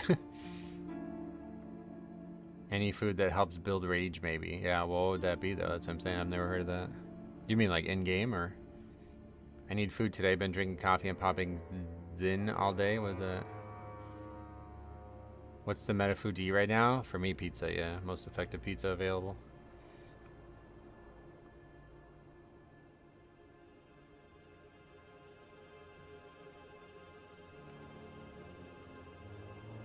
What is the S tier meta food? Yeah, yeah, pizza. Is this guy back or what? Oh, he's casting spells, so I guess so. Nicotine pouches. Oh, okay. Yeah, Italian food, yeah. A lot of options within Italian food.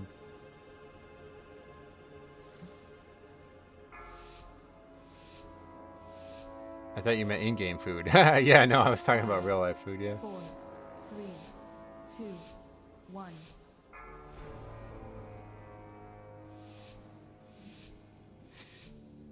I'm pretty happy with the route, Dennis, but again, just like in theater, you can do it however you like. We have yet to have any issues with the route, even though people have tried to suggest that we should change it. We have far more issues with bosses, like we just saw. Beware.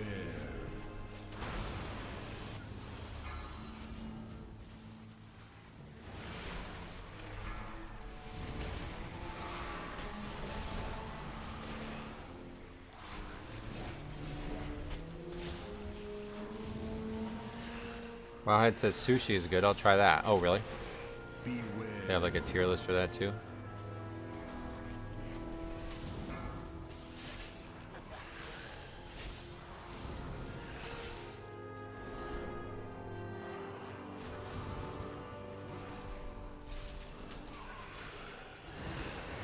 Pizza's been kind of meh where I live lately. Oh, I'm so sorry to hear that. That would be such a problem in my eyes. Pizza's like the one truth about like Beware. I always will have. There's always good pizza no matter what.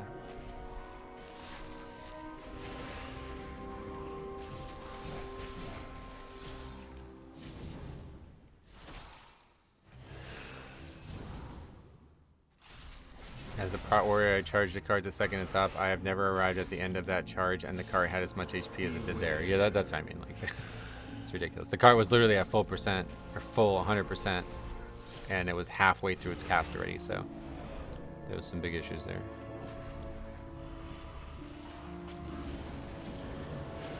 Just bad though. Like we said, somebody said that when it happened, but I think people had given up. That's pretty much why I was in the boat that I was in, because I didn't think another cart was going to spawn, but I was totally wrong on that one.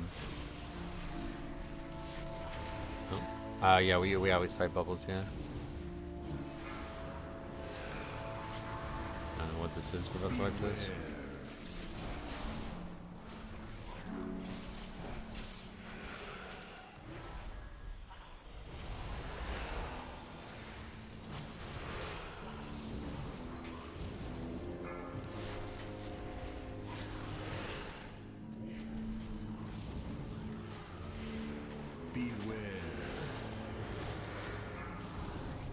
Hey Mark, welcome.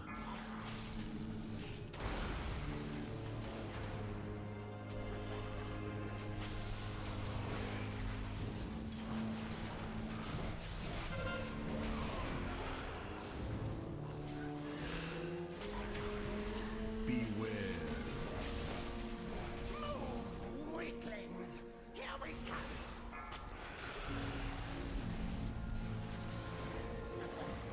How many 16s do you have left? We have 4. Yeah, that was scary. I don't know how that even happened. I don't really recommend changing your routes. I am more interested if you consider these things and your thought process. No, not really. Usually if we find something, it's just what we stick with for the rest of the time, as long as it doesn't force us to change. Oh yeah, he's supposed to have his interrupt. It says he has it, right? That's it right there.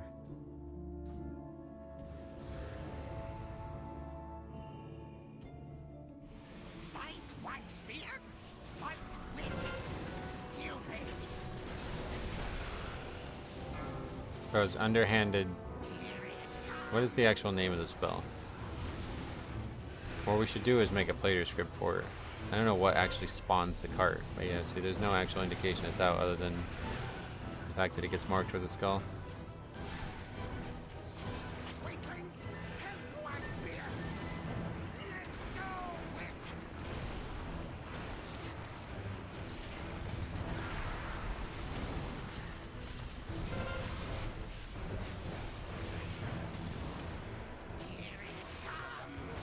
It's that emote there, right? Here it comes, yeah. But I don't see any actual indication that he's doing anything when he does it.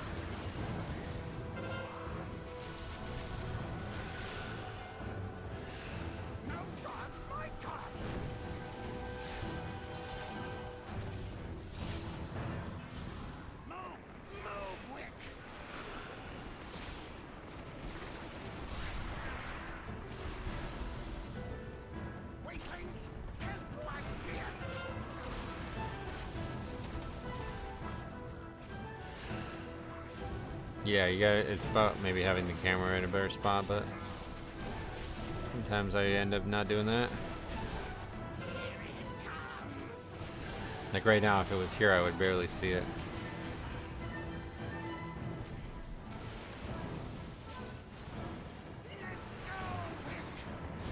Yeah, see, this time it died before.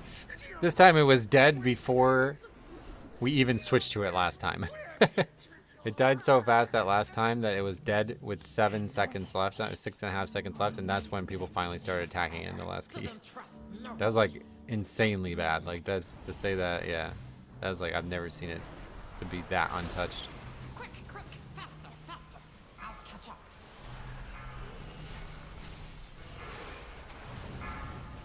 Beware. Beware. I've got the vocal alert enabled with DBM, and it gives the target change voice line when the card comes out. Oh yeah. I was hoping to make a Plater script because I thought he cast a spell that caused it to come down, but I guess not.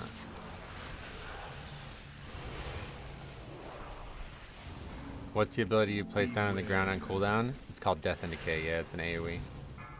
It also synergizes with like a few other things to make more of a dynamic spell than just an AoE DPS spell, but TLDR AoE, yes.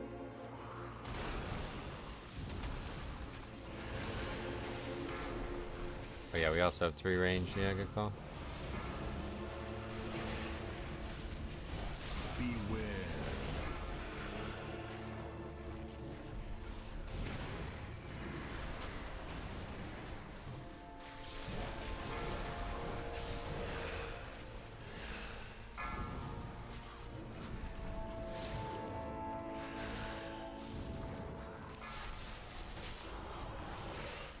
Did you try Sandland? No. Never tried it. I was going to. I was really close to doing it, and then that weekend when I was doing it, they buffed Deathbringer.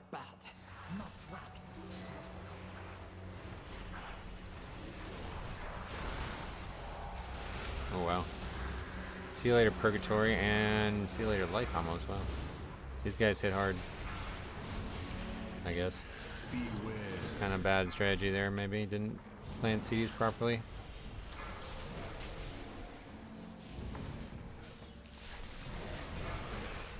Okay, this is not helping. Standing in the fire there.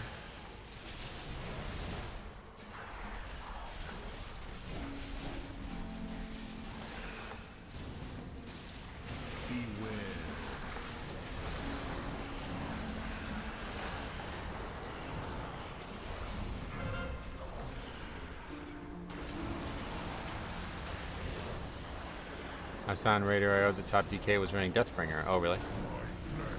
Cool. Yeah, I mean, I would actually be shocked to hear that people are able to do like the hardest keys in the game with Sandland based on what I've seen from it. But I'm sure there's plenty of good groups out there that are able to make it work.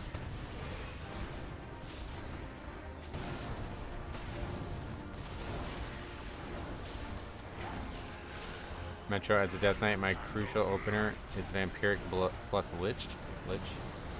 Your best actual theoretical spell is Dancing Wind Weapon, obviously. Second best would be Vamp Blood. Sometimes Vamp Blood could be better if there's lots of casters. Like if you're coming up mostly against magic for the first few hits, then Vamp Blood would be better than Dancing Wind Weapon.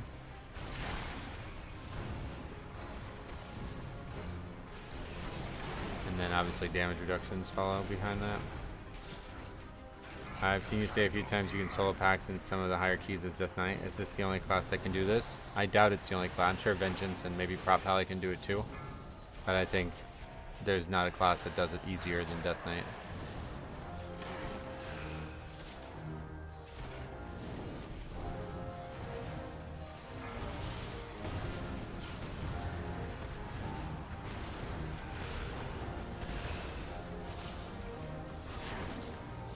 Metro, I'm sorry for my comment on your last video as I saw it was removed. I wanted to share personal experience and meant no criticism to you. I don't know what you're referring to, honestly. So yeah, I think Dennis is probably right. It probably just had something in it that YouTube didn't like or something. I don't know. Beware.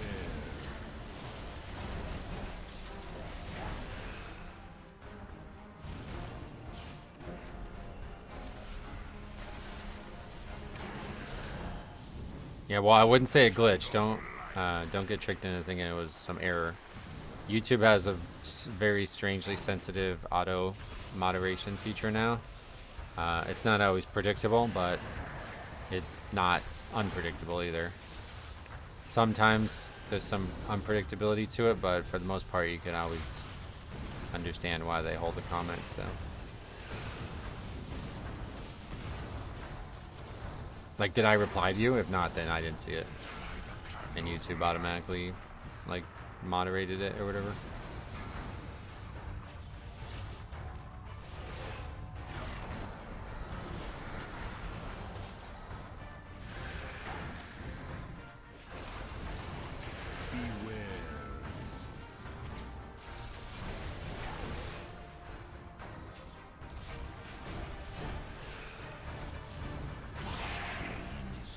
Any links, profanity, or words that suggest any kind of bad things like self-harm in a way are pretty much liable to be removed. Yeah, there's a lot of things that you wouldn't even think about. Like, it seems like whatever they're using is very, like, sophisticated now, because a lot of times phrases that sound good but have bad intention will get auto-moderated from what I've seen. And so it seems like however they're handling it now, they're able to tell that the intention is there, even if the word itself is not bad.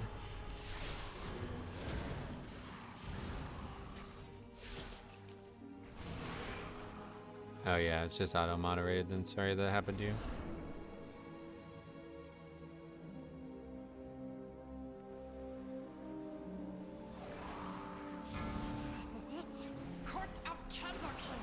One other thing that I've seen that I actually just got brought up recently, because there's some fucking weirdo on the channel making some weird statements. But for some reason, if you put like a lot of punctuation and don't spell words very well, and basically like if you put like really bad English, it seems to auto-moderate it too. I've seen this like 3 or 4 times now. I'm not really sure what combination of things it is, but it seems to be this is like a common trend for people. I don't know where in the world they're from, but the people who speak English the worst seem to have like heavily overused punctuation. Like the big one is just using dots like crazy. We talk about this all the time from keys, but on YouTube comments it happens a ton too. If you put like 10 dots in your fucking instead of 3 at the end of your statement, it usually gets it flagged for some reason. It could be because of linking. I don't know exactly why it happens, but I've seen it with other punctuation as well, like commas and like people put like emotes, like faces and shit. Like for some reason it's like a common thing that like you see from like Europeans. They put like a smiley face, an upside down smiley face at the end of every comment. I had a guy like that who was auto-moderated because of that. He put a smiley face at the end of every fucking statement, and it, I guess, catches some kind of flag because of that.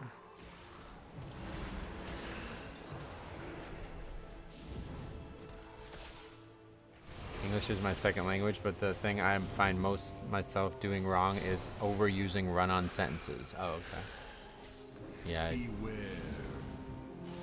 don't know much about what the common pitfalls are for people who I did not learn languages like English at a young age, but I know it's considered a very complicated language to fully understand. I was just talking more about basic stuff, like I'm sure whatever language is your first language has, you know, you don't overuse punctuation in that either, so I don't know how that becomes such a weird thing, but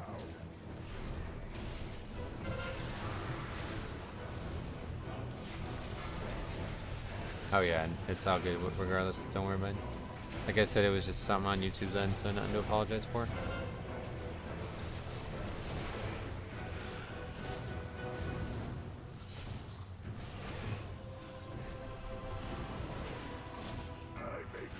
Mine was heavily punctuated as I type, as I speak. And I take a lot of breaths and speak. Yeah, so that could be, I mean, that could be why I got, I don't know for sure, I didn't see the comment, but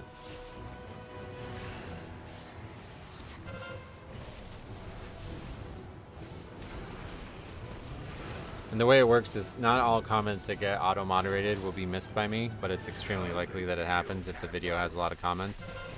Because basically, there's a page on YouTube that tells me every comment that I haven't replied to. And for some reason, that won't show me auto-moderated comments. But if I look at the page that shows me every comment, period, it will show me auto-moderated comments. So, like, at the end of a video's, like, kind of, like if I publish a video Friday, then, like, Saturday, I'll look at it and just see if I missed anything that got auto-moderated. But sometimes there's just so many that I just don't end up scrolling the whole way, basically.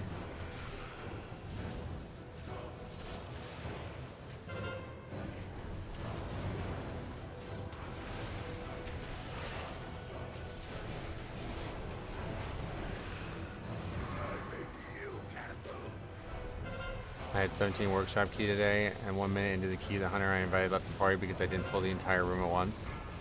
That would have been, I would have loved to have that one on the channel, yeah. People like that really piss me off. What just happened there? Was that another one of those situations from the other day? Where is this guy? Oh, he's all the way down there, so he's dead. Another fucking failed DFC over this boss.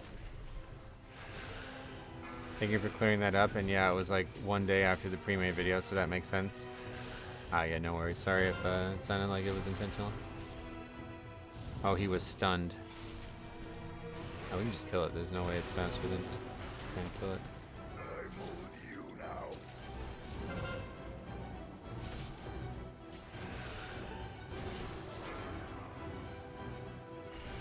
I don't know, like, how far I can actually go here.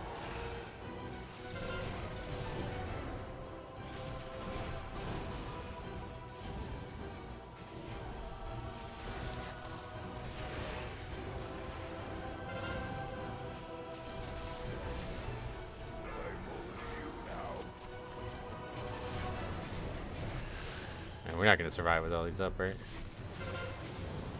There's 2 damage.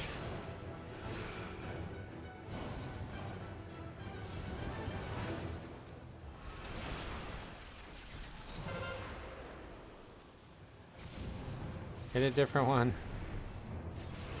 I guess it doesn't matter at this point.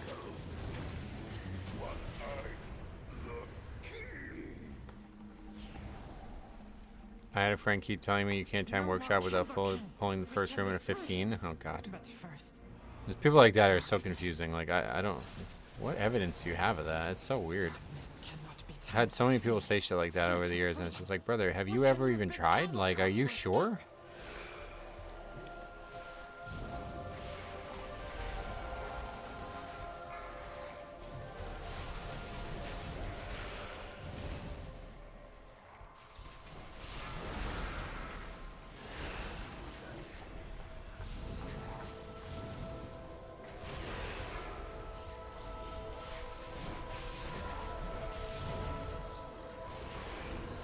Thanks for getting me in the mood to tank. Oh, sweet. Yeah, happy to do that. If you have any questions or need anything, let me know. Always happy to hear that people are inspired by the meager things I do here.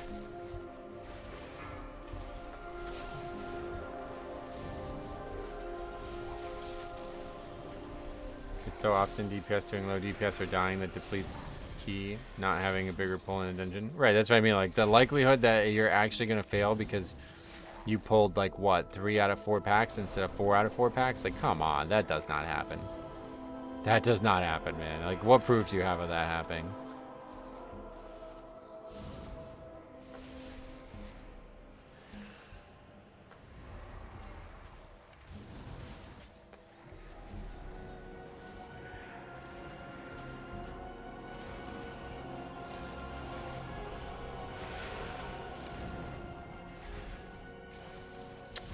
This one out the cart. It's just too late. I guess they're too close.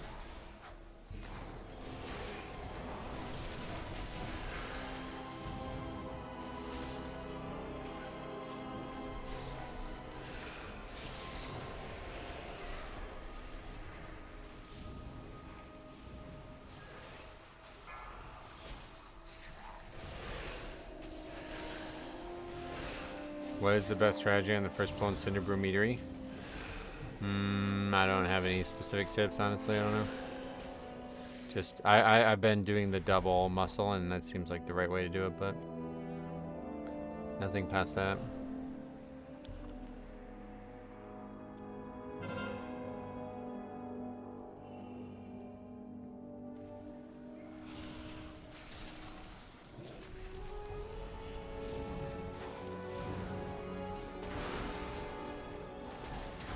Whenever I don't time workshop, which happens often, there is at least one big fail. Yeah, that key's actually, I think, one of the easier keys right now in terms of just pug complexity. Just don't wipe and you upgrade that key usually. And I guess don't go way over count, like, as long as you at least try to skip and stay at count, then you're good.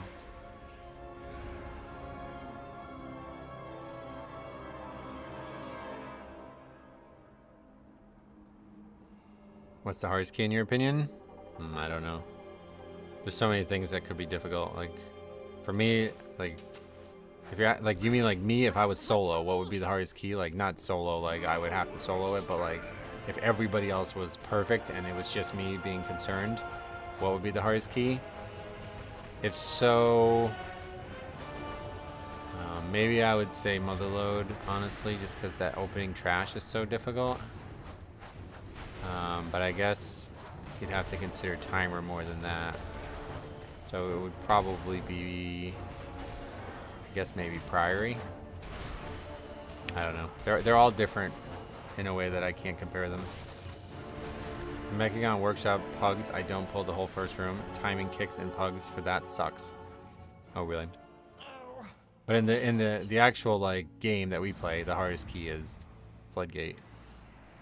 It's got a lot of problems that people struggle with, and even though it's not always very difficult for me, there's enough difficulty that makes it really hard.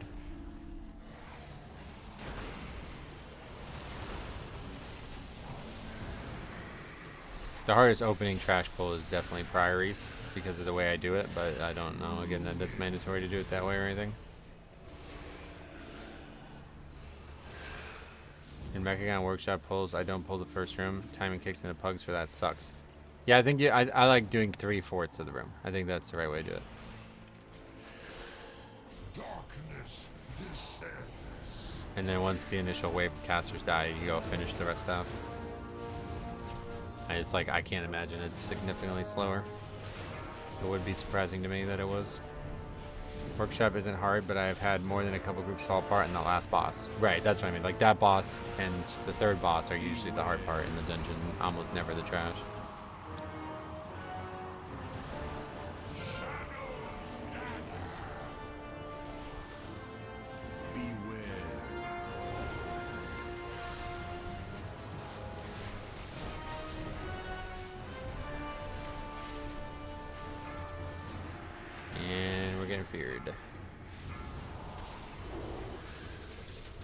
I can AMS it and remove the debuff from it too. That's pretty powerful.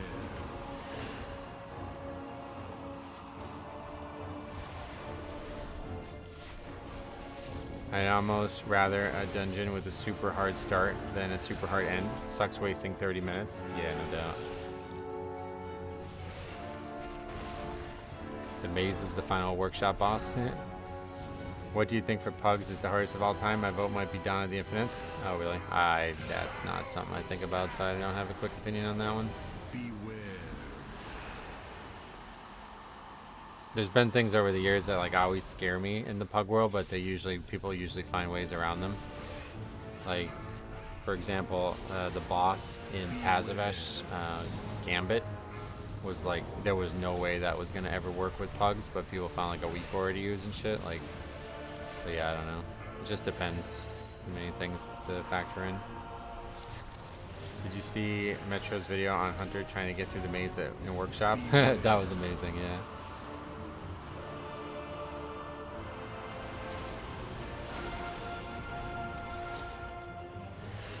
The easiest Pug key is trying to storm second boss. That's just one boss though, yeah. What about a dungeon where the mini boss is what kills the key, like Floodgate? That's not my experience with Floodgate. But I don't know. Beware.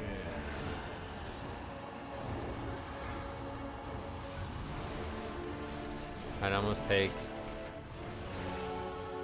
almost rather a dungeon with a super hard timer than a super hard end. Yeah, most have both though, honestly. Smoking in a hot tub is weird but satisfying. What? Oh, Chris says, I'll tell you guys what's hard. Smoking a cigarette while in a hot tub. Why is it hard? I've never done either.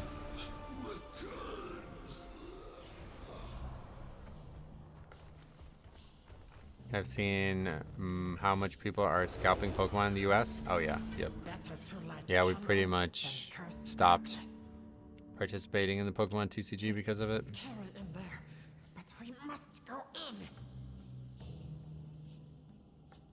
We got a mount?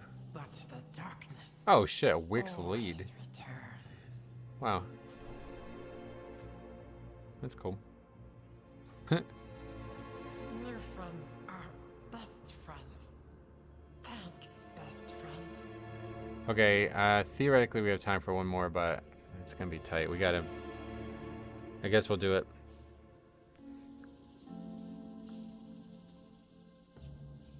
I got the same one yesterday. Oh yeah, nice. Yeah, let's list it first. That's mellowed. Okay, so not one we need anyway.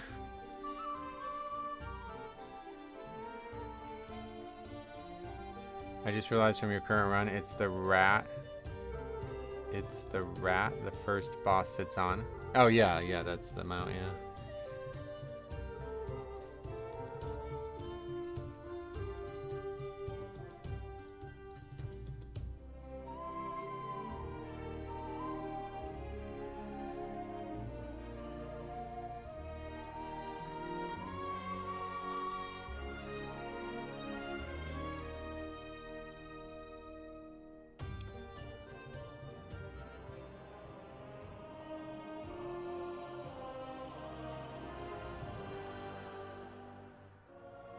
I did DFC on 17 and 3 creepers on last boss, so I didn't pick up Candle because high chance to die during it, and DPS Death Knight was typing like move Candle and shit, and he never bothered to move it himself.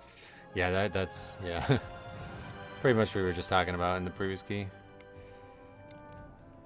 You seem like you'd be chill to talk to IRL. Good time, good vibes. I appreciate you saying that.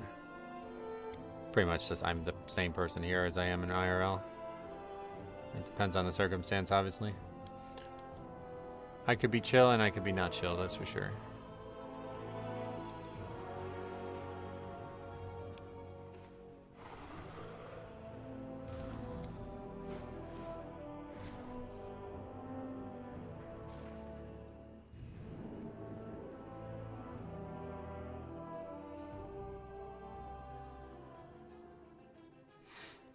I confronted him about it instead of typing, just do the mechanic yourself, and he called me. Yeah, you gotta start recording your keys. That would have been a great one too.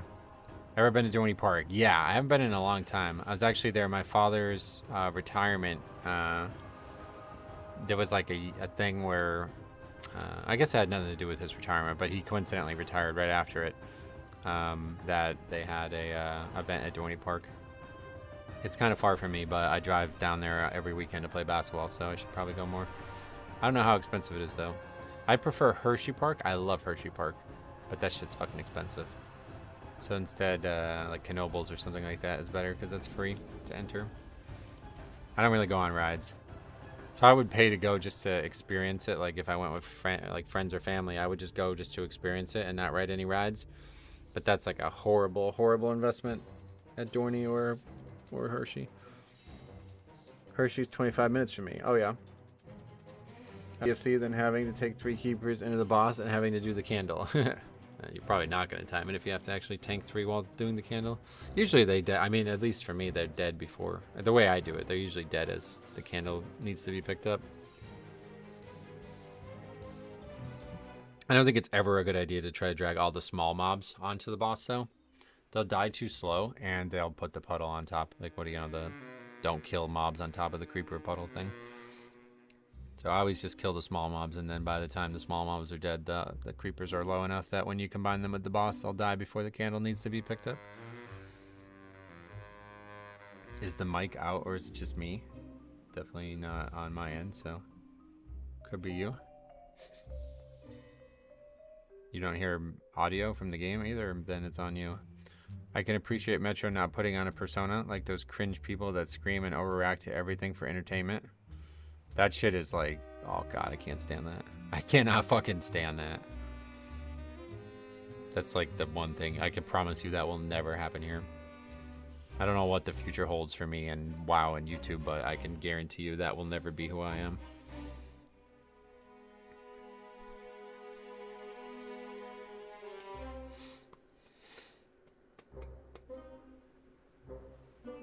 That definitely wasn't the case for me. Creepers were still at 70 and 80% when the small ones were dead. Yeah, maybe I'm doing something that I don't realize I'm doing there, but usually they're dead before you have to pick up the candle. But again, not on 17, so I don't know. Maybe it's different. Guess one of my speakers just blew out. Is anybody else confirming or denying what he's saying? I assume you guys can hear me, right? I remember at Hershey Park one year as a kid, there was a big Nintendo demo going on where they had Donkey Kong 64, and if you had your copy or red or blue, they would give you a Mew. Oh shit. Those dumb reaction videos blow, yeah. Yeah, you can hear what I'm saying, right? Yeah, good, okay. Sweet. Don't make promises you can't keep. Louis Rossman has recently did the ooh face on thumbnail, and he demanded people unsub if he ever did. No, that one I can keep, yeah. Like, I don't think you understand what that would mean. I'd have to maybe have, like, brain damage or something like that and change my whole personality, but those people I will... Like, if somebody is like that, I won't watch their video. So why would I ever make videos like that?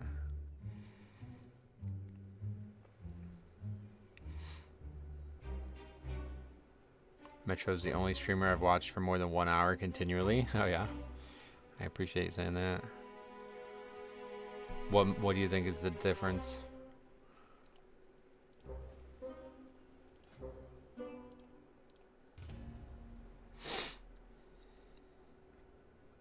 Don't have time for AFK people, that's for sure.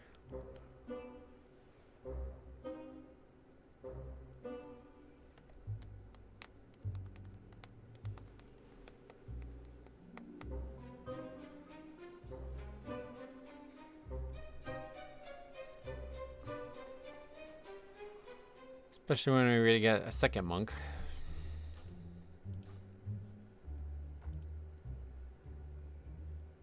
Your personality is chill and you're easy to listen to. I appreciate you saying that. I never thought that would be the case, to be honest.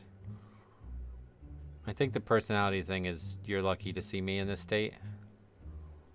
But regardless, the easy to listen to part I never expected.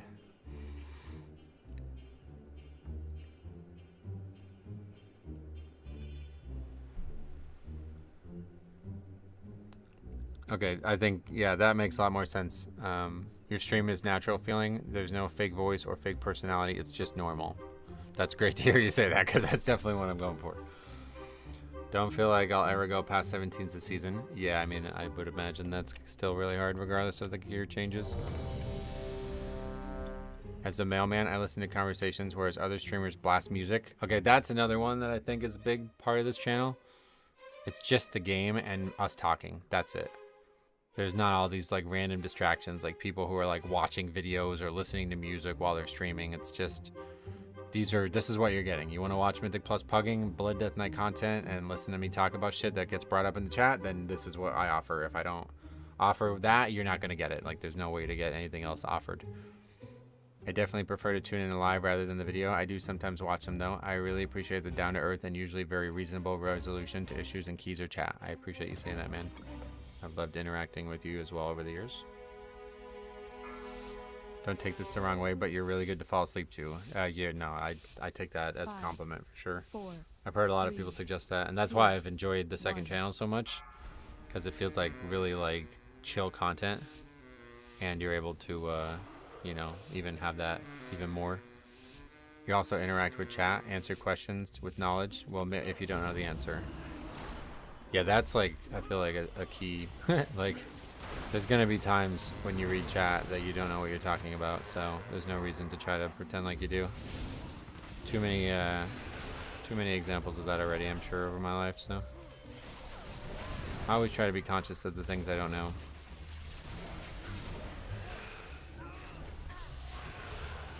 Sometimes I fail, but I do try.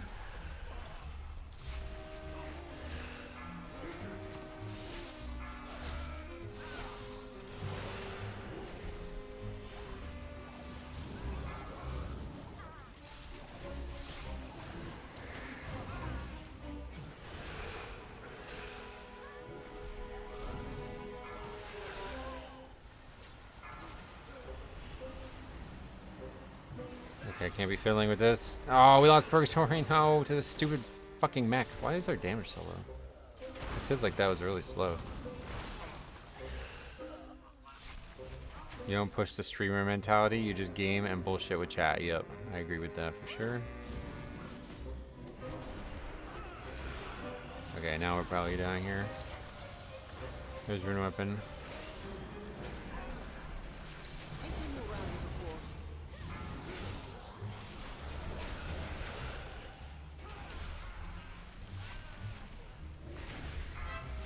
And that's this first one. Alright, I guess we weathered the storm on that front. Those guys got threat on something.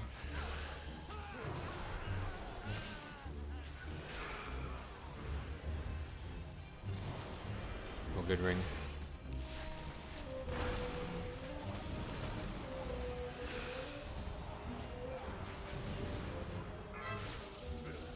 Gonna hit hard. Yeah? What do you want? What's up?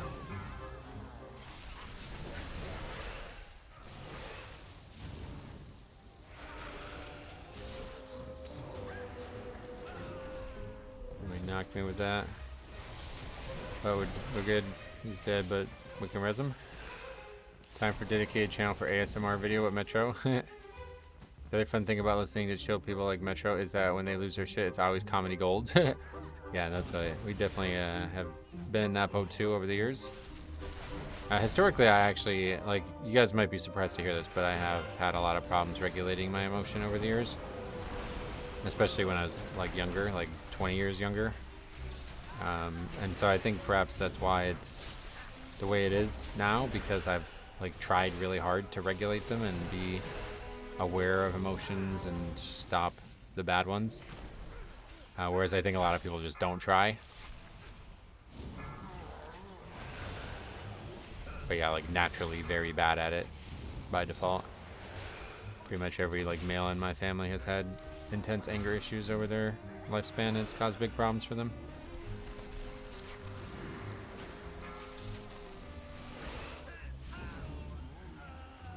I've always liked your vibe, Metro. You lift my spirits up when it comes to Mythic Plus. I appreciate that. Yeah, well, that's another thing I've learned because of that. Like what I was describing was how infectious negativity could be and how bad it is for your mental health.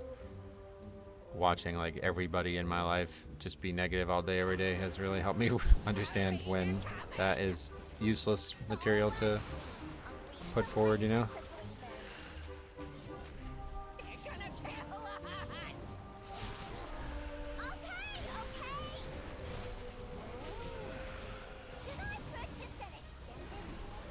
I've noticed you've been laid back and more friendly the last year or so.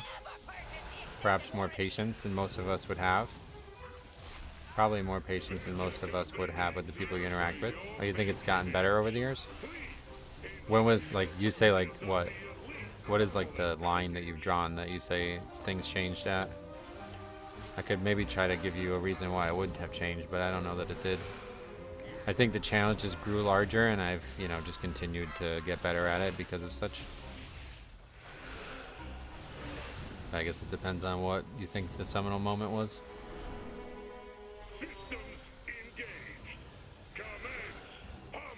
Just never make Metro think you're gonna run trends, right? Yeah, stuff like that. Like I don't.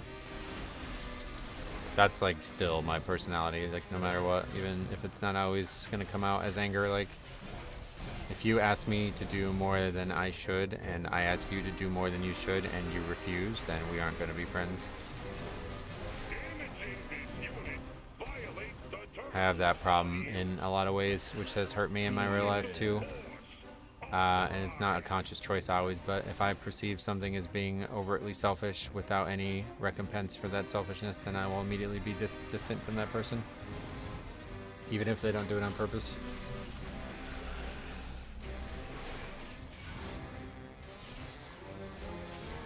Dragonflight Season 3. That's Tom saying that. I mean, Dragonflight Season 2 was like, yeah. Dragonflight, the end of Dragonflight Season 1 into the middle of Dragonflight Season 2 was probably the worst, like, yeah. It was very, very, very, very tough time for me in real life. But I think we've recovered from it well enough. Season 3, I wouldn't say there was any. I think by that point, everything was good. Or better.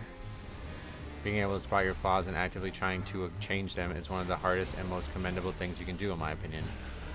Yeah, it's just, for me, I got lucky because sometimes I'm a slow learner, but when everybody around me is constantly pointing out flaws of themselves that I can't help ignore, then it's like, okay, I don't want to be that person, you know what I mean?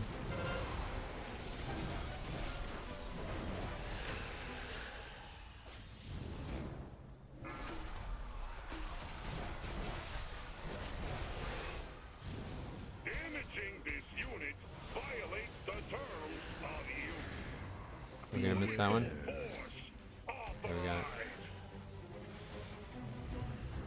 Season of Dragonflight Season 2 was a dark time. Og was implemented. Yeah, luckily that was actually the thing that kept me going. If it wasn't for Og, I probably would have stopped YouTube altogether in those few months. Beware. It must be sad to be those people who lose their shit on a video game. Well, that's the thing about it. It's sad for a different reason, because they're not consciously aware that they could improve themselves, you know what I mean? They're just so, like, weak-willed, I guess. I don't know how to describe it. They're, like, so easily influenced by their emotions that they're not aware that they have any control over them. That's why it's sad. Not that they do it and harm others with it, because that's sad for a lot of reasons, but I think what is sad is ultimately people are just totally, like, hands off with their own mental health and their own ability to control their emotions. Why was Og responsible for your keep going? So my father had passed away, and I was like really, really, really depressed, and I was like totally done with. Like at that point, the season was already getting old when that happened, so I was like already unhappy with Mythic Plus, and then on top of that, like there was just no passion in my life really at that point.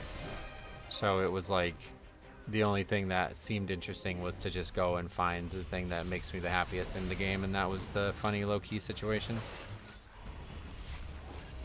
There was no way I was going to be able to play a character that I didn't have passion for multiple days, and we didn't have enough submissions at that point to do nothing but make videos like we've been doing recently. Disconnecting myself from WoW social media spaces was the best thing ever for my sanity. That group of people aren't happy, and the game should really take a break. Yep, yeah, it's a big issue. I've done the opposite in my life. I've tried to tackle it head on and help people see the light, but yeah, if you're not looking to make a difference, then just get the fuck out, because it's really bad. It's not just WoW, and it's, you know, not even just the internet, so you gotta know when to hit the ignore button. Unfortunately, I learned that lesson the hard way. It took me way too many years to learn that lesson.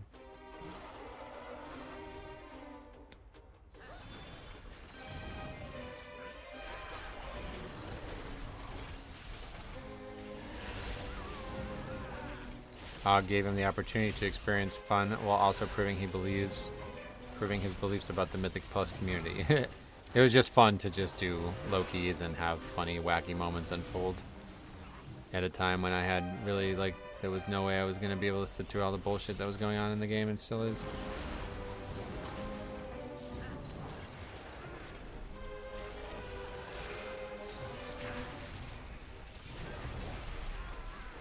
Oh, that died really fast, huh? Some games are made to keep you upset, to keep your retention and competitive. Oh, yeah. I mean, that's probably true, honestly. I don't know that they're intent. Oh, okay, we're finding this back too now. Can't ever do this without aggroing some extra, it seems, anymore.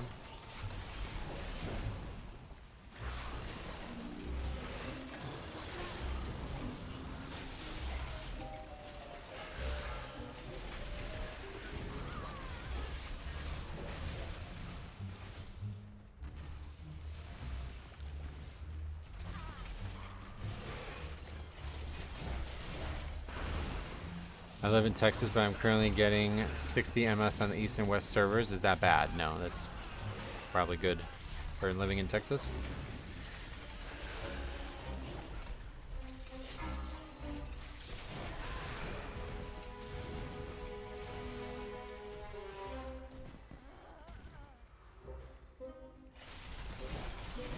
Funny enough, I actually like the Red Pally Discord because they don't talk about WoW all that much. Oh, really? Guess that's one way to solve the problem. Just don't talk about the actual topics that are causing the problems in other Discords.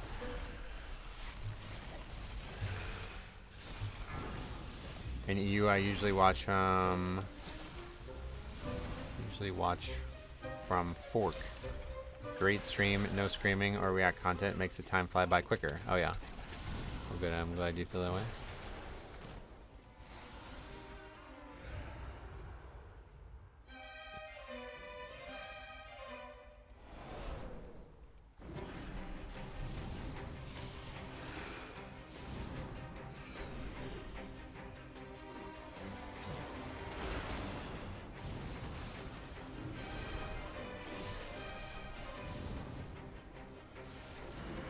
To be fair, they're talking about all the relevant inputs they have on their ret rotation. There's just none of them yet.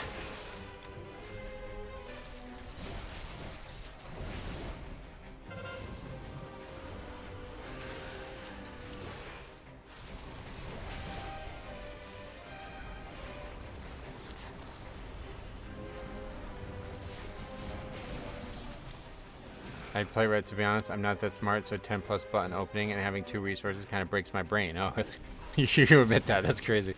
But yeah, no, I mean, hey, fuck it, man. If you know your shortcomings, then play around them. It's an important life lesson for sure. Kind of just talking about that coincidentally.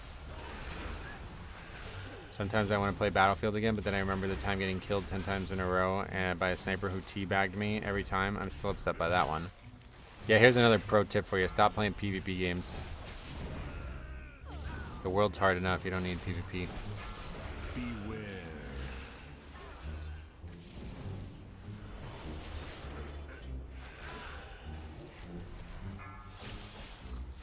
Please tell the ret that his caps lock is broken after the key. That was his English button. Okay, this guy is fucking me. Beware.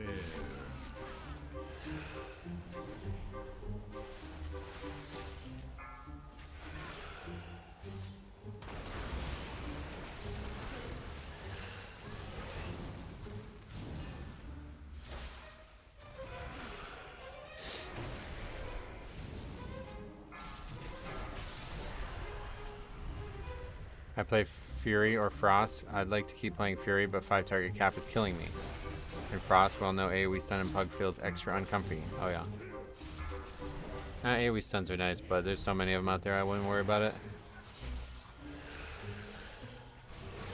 I have noticed that the best class Discords are the ones that are most actually moderated. I've been using the Monk Discord and those guys have been super helpful and kind.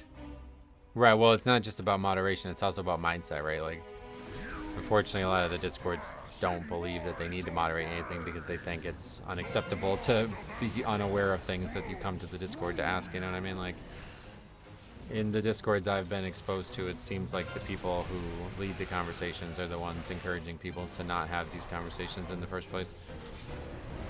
And when that happens, then there's obviously not going to be moderation because they believe that the conversation shouldn't exist, you know? The moderation is the mindset, effectively.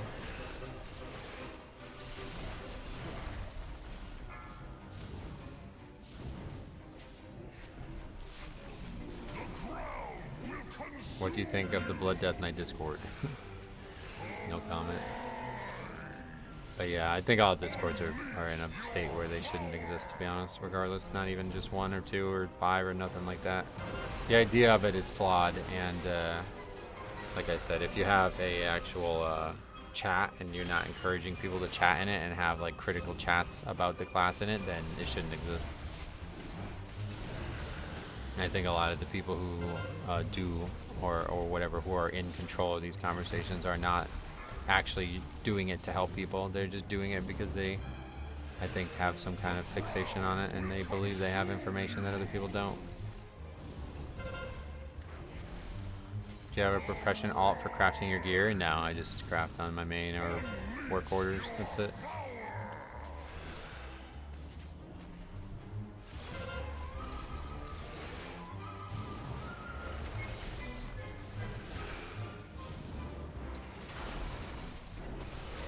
Red question is really good, but they get so many people going. When should I use Wake of Ashes? Yeah, and that's what I mean. Like if it's that disruptive and the community who runs the the Discord can't communicate the way they might want, then just close the chat. Like you know what I mean? Like I don't know why the chat's there if that's how it's gonna be and that's the way people are gonna react to it.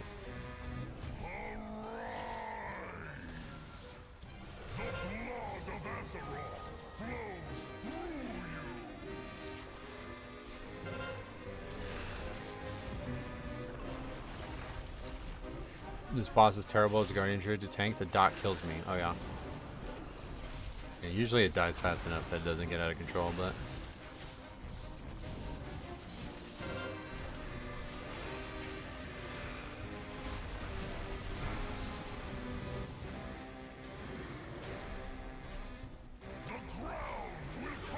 Wiped on the last boss because every DPS sent their CDs into the boss instead of on the add-on at 17.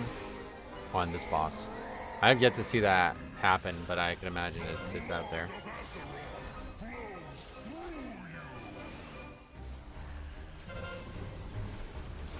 Bleeds are a big issue as Guardian Druid because how low your avoidance is. Oh, really?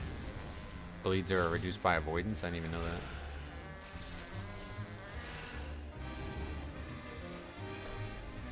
that.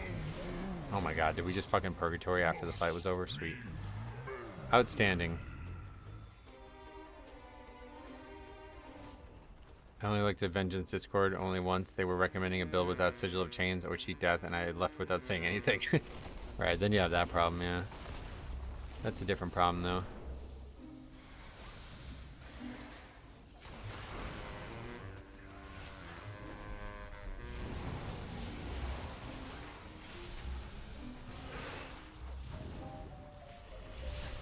Beware.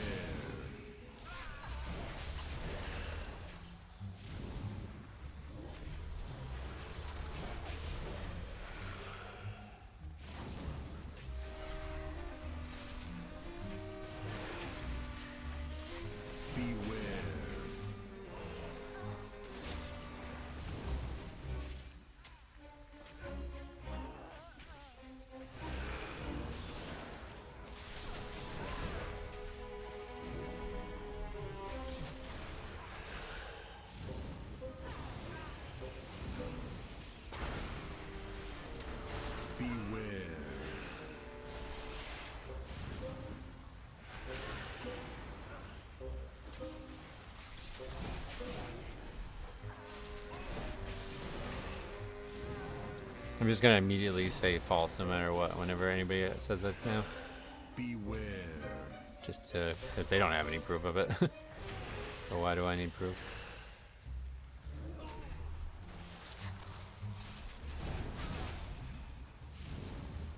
How is everyone suddenly dying? And the hunter died to threat somehow. And then everybody else just standing in the mechanics, I guess. Not sure, honestly.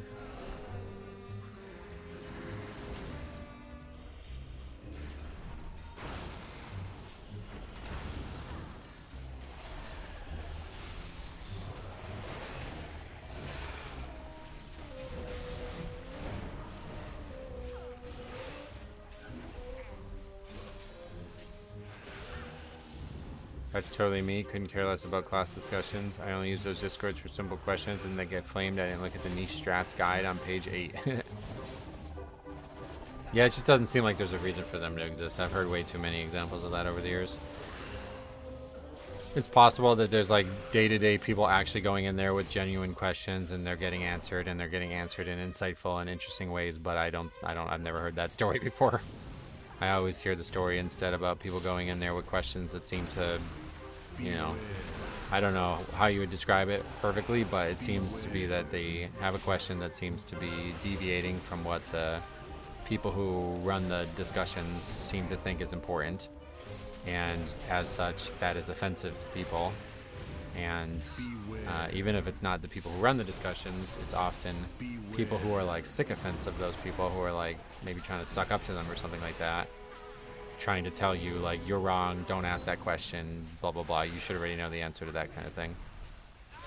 And I don't know why the fuck a Discord would even exist if that's going to be a response from anybody, let alone people who are in charge of the discussion. But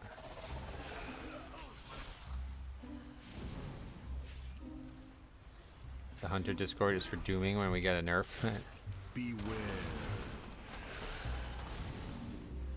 And then of course you have all the same problems that exist everywhere on socialization besides that, where people are just posting fucking images and GIFs and non-verbal communication that makes no sense or confuses people, and then the constant negativity about the game and all this other shit that goes on in World of Warcraft's community normally.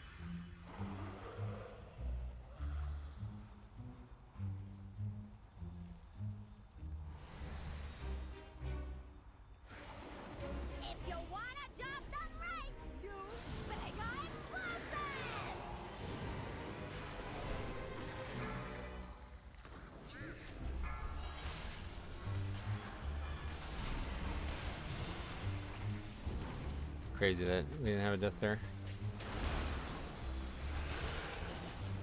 The main response is just sim it, right? It's like, okay, so why are we here then? What's the point of this Discord?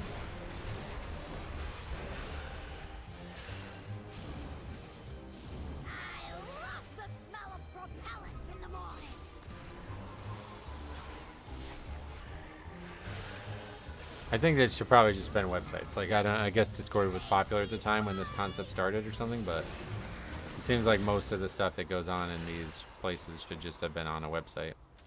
And then there wouldn't have been a place for people to get flamed.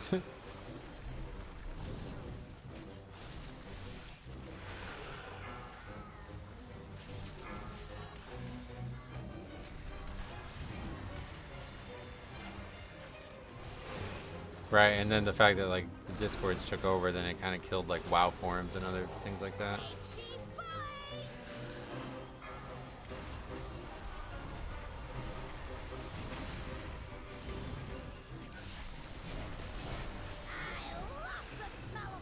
Discord replaced forums because you don't have to pay for hosting.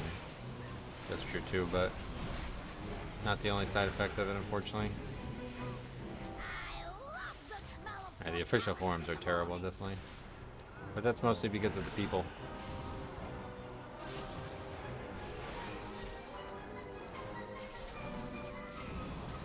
So Velmonte says the reason that is talked about simming is because simming is all that's needed. So okay, if that's the case, then why is there a chat?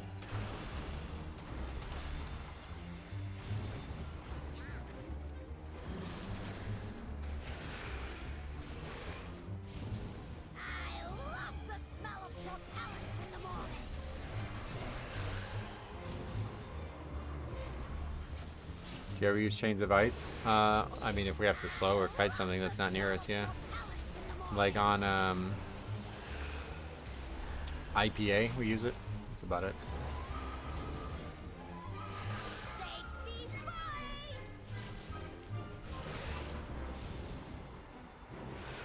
I think there are still class forums, yeah, they just don't get used.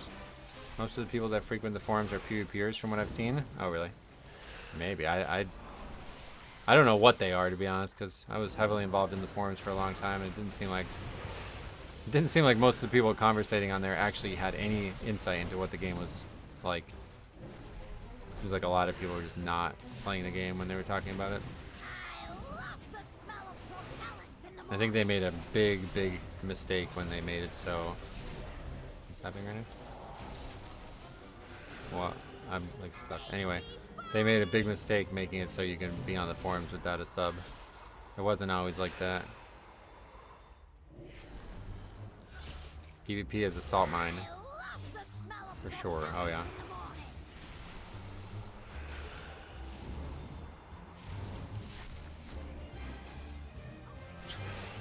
Keep saying no.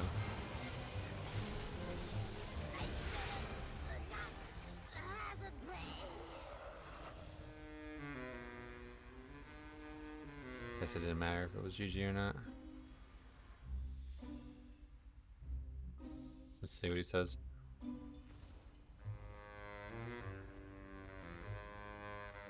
Guy is really eager for an excuse to leave. Yeah, like I said, these most people are like speed running a disband, not a key.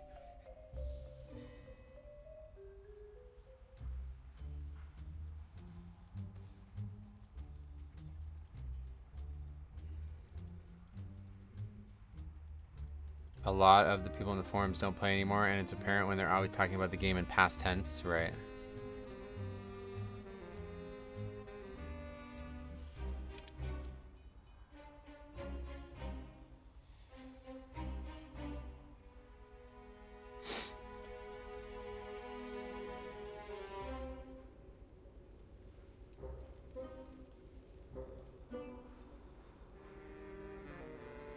Alright, well, I gotta run. I gotta get ready for the baseball game. Let's get that on the sheet.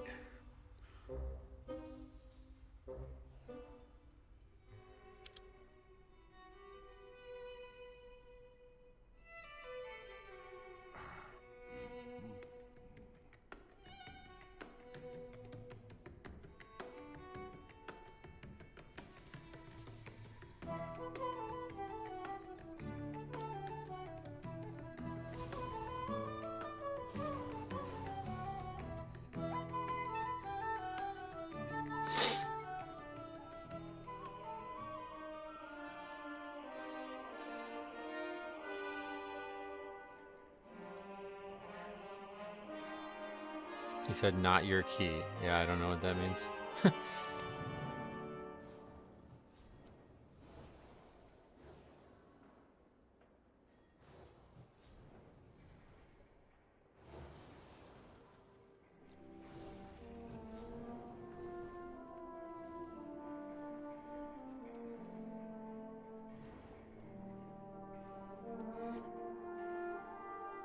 Well, I don't even know what he's reacting to. The only thing that got brought up was when we accidentally backpedaled in the trash. Like, did he think we pulled that on purpose?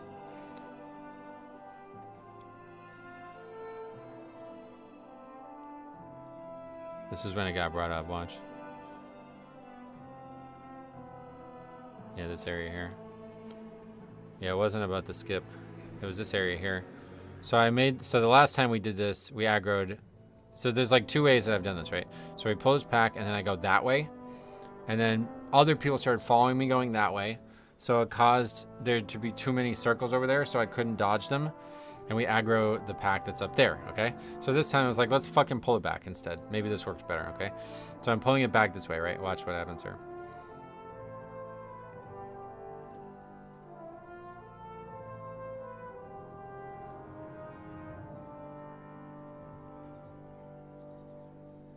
Yeah, the chat is like wacky on its own, right? Anyway, so this pack is actually getting annihilated. So I was like, oh, this is really good.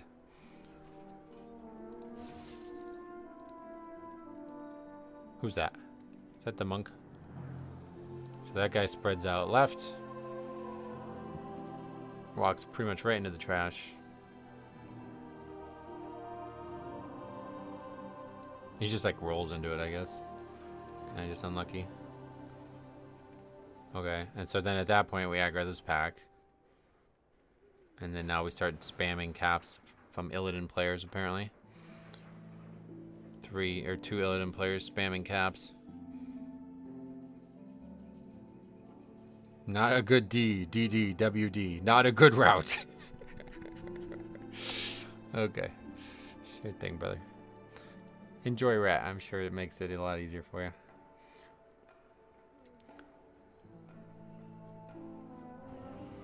What game are you going to? My high school's softball team is in the playoffs. Both the baseball and the softball team. So that game's Friday. The boys is Friday and the girls is today. So I'm going to the girls right now. All right, let's get that on the sheet. Then I got to go and get changed so we can go. All right, 16 Melo disband.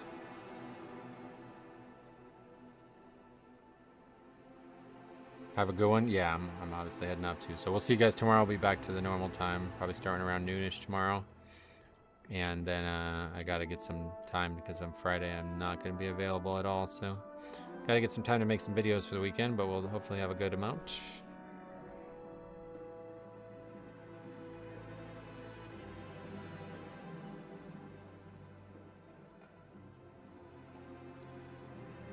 All right. Thanks for watching. We'll see you guys in the next one.